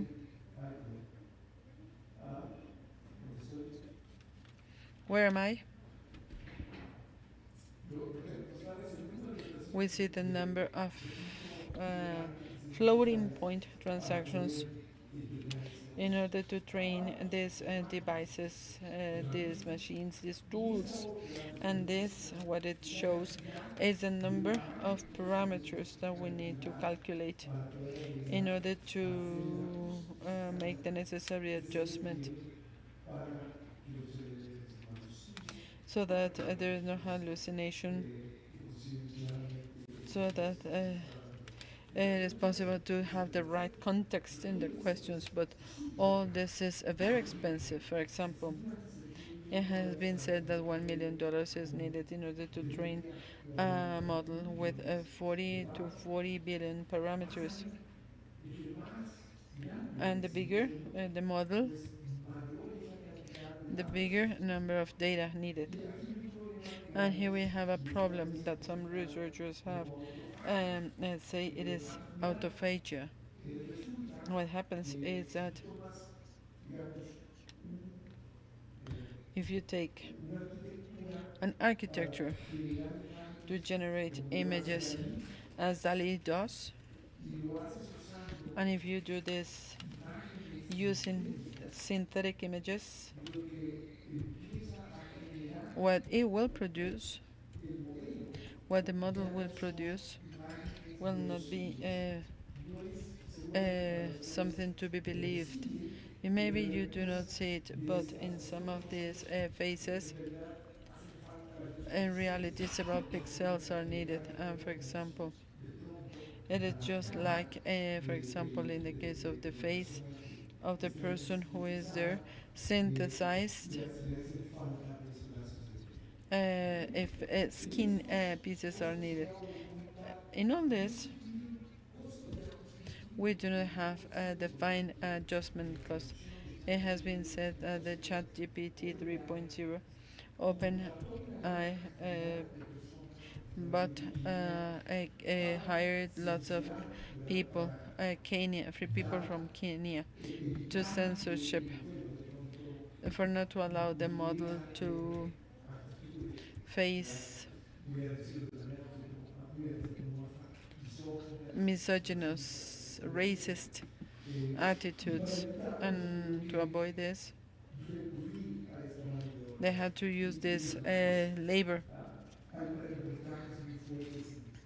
There are very important reports about the type of suffering, not only because of labor exploitation, but also because of the type of content that was censored.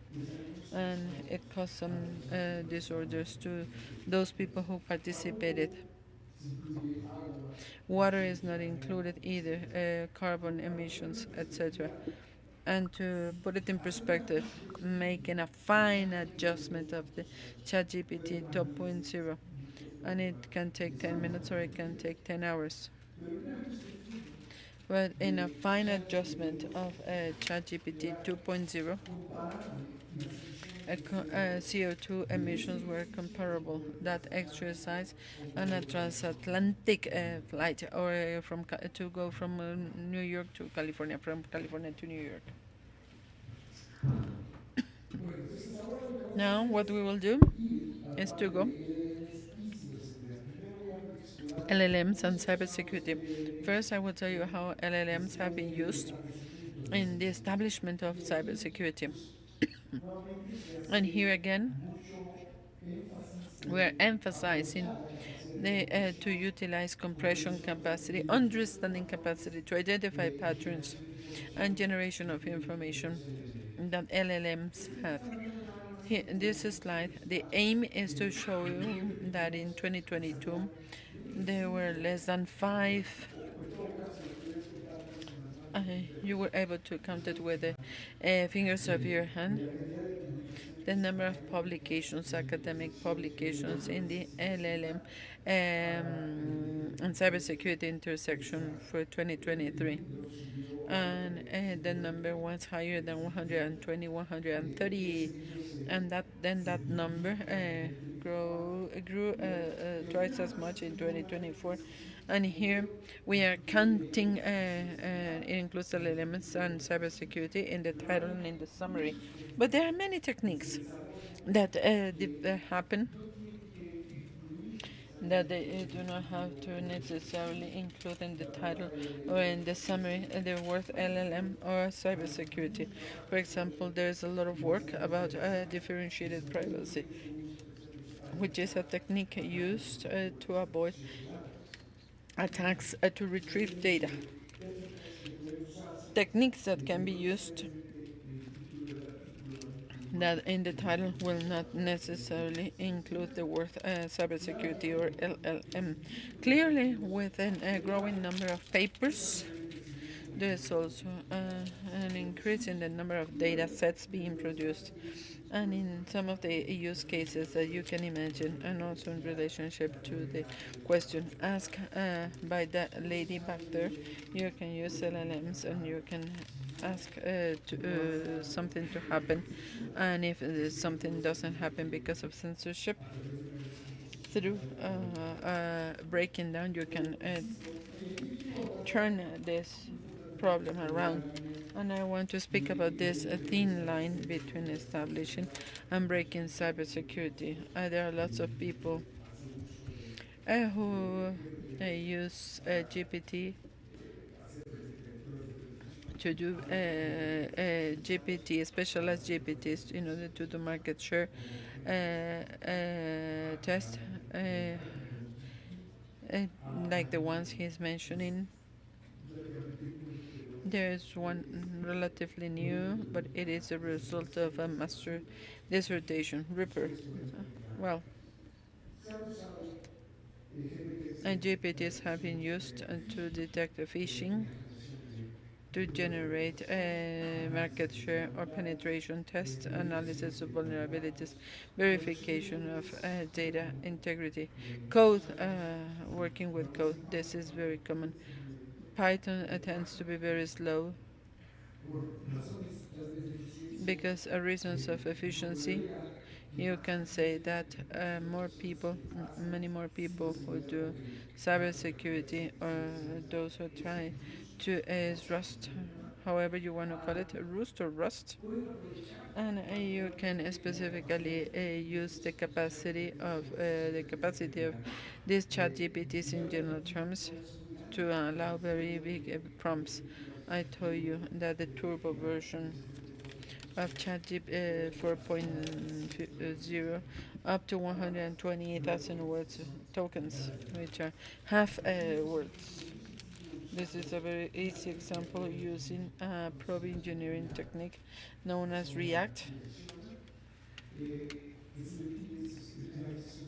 where cybersecurity policy is being requested adequate to respond to ransomware attacks. There is a paper that you can easily find where you can ask how to generate a cybersecurity policy that will address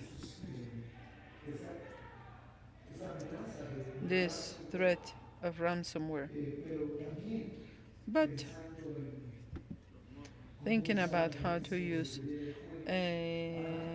game theory mechanisms in order to minimize not the risk, yes, the risk of this type of attack.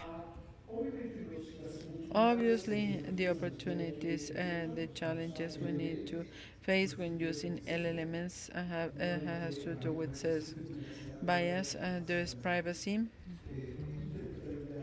interpretability, and adversary attacks. that we can use, and a modification to a prompt is going to cause the answer of LLM will be completely divergent. Of course, it is less mitigated if the prompt includes many materials. Now, in LLM cybersecurity, this is something that is very common because it is a test of concept. There are many applications where you have these systems based in agents, and you can imagine someone who receives, and what people do is to consult the CUB, the vulnerability exposure, to detect or to try to identify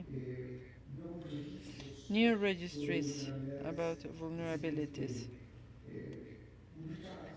recently published that have to do with a limited set of attacks or attack strategy. And with this information, the agent is going to use a planner, and it will be working with a specialized agents to use to exploit the vulnerabilities. And there are many cases of use, for example, where it is possible to synthesize cross-size CS or RF uh, request for trade, etc., etc., or execution of arbitrary code, blah blah blah.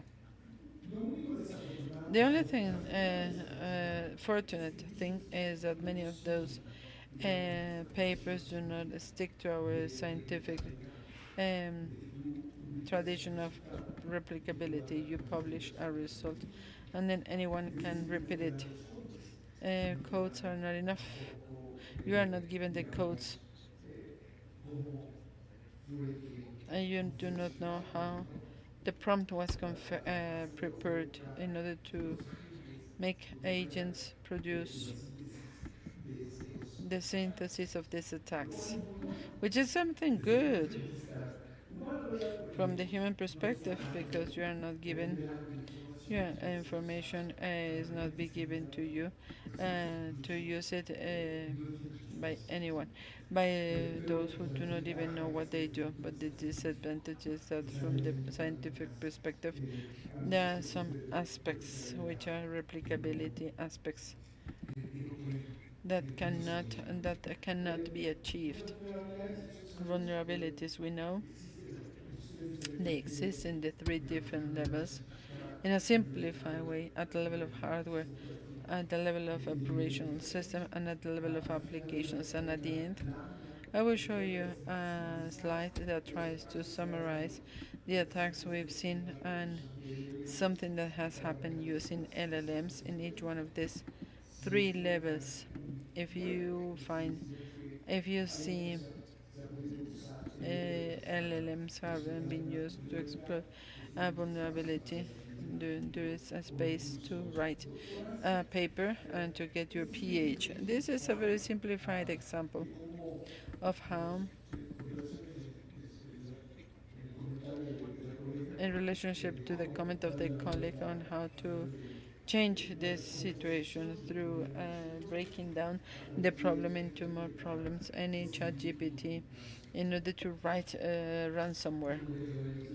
I will not speak about details because of time reasons, but one of the important, very important aspects when attacking is precisely this, the weaknesses between the interface human and machine, as we ask ChatGPT to show in a creative way the results of the prompt we're given, and we can say that we can ask an LLM to type a code in order to work in an interface.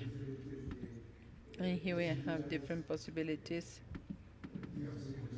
with relationship to phishing type of attack. In fact, there are many studies that speak about how, in general terms, it is very difficult to tell if a text was written by one of these things or by a human being, but something funny, and this is something that is being recently investigated. Humans, we have found ways after all this to detect if a text was written by ChatGPT, and it is because of the words used by ChatGPTs, which are the first ideas to know that it doesn't sound normal. It sounds like something extremely well educated. I do not know. And you can imagine that, speaking about breaking the security, GPTs have been used with CLM elements with the purpose of typing malicious codes to exploit different types of vulnerabilities for the generation of malware, for the generation of the malware variants. There are ChatGPT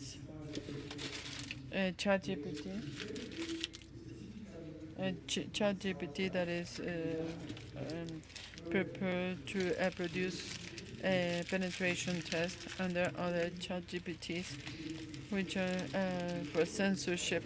If I can tell you everything, just simply ask. And evidently you can ask, how come? I've been told it is very expensive. I've been told it is very expensive to train a ChatGPT. I believe it takes a lot of energy, and CO2 comes in and is produced in a desperate way.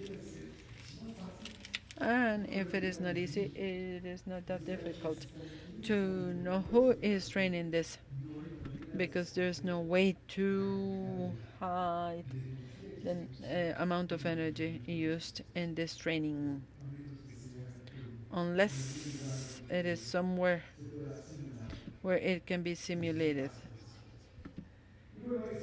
And these are the two most common GPTs. And this is what I told you. This is a paper published not that recently.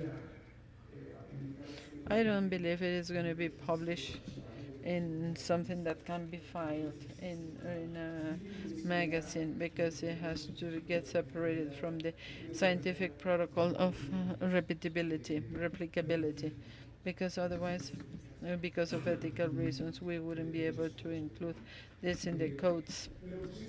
But this is what happens, and you have a planner, and it will see the SERP B.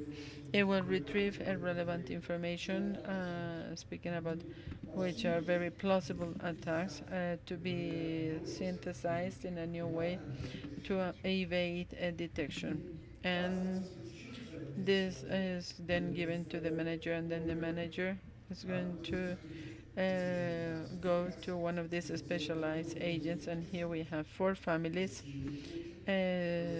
cross-site scripting, the CSRF, and apart from SSTI, we have the execution of arbitrary code. Well, this is what I was telling you about. These are the boxes which are shown in gray. Those are levels or elements in this hierarchy of hardware, software. Hardware, software. These are things.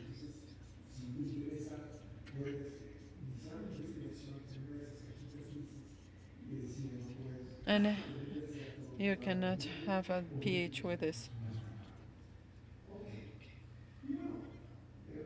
And now I will speak about security in LLM.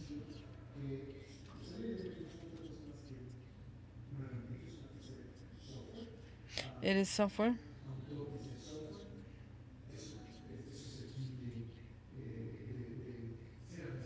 It can be analyzed and to find vulnerabilities. if one is found, it is like in saying if you find a mouse in the house, it means that there are many, many. So when one is found, more are found. So we have adversary attacks, which is the manipulation of the consultation to produce undesired results. Inference attacks to deduct information about the model. This is very commonly used. You ask, tell me who wrote it. Who wrote it? A woman or a man? This is exceptionally good. But at the end of the day, this is a problem. There are privacy issues that we need to look for. Does it mean that I have 5 more minutes? There I see 9 minutes. I apologize for this alarm. Here I will simply mention some of the elements. I do not want to stop. This is attack to retrieve training data, and I will try to say general things. As LLMs have problems to understand, LLMs are designed to respond. So you need to say in an explicit way, you have to tell it, do not respond if you do not have the answer. So it is a model where if you say frog, someone is going to be jumping.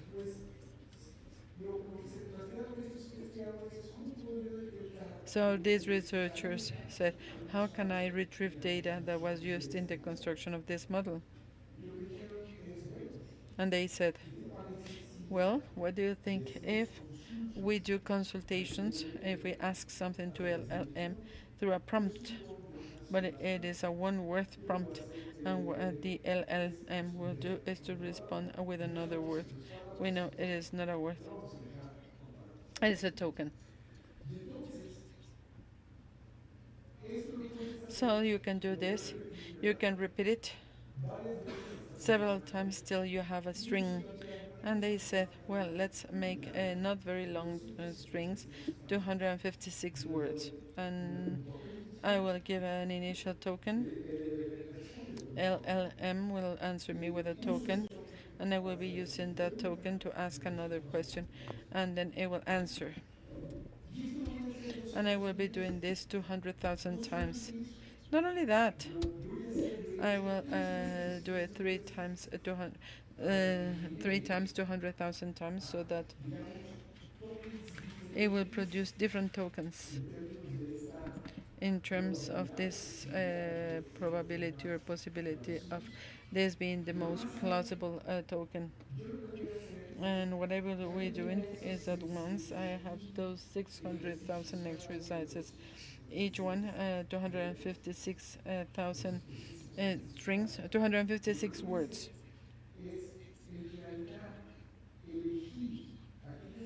I will select those sequences or those options or those tokens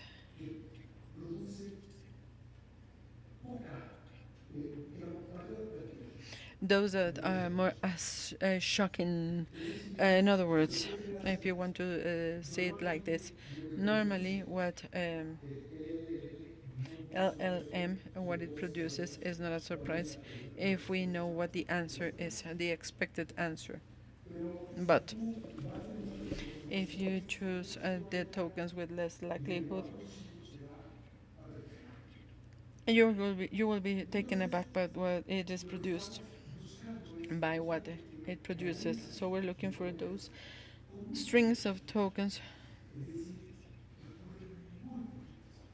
that happen a few times, and if a chain of tokens happen only once in all the documents I used to do this, then we have discovered a chain of tokens that was used, the document that was used in the construction of the model.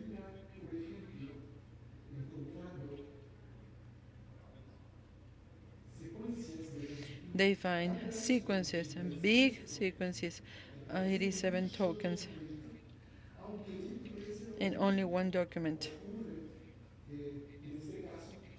And they happen 10 times the first, 22 times the second one, and one means that it was in only one document. So with this attack, they were able to identify the document that was used in the training or in the construction of the model. Because why is it important? Well, because in the strings that were rescued or retrieved, here we have the categories, and some of those, specifically the ones you see, the ones you see in bold, has to do with sensitive data. Names of individuals, social security, number of social security in the United States. This is sensitive information, and someone and put it or posted it in internet for reasons we do not understand. But at the end of the day, this is a document that has been used, and this document can be retrieved to know this information, this sensitive information, or private. And this is the way it should be. How did they do it? How did they verify results? How they did it?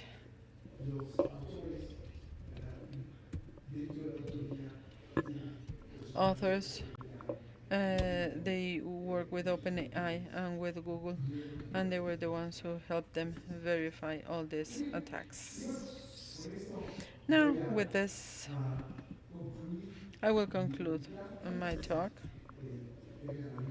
I do not know if you have questions. Thanks, Raul. Let's give you a round of applause. Thanks.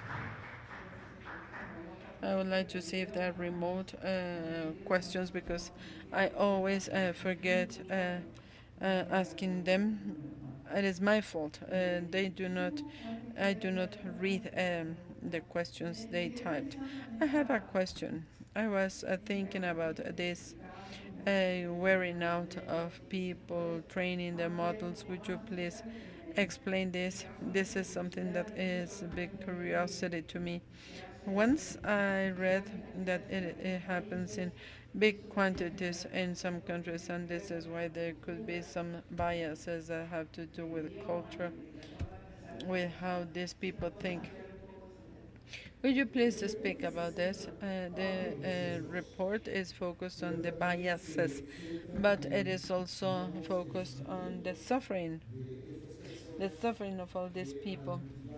And when having a certain type of characteristics and answers, when there is sexual content, for example, when there is inadequate content, well, they saw text that they had to read carefully, because it included very specific and detailed descriptions or narratives.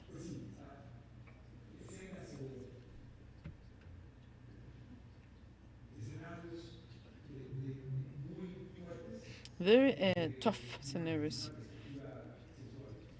sexually oriented material, but obviously there was also lots of information about the number of people who had to be hired, and they speak about thousands without saying how many thousands. It could be 2,000 or 3,000 of all these people from Kenya, and the salary by the hour. $1.32 to $2 an hour.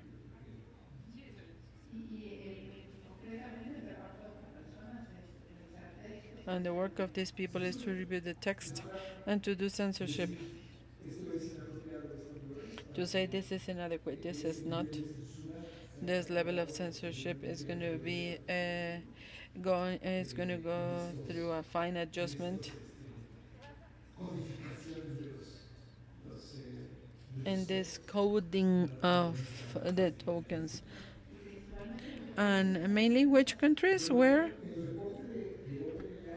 The OpenAI report was Kenya. Okay, interesting.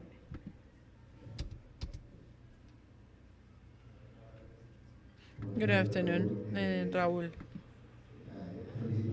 Congratulations for this presentation. And I saw you took the attackers and cybersecurity, and they use this LLM to work with the script and to create a malicious code. So based on that, my question is as follows.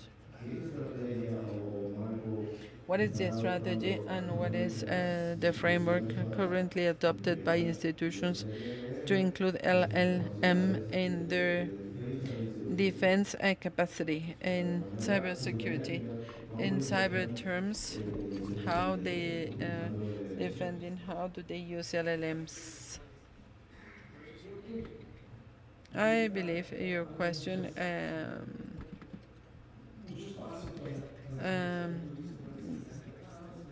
is a reason to have a long conversation. On the one hand, people use on a daily basis, they use people doing cybersecurity. People from SSIG, he and his colleagues use LMS to synthesize malicious code, but evidently to not only show what is happening, what could happen, but also to give a defense to the different companies, or at least to tell them and to offer services through this type of demonstration.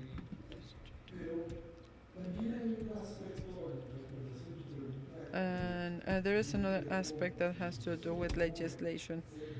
How to empower with these tools, how to empower people, individuals or corporations so that they can bring security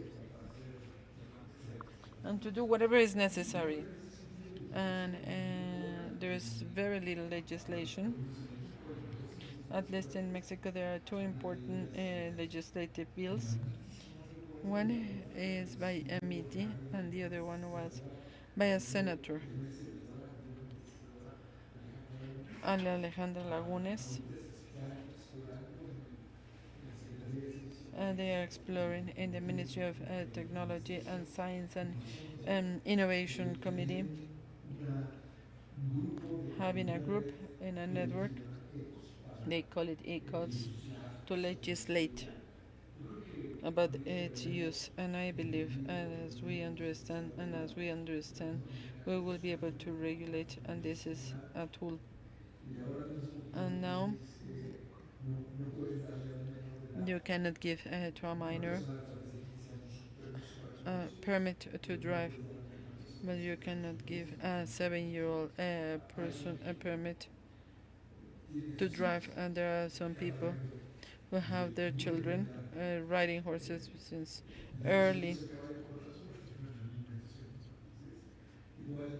So, in the future, maybe, I do not know if I will say this, but we will have things that so that we can use this GPT, and maybe it needs a license that is going to confirm this. I have two questions by the remote attendees, and I apologize with them again because I hadn't read their questions. Alejandra said, Dolce Vele developed a paper on African labor exploitation in the case of people who help train ChatGPT. We will look for it. And Alejandro said, which are the techniques that can be used in order to detect and to isolate potentially unsafe agents? Are there mechanisms to certify them to have a safe deployment? I believe this is a question for Hector, isn't it? Because we're speaking about identification of unsafe people, potentially unsafe, people that can be manipulated. So, potentially people that can be potentially manipulated. Do we have more questions? There.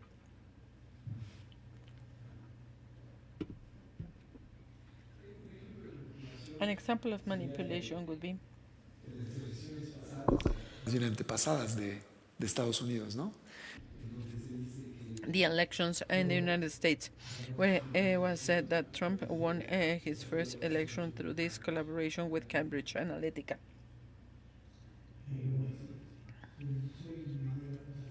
I am Manuel Santillan. I come from the state of Mexico, computing technology student, sixth semester, and what calls my attention is how fast this industry is growing. Speaking about the computing capacities we have, for example, Meta just published an important model. It can receive 288 billion parameters, while if we do it locally in a normal computer, 7 billion parameters will be 32 gigabytes and RAM memory at least.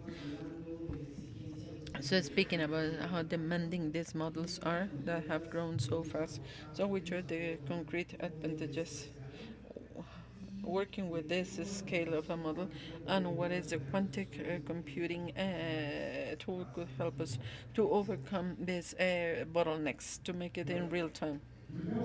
Look, yes, you're right.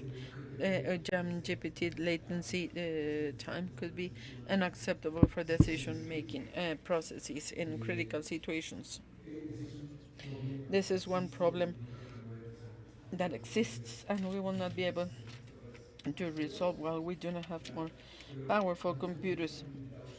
But at the same time, we are limited by communications, because in order to answer complex questions, you cannot do it in your local machine. You need to go to the cloud.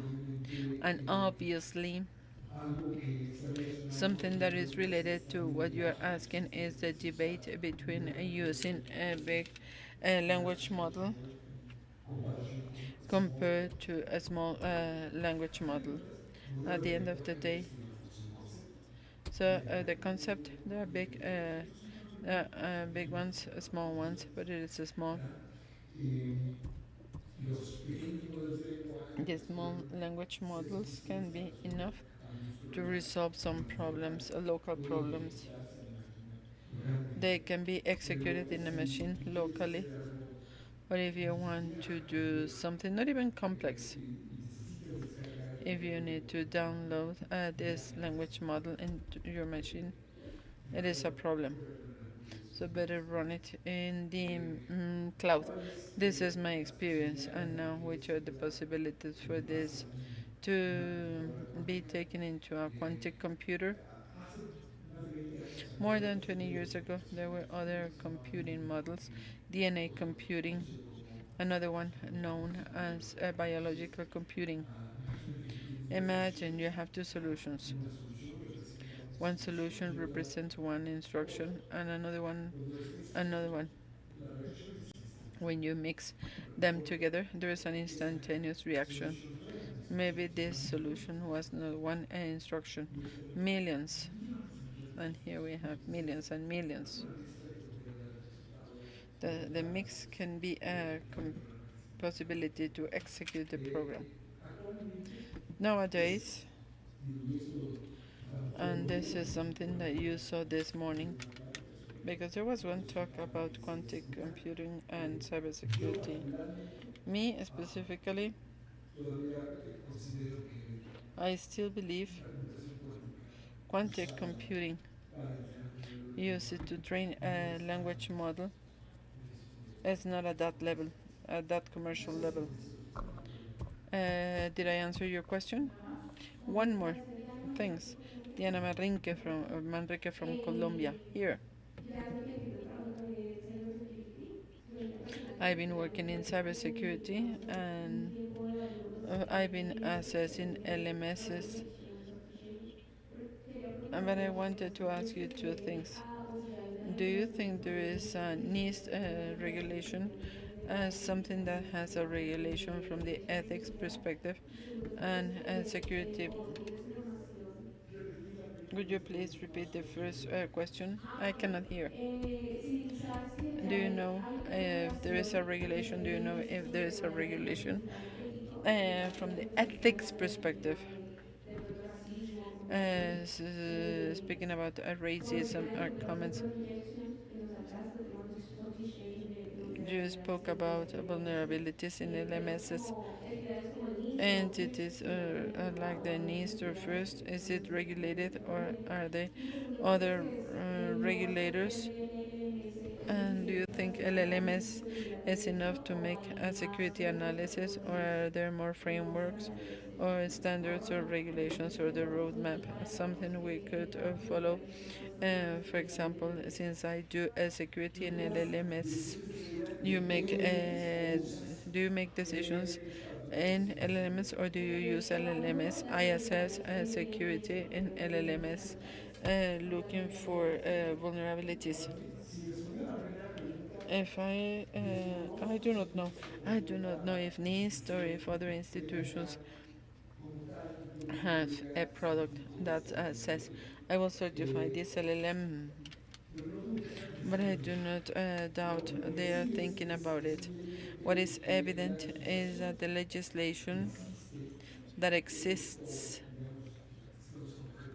GDPR and this type of things, this is very general, and they speak about levels and levels of security that a product could have. But generally, they do not speak about LLMs. They speak about the product that uses artificial intelligence, and I believe it is it is exceeded. It has been surpassed, and if we speak about LLM in particular, then the only thing that you have, the only thing you have is this level of censorship, and maybe it will not be that good as LLMs have hallucinations. Anything can have hallucinations, and there's always, and this is a very common recommendation, that each time you want to solve a problem, what you need to do is to ask LLM is to resolve tiny tasks. In other words, you should break the problem into sub-problems in order to facilitate a solution.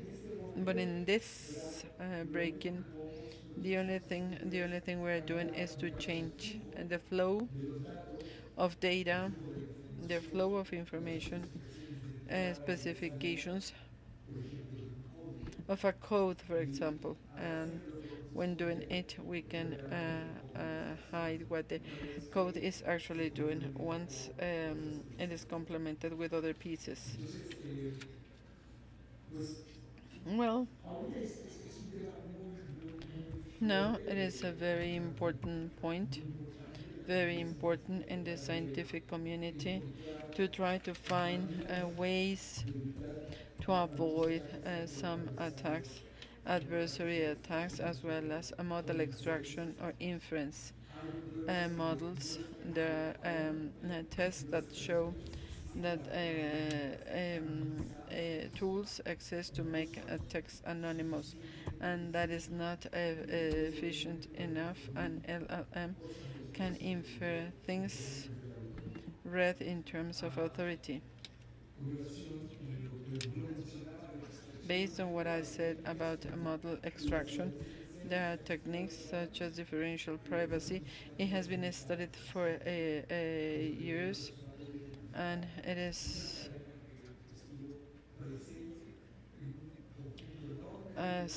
a huge set of training only once. It is a very interesting, important topic. Another, let's give him a round of applause. Thanks for sharing your knowledge with us. And we will have time for coffee. At 5 we will have our last session.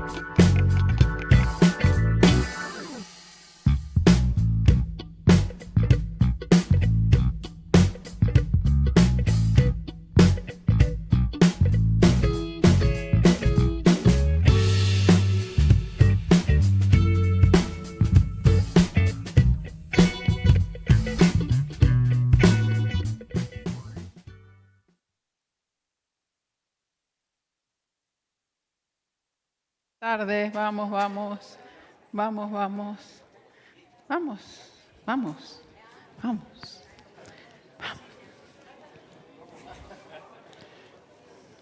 Mira.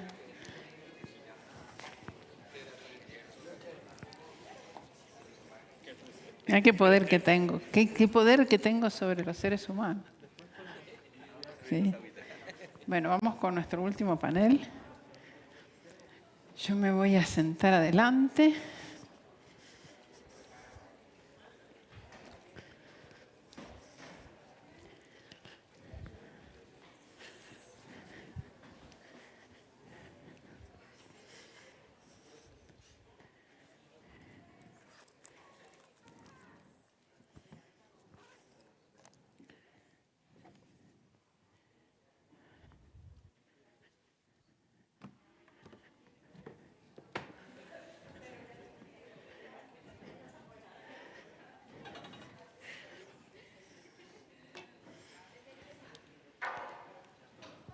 Bueno, nos sentamos a los que quedamos a la tarde. Shall we sit? We will have our last panel. It's been a pretty intense, very interesting day. I hope you think the same.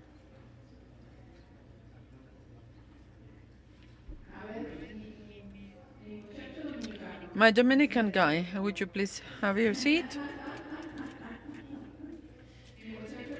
My Argentinian guy, would you please sit? We are ready. I have 4 important guests, friends from the school all.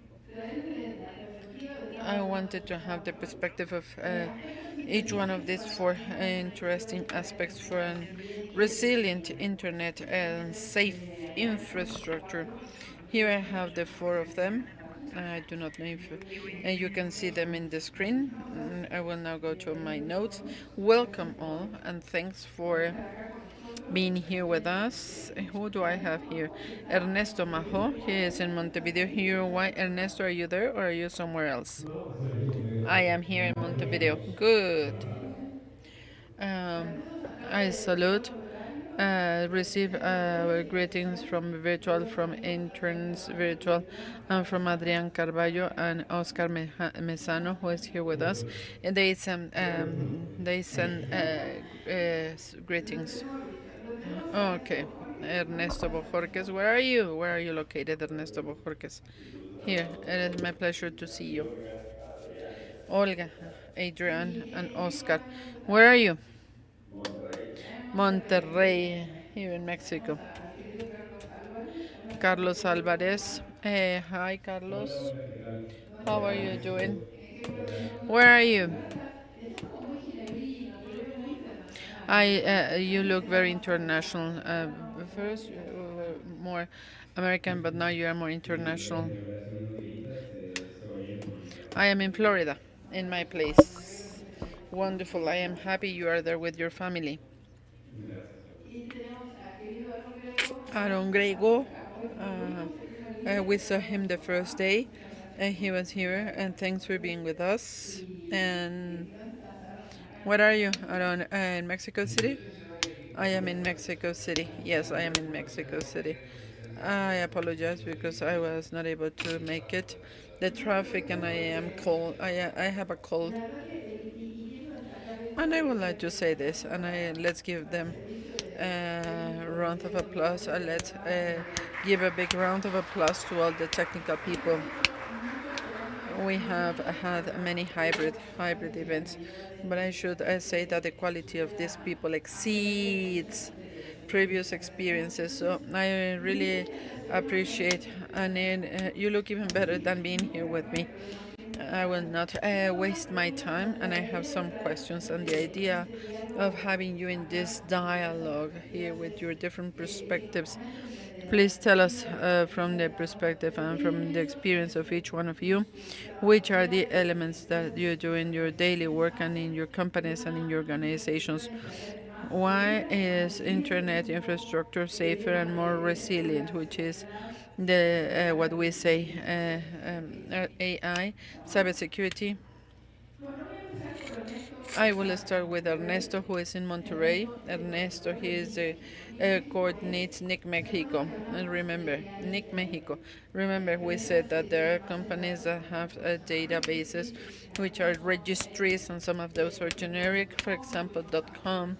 We had one representative taking care of VeriSign, .com, .net, and in the case of the .mx, it is high level, top level domain .mx. These are the two letters that correspond to Mexico. And it is the ISO list 31661. Tell me, Ernesto, which are the activities of your SLTD so that this is a safe, resilient infrastructure, and how you interact with the users, with those who register domains in .mx, to make them aware of cybersecurity if you have activities with them. And welcome, here you are with us. Thanks for being here virtually. Thanks, Olga. I will share my screen, and then I have a presentation. I do not plan to review it all,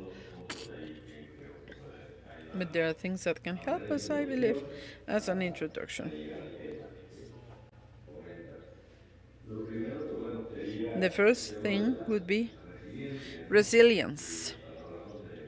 When we speak about infrastructure, we speak about the physical resources. We're speaking about the hardware, the pieces of physical equipment, the logic resources, but also people.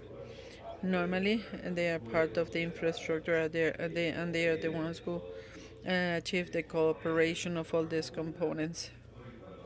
And when we speak about resilience, it is very important to think in concepts such as redundancy, scalability, security, decentralization, and contingency plans. What to do when things are not as expected. Why is resilience important in the internet? Because today everything works with what is digital, and we need that to always be working to do human activities. What we do, what we do in the technological layer, as well as in the non-technological layer. And I would like to speak about these elements, which are going to be key in this resilient infrastructure. Topics such as the geographical and technical redundancy, autonomous of the VNS territorial code, contingency plans, continuity, or the business, recovery in the case of disasters, standards, governance, open governance of the infrastructure, a commitment with the internal development of the country, and sound technical capability. I will skip some things. You were asking which are the activities. Which are the activities we do?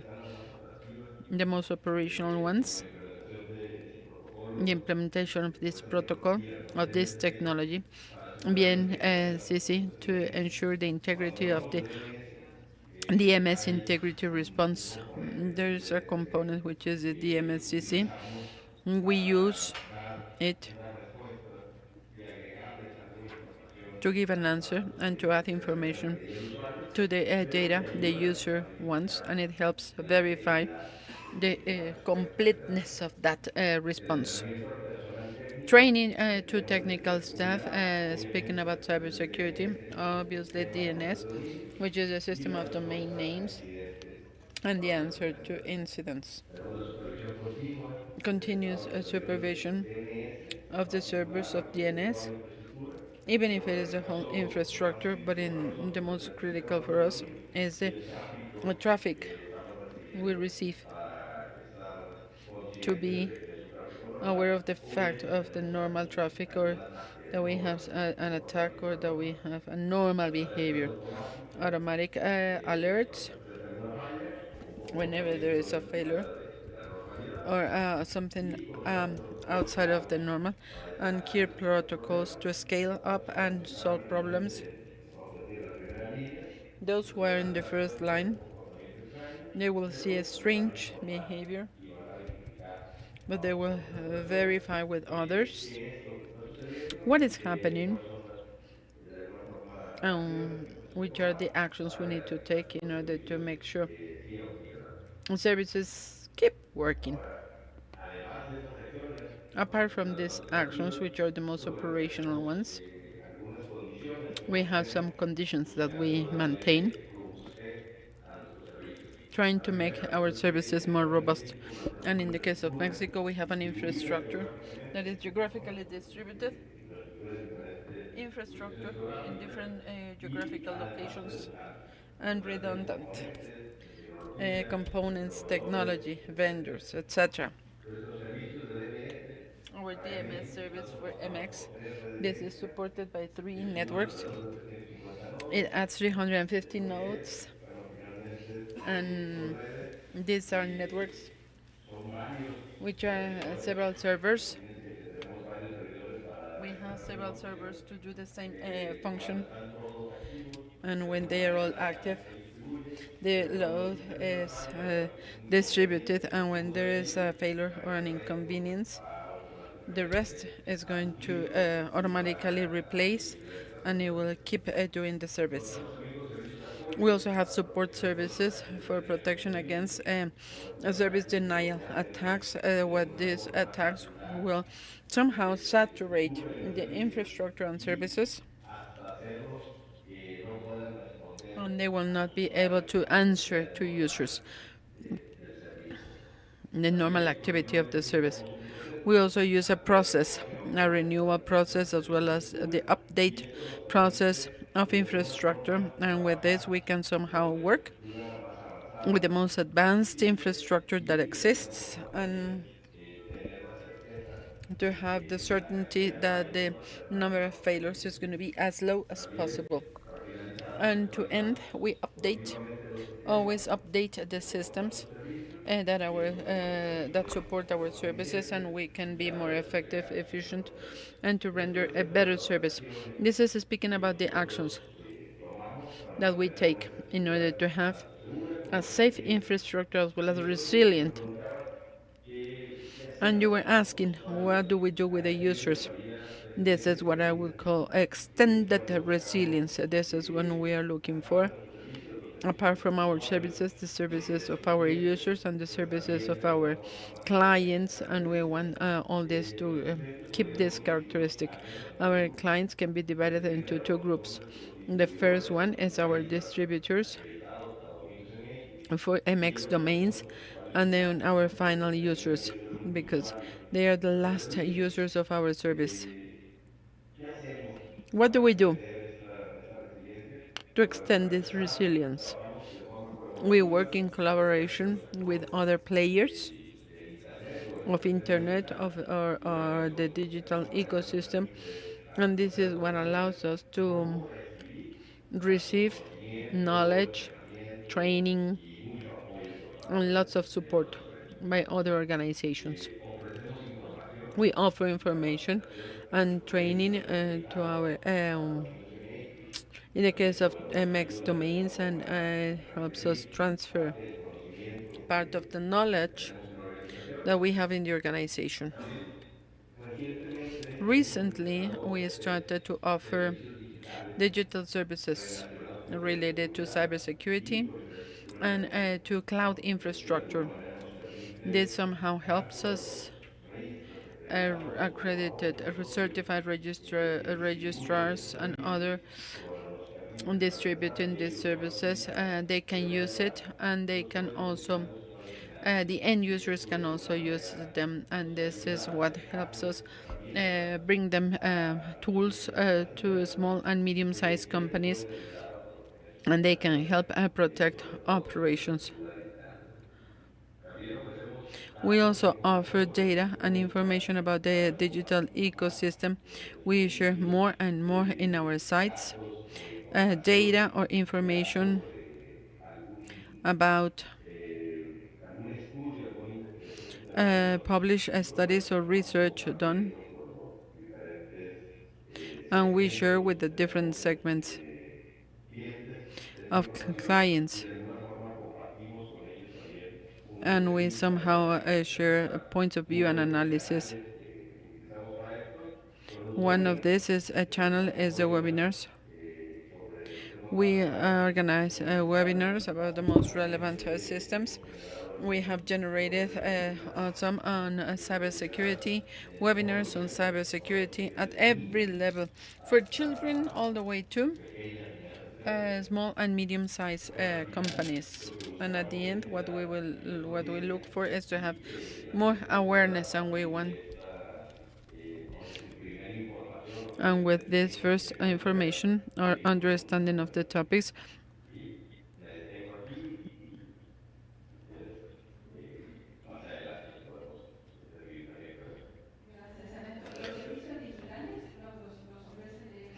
digital services, do you offer them directly or through the registrars? We distribute them through the registrars, and we also have a network of vendors. So we generate some services, and other services are generated in this association with vendors and our distribution channel, registrars authorized by MX, and some companies that do not distribute these MX domains, but the digital services. What we use is digital. Do you only sell through registrars? I would tell you what a registrar is, or can you directly sell? No, only through registrars. You remember when Dennis from VeriSign, he also explained this role of these companies, which are it is pretty confused. It is pretty confusing. Registrars. It took me a long time to distinguish. So do not suffer if it takes you time. Registry is a company that has .mx and their intermediaries that sell these domains. The most famous one is GoDaddy and many others. We have .mx. It only sells through these companies, marketing companies that do not only sell the domains but also other related services that will help the development of websites and the cart, shopping cart. Thanks, Ernesto. Now I will go to Carlos, that is now working in the hub of the Americas and the Caribbean for the GFCE, the Global Forum of Cyber Expertise. Yesterday we had Christopher. He was almost the founder of GFC. He's now working there, but he also made the reference yesterday in a very interesting talk. And many years ago, you've been an expert in cybersecurity and cybercrime. What would you say about activities regionally and internationally, so that internet users and companies or users or companies with databases or TLDs to generate a safer infrastructure or more resilient for the internet we use every day? Muy amable, gracias. Cierto. Que Christopher Painter fue el primer chair, digamos, de Christopher seguridad Painter, he was the first chair of the directory, the previous chair of the GSC directory. Your question is going to be responded from the perspective of the GFC. The GFC, for those who do not know it, is a non-profitable organization created 10 years ago by the Netherlands government with many other governments and private sector companies, almost 40 in total. Today, this one has 770, 170, 180 partners and partners. Many of them are governments, specifically the Foreign Affairs Ministries and the Technology, IT and Communications Ministries.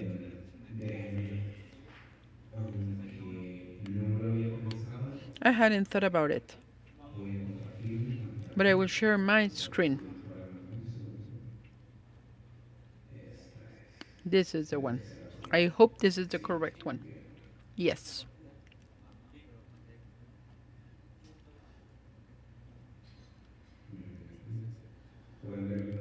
Can you see my screen? Yes. Muy bien, muchas gracias. El GFC GFC lo pueden entender can be como understood una plataforma as a que platform ayuda a coordinar that will help coordinate esfuerzos globales global de efforts capacity building to do capacity en building un mundo ciber. in the cyber world. ¿Eso qué quiere decir? What does it mean? Como para variar, tiene tanto de largo It como has de ancho. Hay many muchos, perspectives. muchos There are temas. many, many, many topics. Para nosotros, para el For us, for the GFC, el GFC, resumen básicamente there es are una obviously it is simplificación a para que entiendan el simplification, concepto. but for you to understand the concept, Existen los we beneficiarios, have the que beneficiaries, son las comunidades, which las are the instituciones, communities, organizations, tienen and governments necesidad de that creación have de capacidad. need to create capacities, to Están los build capacity. implementadores, que son las Implementers, which are organizaciones the que organizations or tienen the los experts that recursos have the knowledge, necesarios para necessary knowledge, satisfacer in esas order to meet necesidades. those needs, Y están los grandes, and the normalmente big ones, son which are gobiernos, algunas governments compañías, normally, bancos, some que companies, tienen la banks disponibilidad de recursos that have resources available para ayudar to help buscando un internet más seguro y buscando looking for usuarios más a seguros. safer internet. La labor del GFC GFC work, busca el objetivo fundamental the main más objective, estructural es the highest identificar level, cuáles son las is to necesidades identify de los those needs regions in the regions y hacer el match, and to do the poder matching, identificar to identify el donante, who is zoning, el who's making the donation, who has encontrando las the prioridades availability, and the matching y of the priorities, operativizar and el to find the GFC para implementer. In other words, to find ese proceso. O sea, una an organización, los organization, a expertos que group of son los que experts mejor conocen who are el the ones tema who better know saben the topic so that they necesitar del go país que corresponde. and meet the needs of the ¿En qué temas? corresponding country. Por eso In quiero which compartir areas? And this is why I wanted hay to share muchos, the screen. muchos, muchos There are temas many, que many caben topics which can be included dentro de las in actividades the de las tecnologías y capacity todos building tienen activities. tienen que ver They con have to do with cybersecurity, internet. internet stability, El etc. primero siempre va a And the ser first one will always be estrategia strategy, en la esquina de policy y legislation, policy and legislation, creación de políticas creation y of policies, creación de capacidades en cuanto a legislación y política. capacities in terms of legislation and policies. En muchos países hay necesidades In many ciertas countries, there are some certain needs to increase the level of knowledge and the level of awareness among policymakers, among those who make laws and create policies. They need to know bien well, con cierto nivel de detalle, with certain level of algunos detail, pero con algunos with some level of de detail, qué es eso sobre lo que están legislando. that what is what we are legislators, so that there is no violation of internet in their countries and in their regions. Los equipos de respuesta And the response teams in many countries, en muchos lugares, in many places, independientemente de la latitud y la regardless of the latitude and longitude, tienen niveles incipientes. they have starting levels, and there are some of them who need. They need to understand which are the tools they can use, what is the expertise, what experience and what knowledge they should have, Sus equipos, their teams should have, procesos deben implementar. what processes should be implemented. En cuanto a cibercrimen, And now, speaking about cybercrime, tocamos de vuelta el tema de legislación y política. legislation and politics ¿Qué again. leyes se deben actualizar? ¿Qué leyes se What deben law to be updated, what law expedir en los países to be para issued or passed in a country. crimen? Pero vamos más allá. Toca, por ejemplo, And it goes beyond unidades de cibercrimen, las unidades de policías y police units, cybercrime. eficientemente entrenamiento. Are they trained enough? Can they identify a case of ransomware? The infrastructure that is part of phishing attack against countries and banks in their countries. What happens with all the evidence is presented and then submitted to the prosecutor? Is he going to understand what they are speaking about? Can they make the case? Is it going to be presented or submitted to the judge? Can the judge enforce the law? Cultura de ciberseguridad skills. Y Olga, por favor, Cybersecurity skills. que nos quieres Olga, tell me when I have only one more minute because I can stay here and talk and talk.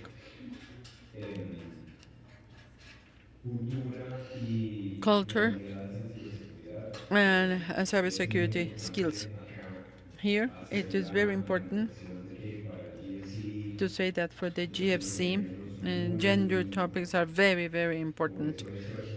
This is why there are specific efforts in the regions que haya más to have more participation niñas jóvenes y of adult women and young girls in cybersecurity, more creation of capacity building and effective training in the world of cybersecurity, and emergent topics, obviously, the two topics that we always see there in every conversation.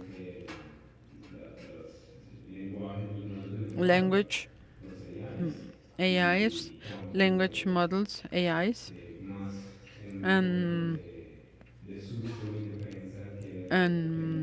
it is not only technique.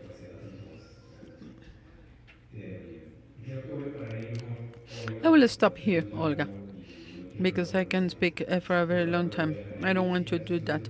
So it is capacity building, mainly in these 5 areas.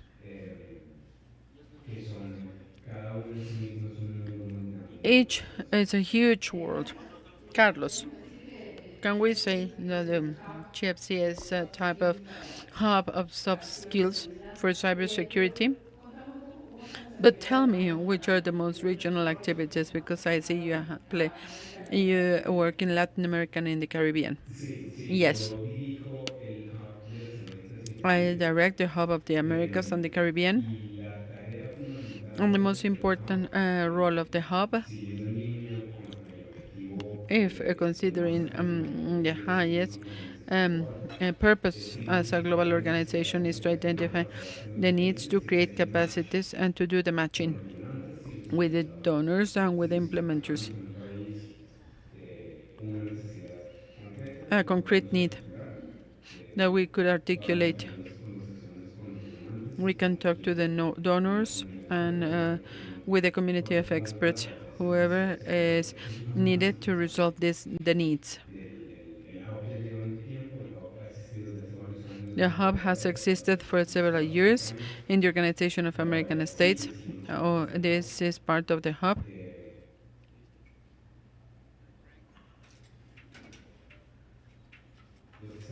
And what we are doing as we speak is to identify the needs in the region, thinking and the creation of something like this. Let's see how the end product is. But the idea is to create a type of menu of needs and to say this is a priority for me and help me satisfy these needs. Help me meet these needs. Let's wait for the GFC in our region. Now, Aaron, for you to know, Aaron, he owns a company that more than 10 years ago participated in an ICANN, and tomorrow we will have a special block on ICANN where it was possible to ask for new generic high-level, top-level domains. By generic, we mean those who are not related to countries. It is generic.com. In the past, there were only a few, 25 generic, but in 2012, this possibility grew, and now there are 2 TLDs were requested, .bal and .bs. Speak about this consideration of the new TLDs. Are there different cybersecurity challenges with the new TLDs? Or do you think the challenges are the same as with .mx or other top-level domains? Or .com? How one TLD that is more focused on a specific market happens like yours, and others which are even more generic? How do you think about this impact in this safe and resilient infrastructure? And the perspective on my side is very different. We meet the regulation of ICANN. ICANN give us some compliance guides and the abuse of DNS, which is responding to ours, and to detect spam, phishing, malware, or inadequate things. We do not have our own infrastructure. I believe this is the main difference. We have the registry service provider. When we did this in 2012, we met a company in England. We knew they were working with ICANN, some domains, and we didn't want to make a due diligence. We knew it was only a few offering this service, and in the last 10 years we migrated, and today we have another vendor, which is a Canadian company, and my understanding is for the second round that it's starting next year, ICANN is certifying the IRSPs in order to have the same circumstances for everyone. And what Ernesto said, the redundant protocols, an endless number of processes, and the effort by the technical team and the human team. There are specialized companies rendering this service. On our side, we didn't even think about it. It would be a commercial investment, completely different, speaking about the operation of the company. And speaking about abuse monitoring, we did it for some time. We are a very small company. It is only 3 people and dedicated to this effort. And we have our hands full. And those who detect the abuse will let us know. We need to do monitoring process, and when we receive this, we do not have the infrastructure or capacity to validate it. We depend on a third one, cleanliness, and we have to coordinate with the registry. Those doing the active suspension is the registrar, as you said, and if you haven't spoken about this, ICANN is the entity that regulates this utilities. High-level generic, and we have the registries, which are the owners of the domain, and the registrar who is certified in order to distribute this to the public. And there we have different regulations, such as registry and registrar, and they help us collaborate, participate, and there is an interesting concept which is equal access. Equal access. We need to offer the same conditions, commercial conditions, to any registrar. We cannot sell a promotion with discount or with different circumstances without offering it to everyone. Going back to cybersecurity and resilience, it's not our area. We have found the strategic partners that will give us these services that will guarantee this redundancy, and I believe ICANN has evolved. It is now telling us that there are certified vendors. Here we have a list of the ones who meet this to facilitate this process. And if we know other registries internationally, we've seen very large companies that have applied for hundreds of domains with their own infrastructure, and they have the capacity to manage it. And there are others who, in similar circumstances, will have 1, 2, or 3, and they will do the outsourcing with the strategic panel that will help do the operation. From a different perspective, and it is not cybersecurity, we need to guarantee our operation. It is not a technical thing, it is more financial. When participating in the request of domains, we had to issue credit cards, very expensive, and to have this money frozen for more than 5 years to guarantee our operational continuity. And we also have the data score. This is a safeguarding of data. It is a backup of what is actively happening to our RSP. and with in another one, safeguarding this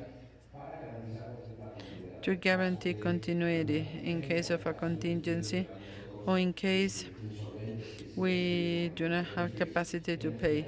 It has happened. It has happened. So we need to guarantee this continuity and the financial compliance and to be able to back up this transaction with resources to have continuity. And we have another situation. I wouldn't speak about cybersecurity, but speaking about the well-being of the brands, and I believe this is another relevant aspect. We need to give a priority right. There is a service, the trademark TMCJ, the clearinghouse.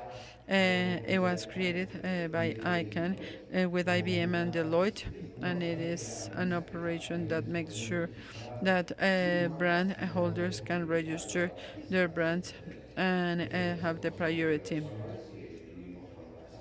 This is something we introduced, and this will happen next year.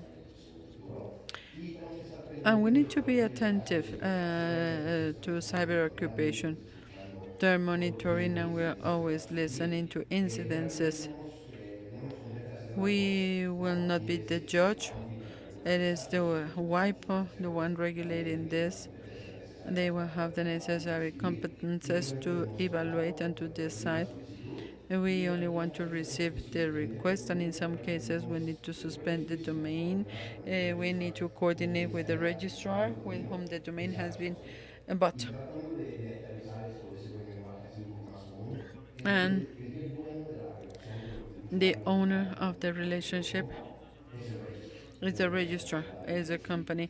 GoDaddy and Chimp, we take a step back, and our relationship is to give the domain through these registrars, and they coordinate, they take the necessary steps to avoid misuse. What you say, Aaron, is very interesting. You see how this ecosystem of companies work. They trust a company with a global infrastructure, and they're the ones operating the technical infrastructure. These technical companies are more robust, and they simply take care of, they do the marketing and the sale of these domains through resellers of data escrow. This guarantee you mentioned were those mandatory needs about ICANN, by ICANN, yes. In both cases, and in the data score, it is continuity all the time. We need to always maintain the live data score. There are audits by ICANN after X time to make sure we are complying with this, but everything is by mandate. The letter of credit is an initial process to request, and after showing with a timely payment and comparing the compliance of the regulation, we will able to remove the credit letters. Escrow is like a backup. It is like having a backup in other places. A question for Ernesto, .mx. This type of obligations is not for CCTLD, but you could also have a backup and everything very well done, but it is not necessarily a contract or an agreement with ICANN. We don't have this obligation with ICANN. It is just a good practice. Good. I love Aaron, and a very clear and a very concise explanation. Now a question for Ernesto. Virtual, congratulations, because he is a new executive director.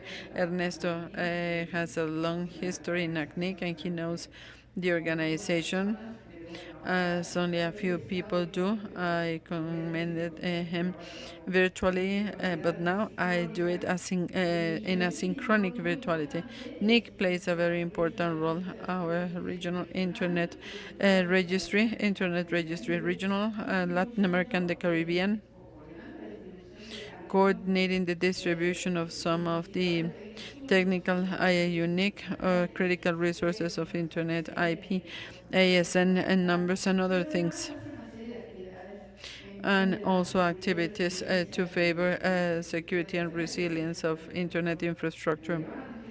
They have relevant with the resources of a NIC.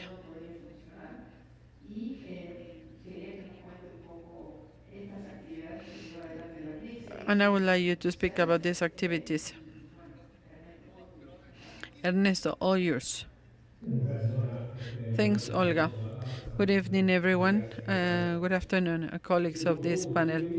As you said, ANIC is the registry of Internet addresses for Latin America and the Caribbean. There are 5 worldwide, and we are responsible for the registry of Internet numbers and the allocation of resources. And as you said, it is Latin America and the Caribbean.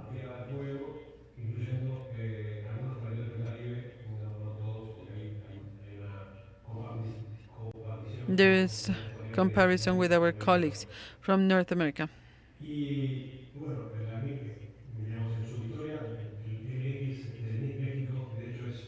Mid Mexico, it is one of the founders of ANIC, and it plays a very important role in the creation of this. It comes from the community of operators and the regional community to render a service for our region. We are a non-profitable association. We are located here in Uruguay, and until now we have 13,000 members across the region, original sites, 13,000 entities. These entities are the organizations that receive our addresses from us, from ANIC, and from the 2 national registries, which are, in the case of Mexico, in the case of Brazil. These are the regional registry and our work. Our position is to precisely to make sure there is a stability of Internet and security of an open Internet, and to make it something fundamental. This role, basic role, what we've been developing for the last 10 years, and it complements with a number of actions that have to do with the development of the community to promote elements and to strengthen the capacity of the region, capacities to operate Internet and networks. Speaking about stability and security, and activities related to training and the configuration of a network. There is a very important chapter that has to do with security and routing. Basically, we have the regional registries through what has been the definition of RTCs. We also work in the deployment of KPI. It allows to somehow make sure that those who announce an Internet resource in Internet are going to be the ones that have the authority to do so.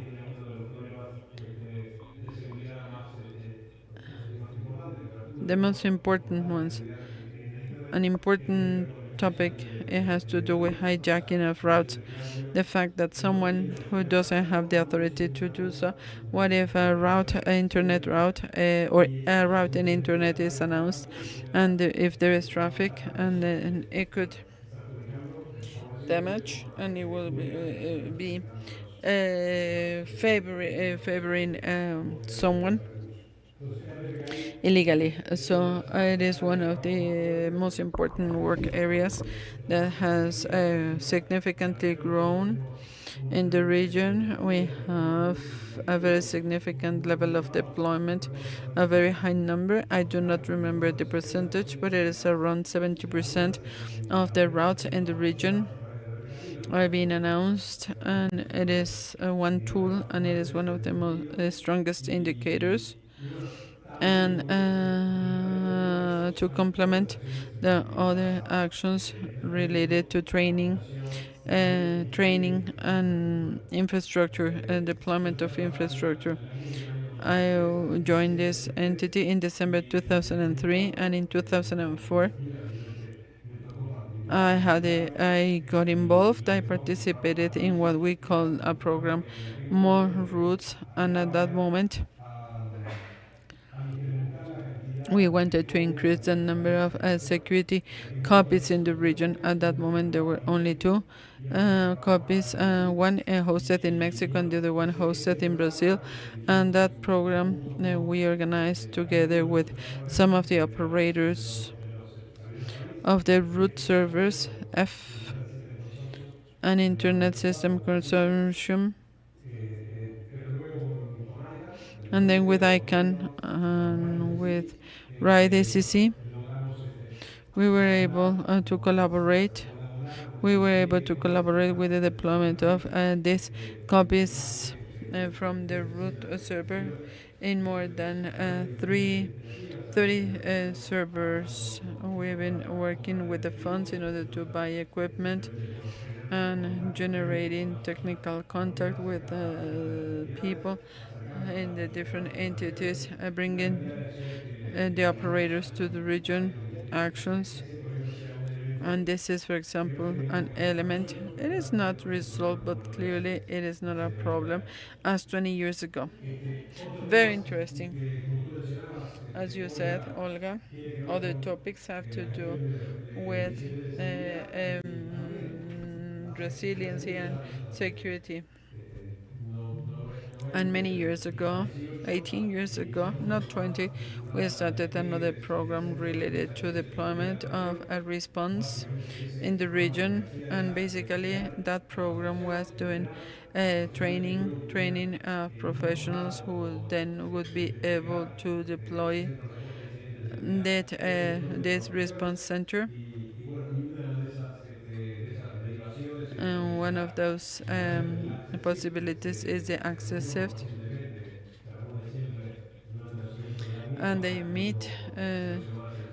They just met 2 weeks ago in Sao Paulo, and this network is a network of to share knowledge, to share experiences, to share good practices, to strengthen links and bonds that would allow us to manage incidents that affect different infrastructures. In our case, it is AMIC. We work with the community of operators, and this is how we work to communicate. We generate the statistics, and if necessary, we manage those incidents, bringing information, timely information, so that everything can be resolved.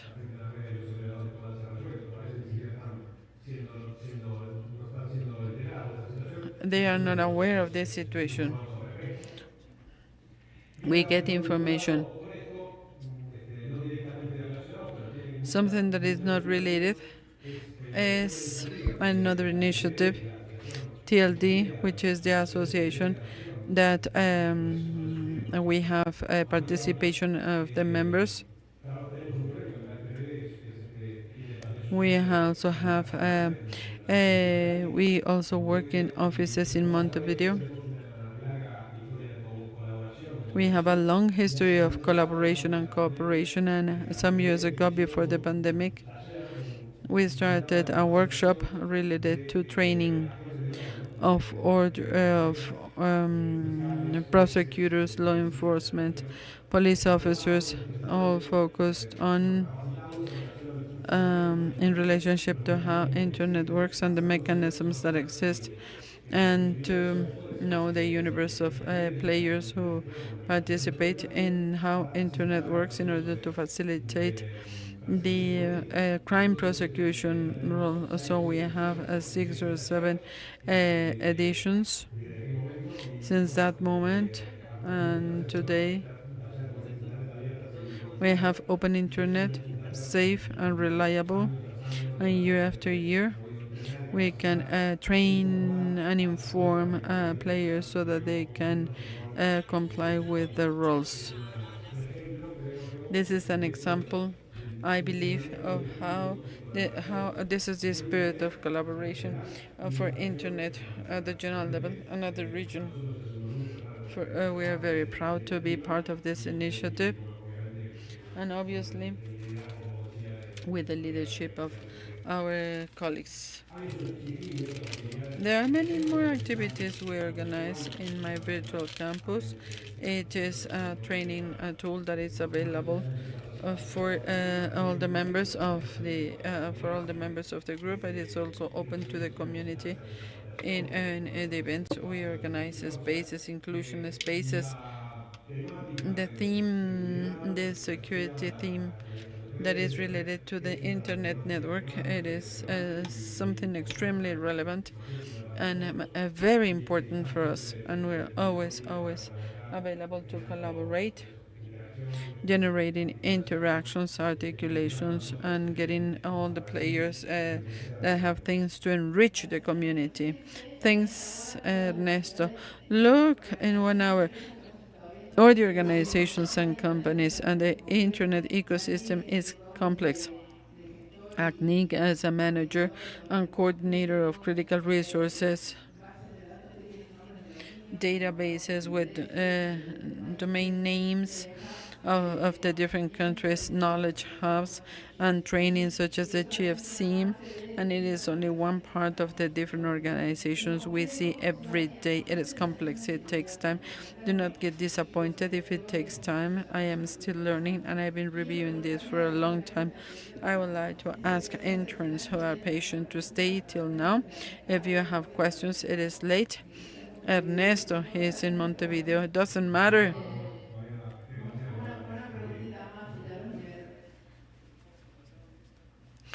One more question. Hi, good afternoon. I am Karen Abrego. I study computing technology engineering, second semester. May I have a general question for the forum? What is the role of resilience in the adaptation of people to highly technological surroundings, such as the metaverse, which is an area that we are not treating as importantly as AI? But what to do in AI and metaverse, and how this applies to metaverse? I wouldn't dare to answer that question. To me, metaverse is a mystery. I do not know for you, but to me, metaverse is a mystery, and I am not afraid of saying this. I believe it is a difficult to answer question because she's speaking about resilience, which is to continue after failing metaverse and cybersecurity. It is 3 elements that we will need to that we need to consider in order to give you an intelligent answer.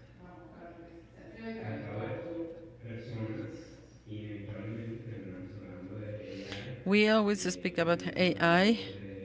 We speak about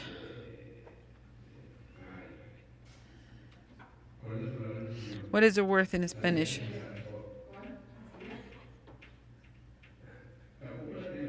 I do not have it either. Well, in German or in Portuguese.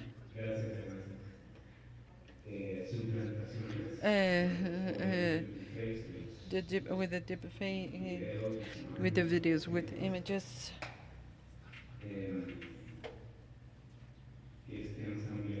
This is a topic that is not where legislation is needed, international treaties, standardization applicable to all the companies, to all the AI companies that could exist. But speaking about resilience and speaking about this, it is a point that has, as I said, it is resilience of the person that is being replaced or in a metaversic, I mean, having a person in a metaverse. It is nothing technical. It is a psychological thing. It is a public policy topic, public health, but it is not a technical aspect. I will stop talking. I know Mr. Bojorquez dies to speak. We just spoke about how a human mind is manipulated, and I believe there is more information to answer your question. And here, my perception as a user of technology, it has to do with awareness, with how the person takes care of its participation in metaverse, taking care of personal data in metaverse, instead of working with technology. Do you like to add something, or is that enough? Olga. After you have spoken about Quantic, I saw the session and it was very interesting. I believe if now we think in a metaverse where we do human activities, we would think that resilience of that infrastructure is critical. We might think, and maybe we will do something equivalent.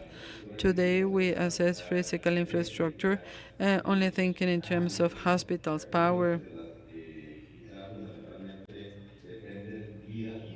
things where human lives are at stake. The reality is that in our daily activities with digital topics,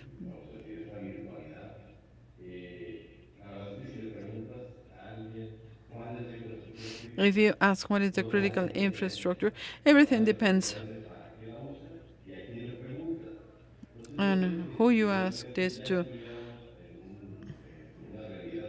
If it is a reality where metaverse contains a good part of the human activity, or at least one parallel of the human activity, the operation becomes critical. So I believe this is the role of this resilience. It has to be something that we maintain, otherwise a good portion of this human activity is going to collapse together with this infrastructure in case it fails. And speaking about cybersecurity, I believe it is going to be very, very important because if you do half of your activities there, when someone is going to be replacing you there, 50% of your life is being taken away from you. So I believe this is how we need to think about it when we are trying to protect our digital assets. Anything that represents our digital life, we need to assess it as we do it today with our reality. We need to treat it importantly,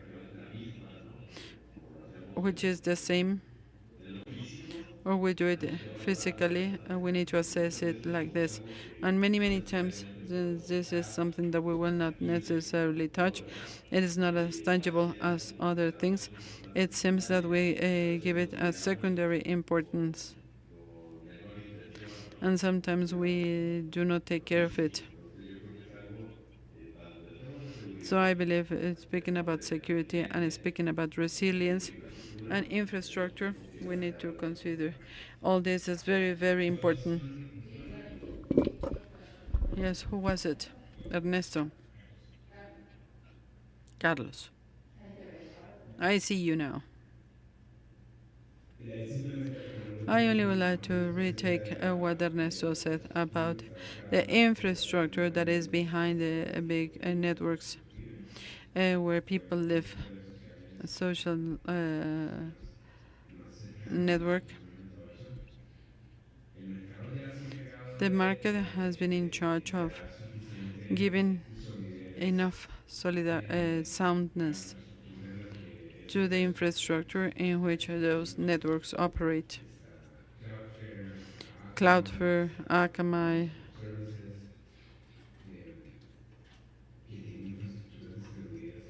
with distributed robust infrastructures. It is very strange to have this service in a network caused by an attack. It is very, very strange. So I just wanted to make this comment. The market has been in charge of taking these large companies to progress. So this is something that is going to happen in the next 5 to 10 years. Are there more comments? I have one more question, and that will be it. Only one more question. Thanks for this being patient. Hi, I am Francisco, and I come from Brazil. I speak.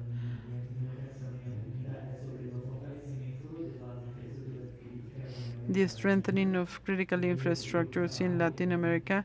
Today, I work in a think tank of technological innovation, and we have discussed a lot the strengthening of critical infrastructure in Brazil, not only from the perspective of cyber crimes, but also strengthening initiatives of public policies on digital services.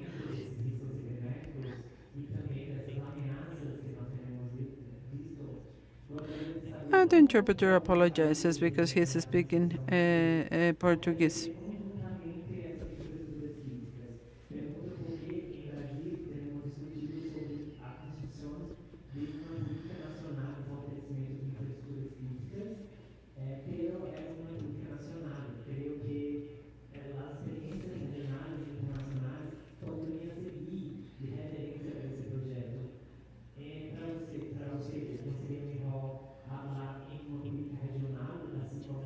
Wouldn't it?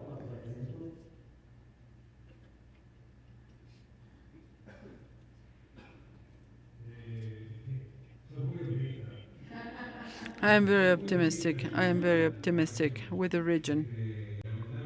Unfortunately, the story we have seen in recent years, it go only good intentions, and it is not an example of an integration. It doesn't mean we will not be working in this field, but it is a very long journey with many ups and downs. There are thousands of examples of lives, ups and downs. I believe it is important to separate or to differentiate the critical infrastructure you mean. If it is energy, what is critical infrastructure? These are the things we need to be careful with. And the old internet, we spoke about critical infrastructure, and I believe this has been resolved. And root servers in the region. This is a clear example of the progress in the region, and something that was critical at that moment 20 years ago is not critical today. I believe no one. For example, root server, the existence of only 13 original root servers is a critical situation. There are hundreds of copies all over the world, in each one of the corners of the world, in the Antarctic, but in our region there are more than 50 copies across the region.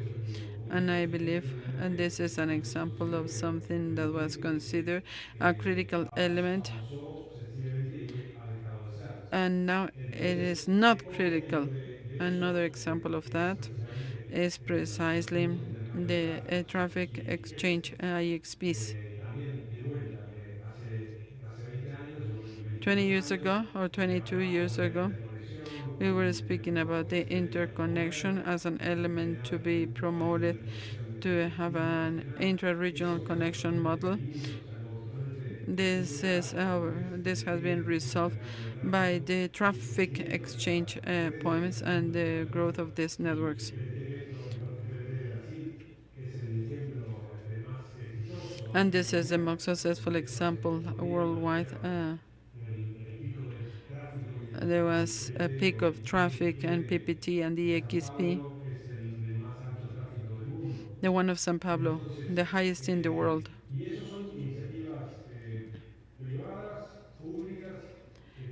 Private and public initiatives, as Carlos said.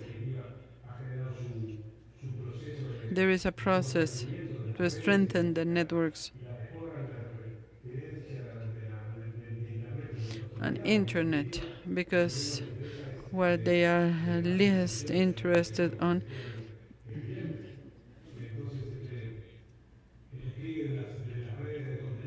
networks of content,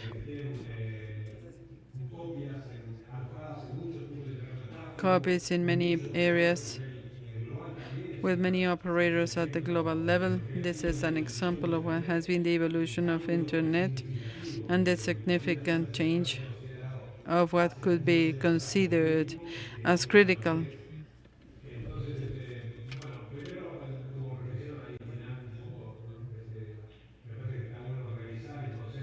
We need to review the concept of critical infrastructure.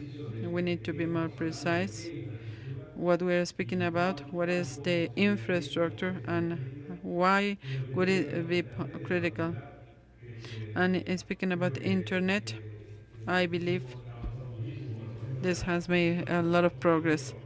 Another example, I apologize, Ernesto, for speaking about this, which is the networks of the LTDB, where the possibility to generate any copies are going to be given. It is a service given to the partners of the PLD, and this is why the operator of a country domain, a small country, not like Mexico, but a small country with with little technological possibilities to have access to the service and to guarantee the users and the citizens in that country that services will be available at every moment.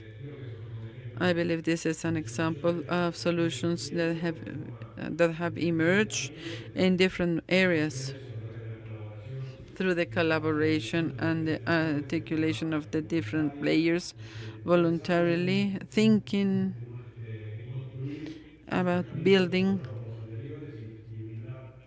and to have a more resilient internet. And let's do not forget that Europe countries are regulated and somehow associated in a bigger market, and there are some common regulations. Latin America doesn't have it. And despite of the fact we do not have this, efforts have been made. It is something to be done. What you said about the root servers, very interesting. The first one installed in Argentina, the F, a copy of the F in 2008. There are several copies, all of them in the internet chamber. There is no specific destiny. Well, it is late, and it is late here, and those who are there, we really appreciate. We thank our panelists with a round of applause. Thanks for being here. Thanks for the different visions and missions of a topic that is a worry, concern for all of us, that we will be speaking about AI and cybersecurity. I wish you a very happy end of the day. For Ernesto, it is later. He is in Montevideo. For Carlos, more or less. And here in Mexico, we are finishing this. And Aaron, I hope you do better. And interns, we'll see you tomorrow, 9:30. Thanks to all of you.